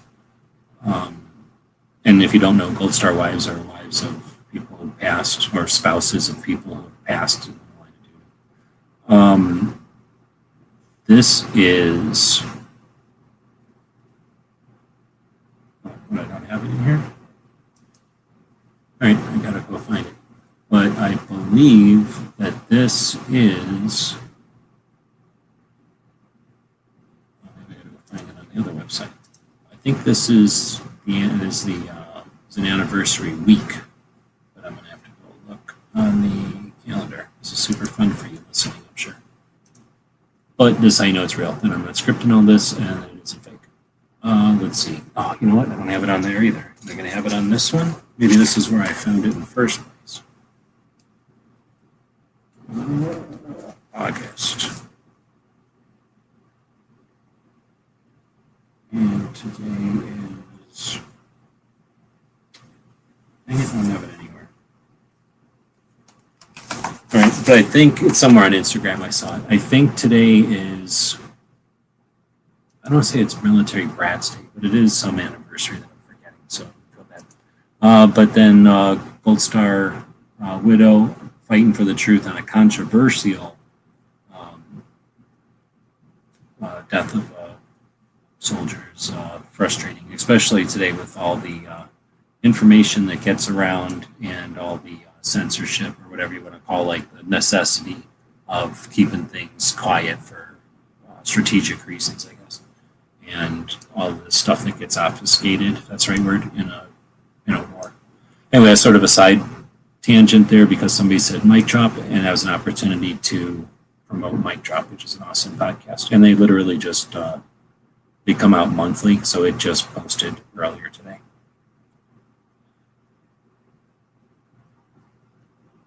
By the way, I just got your picture. Oh, so it took him maybe a minute to figure out that Kingpin is a bowling pin with a crown on his head and a gun. And then we got DJ Play Nice saying solo or bridge starts with what that is. Patriots asking, did anyone answer how does a person that feels government should be in charge of everything? How can they truly believe in 2A? It's a good question. I guess they can believe in, like, I'm assuming, I'll speak for them, that they can assume that, like, some 2A is okay, but as long as the government tells us just exactly which 2A is okay, then we're comfortable, with that amount of 2A. But, like, they can have knives, right? Like, the government doesn't have to say to them specifically, like, you can have this knife. Or maybe it does. I'm not really sure. But no, you're right. That would be an interesting thing to question because it's those gray areas where they'd have to question themselves, right? How far does their position really go? And what are the real consequences? It's usually stupid position. Let's see. Then Patriot says, I agree. Events, burn your mask, shoot your gun, and listen to talk to people. Yep. And like I said, when I was talking to these events, I was alluding to is these hybrids, these evolutions where they'll take sort of a swap meet version of a gun show. So the contents of a gun show and the concept of a gun show, but in the setting of an event at a large shooting range. So you get the characteristic or whatever, the like aspect of the media day at the range that we had at SHOT Show, where there's live fire opportunities, safe and usually separated by a little bit, it's for safety or for just so these people can talk and whatever. But again, if we're talking quiet guns or suppressed guns, then those distances become quite smaller. But anyway, the opportunity to have live fire, or at least adjacent to some sort of a live fire, or at least have opportunity to interact with the firearms outdoors or in a different way, sometimes like laser tag or airsoft, you've got all different variations of that. But basically the idea of taking the gun show to the next level where it's not simply a staging area for non-brick and mortar ammunition supply, or the less and less now, but the swap meet garage sale type of situation, which is almost always inside. So seeing these things move outside, seeing them move to a younger audience that is looking for more than just what Grandpa got out of a gun show. But then as much as the new stuff that's coming, they're including the elements, some of them are including some of the elements of a gun show that are awesome, collecting and community and awareness and political stuff. Actually, I just posted a video by Johnny Rowland, and he would describe it as the full meal type of situation where gun shows in the past had been maybe not a buffet, but they were, your hot dogs and your French fries. There was no broccoli, and there was or very little broccoli, very little, even something like beans and rice or whatever. It was mostly just pizza and hot dogs type of situation for content. And now your events, and I'm not necessarily just talking the food here, I'm talking about the content of the event, can be more of a well-rounded meal. You're going to get some political aspect, you're going to get some collecting aspect, you're going to get some competition aspect, and you'll get some just recreation aspects. So those evolutions, those developments in the events are what I was talking about before. That was quite a while ago. We're going to be here for a minute if I try to hit all these comments, so I'll try to go out quick. Let's see. So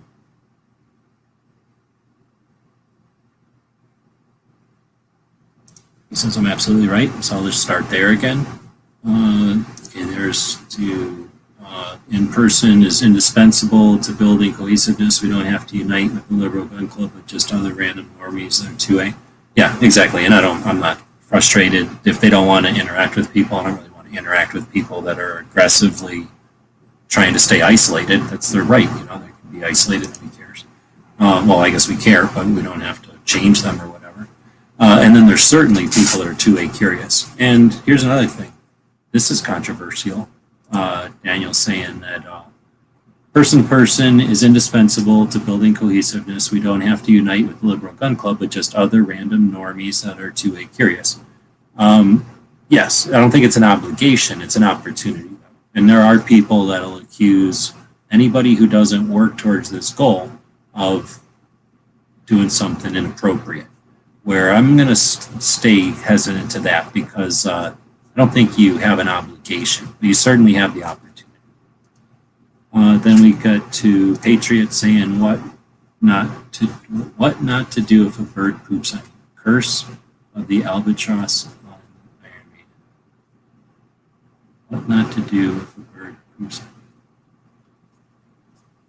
I don't understand all that. So again, I'm absolutely right. I will accept that. Welcome. Rhyme of the Ancient Mariner. I don't know what that is. So I think that's an Iron Maiden song. Let's see. I think they're talking about an Iron Maiden video.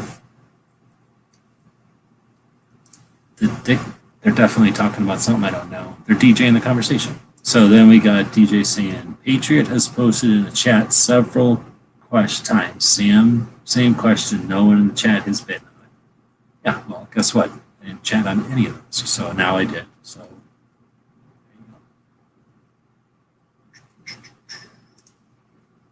I don't know what he means by that, but I elevated the concepts. Let's see. Who says every day in session erodes your rights? I don't know what that is. But let's assume that, yeah, government is like sand beach. Every once in a while, you got to shovel more sand in there because it gets eroded or whatever. I don't know if that's a good analogy, but I feel like using it. Just in case you missed it, what liberal that believes government? Oh my gosh, really? This is called DJing us. So DJ started Patriot DJing us. Apparently, the Blue Dog Coalition still has members. I need to know what a blue dog is. So let me go figure out what a blue dog is. I mean, I hear it all the time. Blue Dog Coalition is a real thing. Is that what you're talking about? Apparently, it still has members. Oh, I don't know what that is. So, I'm going to type meaning in here. See what that means. Really? You're going to make me type out the whole word meaning? Stupid internet. So, Blue Dog. What does Blue Dog mean?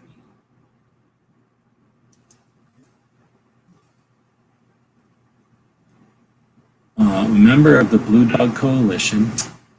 Thanks. Seriously, that's it? That's it. Conservative and moderate members of the Democrat Party. Okay, so it just means conservative Democrats. At least that's what I'm going with. Progressively eroding your rights since 1900. I don't care too much about it, but I am eventually going to try to come up with some sort of visualization of the different flip-flops that all the politics have made, because I'm pretty sure nobody's done anything since 1900. As soon as they start losing ground, they flip-flop and act like they were doing the other thing. Right? Jeff Knox was out here a while ago. This was 8:35, so this was like half an hour ago. The true blue dogs are long gone. Schumer did a run at building a blue tent party, but then when too many of them wouldn't vote as instructed, he initiated a massive purge of anyone who deviated. I don't keep that much track, so I don't even know who some of those people are. Anyone want to begin a Babelfish universal translator? I think that would be interesting. I don't know if you probably don't need to know the extent of the words. You just have to start a translation and then adapt it until it becomes either broke or perfect, right? So yeah, start one. I don't know that it would be a bad effort, like a waste of time, right? Even if you didn't succeed, you'd get further along than anybody else has attempted, I think. Link what article? I don't even know what article you're talking about. Nobody's a mod. I don't think anybody's a mod because I'm normally not connected. And now I'm connected. So you know what? Now Mkjo is a mod. Boom, moderator. Woods, moderator. Boom. Kingpin was already a moderator. Patriot in the Dark, moderator. Boom. That's how easy it is to I can just hand out moderator wrenches. Maybe if you watched Locked and Loaded Latinos last night, that's how I'm distributing the moderator wrenches right now. So they were all just standing there minding their business, and a moderator wrench came yelling and falling down. Let's see. Also, I guess I'm not a at G either. No, so, okay, good night, gentlemen. Make an outstanding night. Oh, Patriot couldn't hang anymore because he gets tired. He gets too tired and then he doesn't want to do 2A anymore. Let's see. Jeff saying good night. Good to have your comments. Let's see. Saw Priest. Oh, you're talking about music again. We're only talking about music as applied to music being an analogy for the Second Amendment. No, I don't give out links like that anymore. I give out links to people who host conversations that are focused on the Second Amendment. So links go out to about 36 people that are either activists professionally, activists at the national level, or people that host conversations. I don't just send out links that we have another bullshit session. Spent too many years having bullshit sessions, moping about the regurgitated stuff that was talked about on the news. I'm interested in that. I think we're done. I think we're back up to real life. So Jeff's back and he's saying it comes from yellow dog Democrats, one who would vote for a yellow dog if it was a Democrat. Oh, okay. And then blue dogs came up as conservatives within the party. Here's what I'm offended by. Blue is a better color. I want blue to be whatever I like. So I think blue should be fluid, like blue is. It's water. Blue should be fluid in whatever party I feel like it should be because I want to be around that one. That's the one blue should be. I am offended that if I want to be blue, I have to be a Democrat? There's no possible way. So that's a conflict. It's a paradox that I am not agreeing with. I don't understand why the hell anybody would give the Democrats blue. It's a stupid decision and they stole it. If anything, Democrats should have to be a dumb color and like a plaid or something stupid. And they can play it off like they wanted it. I don't care. They can act like they wanted to be plaid and then give blue back. I don't even care if nobody's blue. I just don't want blue to be Democrat. But technically, they won't listen to me. They won't change it. Let's see. Protesting. Gun Freedom Radio posted something. Oh, Mkjo is trying to post things. Connie Rye, video complete. From August 2nd. Wait a minute, they posted this today? We didn't pass it on to our children. I moved back to Seattle and start. Oh, you're just talking about their show today. Okay, I thought you were talking about something specific. You're just testing to see if it works. Yeah, that's a pretty good thing to test with. Gun Freedom Radio is Dan and Cheryl Todd, who are legit Second Amendment advocates. They've been in the game for a bit. They have a couple of businesses outside of Phoenix, Arizona, and put a lot of effort into encouraging and efforting or mobilizing or whatever the word is, facilitating all kinds of different efforts in all kinds of realms, both like hands-on and being on the boards of various organizations, like very cool people. So the link that Mkjo just posted here that I'm highlighting is a link to their video from today. In addition to all the other stuff they do, one of the services they provide is to have a, not quite daily, but every week they have multiple interviews, podcasts, hour-long podcasts with people, not just necessarily all Second Amendment. They're Republicans, so often it's politics. They're here in Arizona, and we're dealing with some things locally, I guess, or statewide that they'll have people on to address. But again, also being big-time national level, like aware at a national level, advocates for the Second Amendment. They also have plenty of interviews with the national movers and shakers, including this guy's been on their show before. Anyway, they have a show almost every single day. Subscribing to their channel, you'd be very interested in it. If you are listening 4 hours into this show, yeah, we're still live. Just because you decided to go eat dinner doesn't mean I get to go eat dinner. No, I didn't realize. I'm just sitting here ranting, and we got people chatting, so why not? That's what every Second Matters is about. Jeff is saying it was the networks wanting to avoid using red for Democrats in their election maps, so they would slowly transition. Yeah, exactly. So they didn't want communists to be red because they figured that would be too appropriate, or there would be too many equivalents of memes back in the day. So I'm pretty sure it was an intentional thing. So Jeff, did I ask before? Have you ever heard of this? What am I trying to say? I can't think of the word. This show right here. I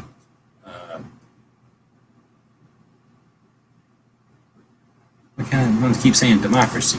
Documentary. I must be getting tired. The documentary called The Century of Self talks about Freud's nephew, Edward Bernays, and all the crazy ways he manipulated stuff, and then how that manipulation of marketing effectively like turned into manipulation of voters, and that whole idea of like changing the way that they do politics and stuff. Super interesting. Takes 4 hours to watch. Since we've been watching this for 4 hours, you could have not watched this and instead watched all 4 versions of that. And I think what I'll do is check to see if we've got, do we still have a poll going out there before I switch YouTube accounts again? So many clicks I have to click in order to make this thing show up over here. Still have a poll going out. And we do not have a poll going, so thank everybody for showing up. I will switch back to the other one. I did drop a link there, I believe, before I left. Yep. So if you want to check it out, feel free. That's a free version. I don't know how good it is. I watched it on a different source. That seems a little blurry, but I don't know if I'm watching it in high volume. Anyway, if it's interesting, what I found interesting is how kind of uninterested people were in Freud, and how poor he was, and how people didn't appreciate, like I don't think his science was appreciated at the time. And it seems like once his nephew figured out how effective it was at manipulating people buy something, he sort of doubled down. He created his uncle's reputation and then used his uncle's reputation to further his own. It was sort of a weird, you know, what's the word, like self-inducing, I don't know what the words are. But anyway, I never realized that before, that in his own lifetime, he only wrote 1 book, and not that many people thought he was so good. And most of the time, he was just poor running around. And that his daughter ended up being the one who got most of his, what's his word out, like, it got him to be considered some sort of an authority. Anyway, it's sort of interesting, and I don't know how much of it's real. It's just something I've seen and never heard that concept before.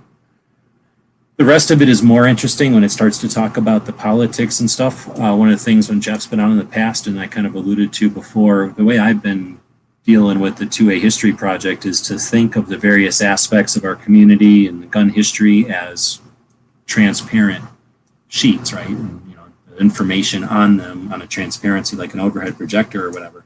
And, you know, I think of the 2A activists and sort of a tree-looking thing where at the bottom is, you know, the beginning, let's say the Second Amendment in the 1700s, and then you get the different things that happen throughout the years, the different organizations that have been created, and then you get to the inventions of guns, and the same thing. You know, they start out with old inventions and they work their way up to the most modern stuff, and once you spread them all out on some kind of transparency and start to overlay them, there's got to be more information that's obtained, right? Once you get to see, you know, it makes more sense that if, you know, this couldn't happen until that happened, and it makes sense that if this happened and changed the way things are. For example, there didn't need to be rules against constitutional or rules against concealed carry until there were guns that you could conceal carry, right? Just makes sense.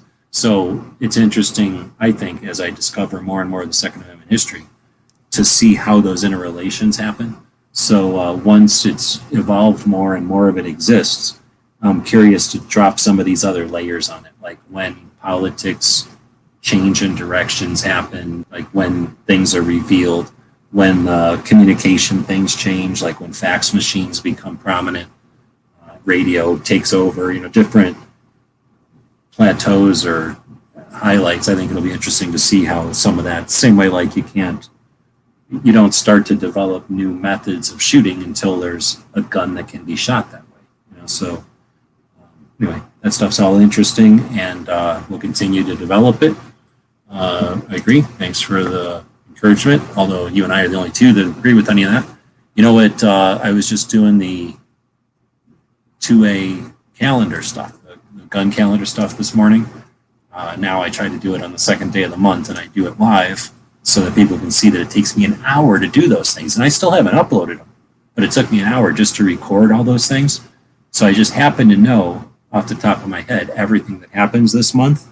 So if I were to go back over to the calendar that I just closed and look at the month, it turns out that to this month, and I'm pretty sure it was the 16th, it was not the 16th,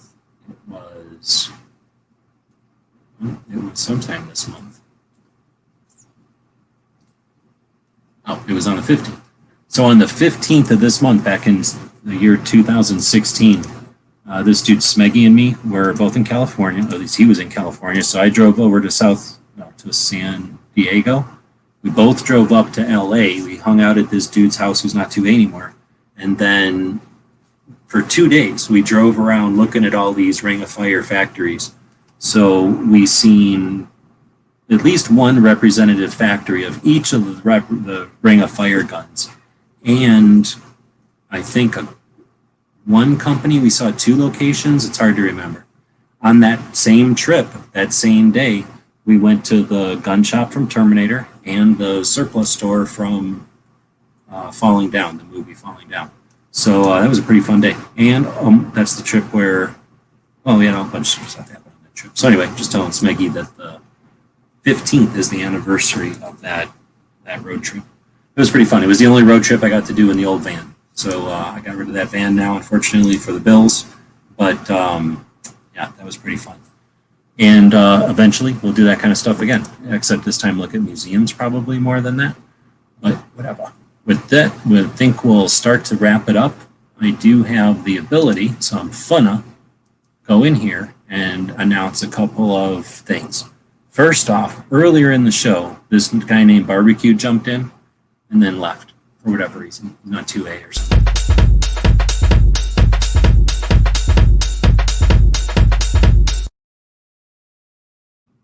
So I'm working on a better commercial, but when I first started playing with After Effects, these are the first 2 commercials I made. So that one was pretty quick, but look how quick this one is.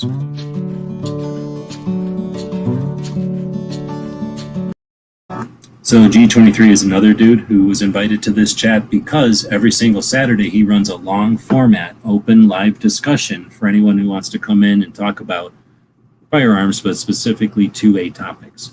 So thanks for showing up, and even though you get the shortest commercial ever, I usually put it into this Guns and Barbecue sample.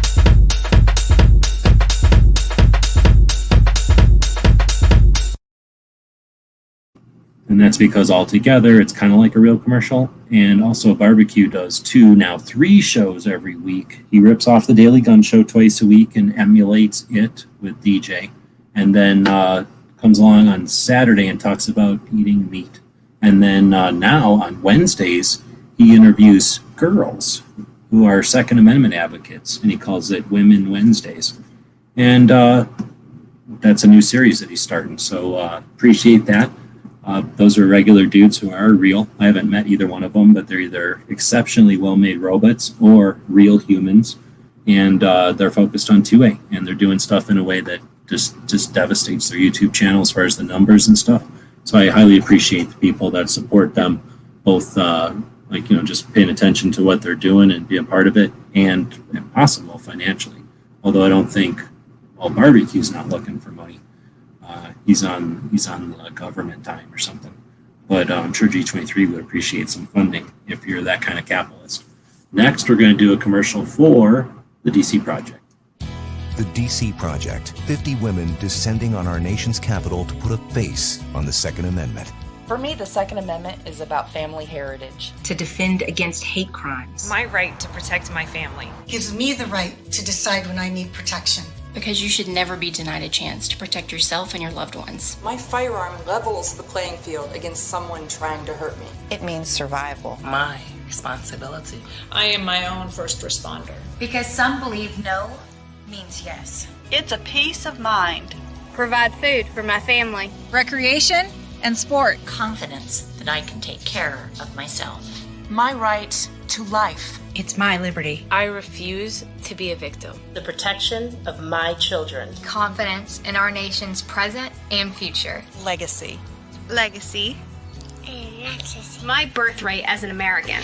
And mine too.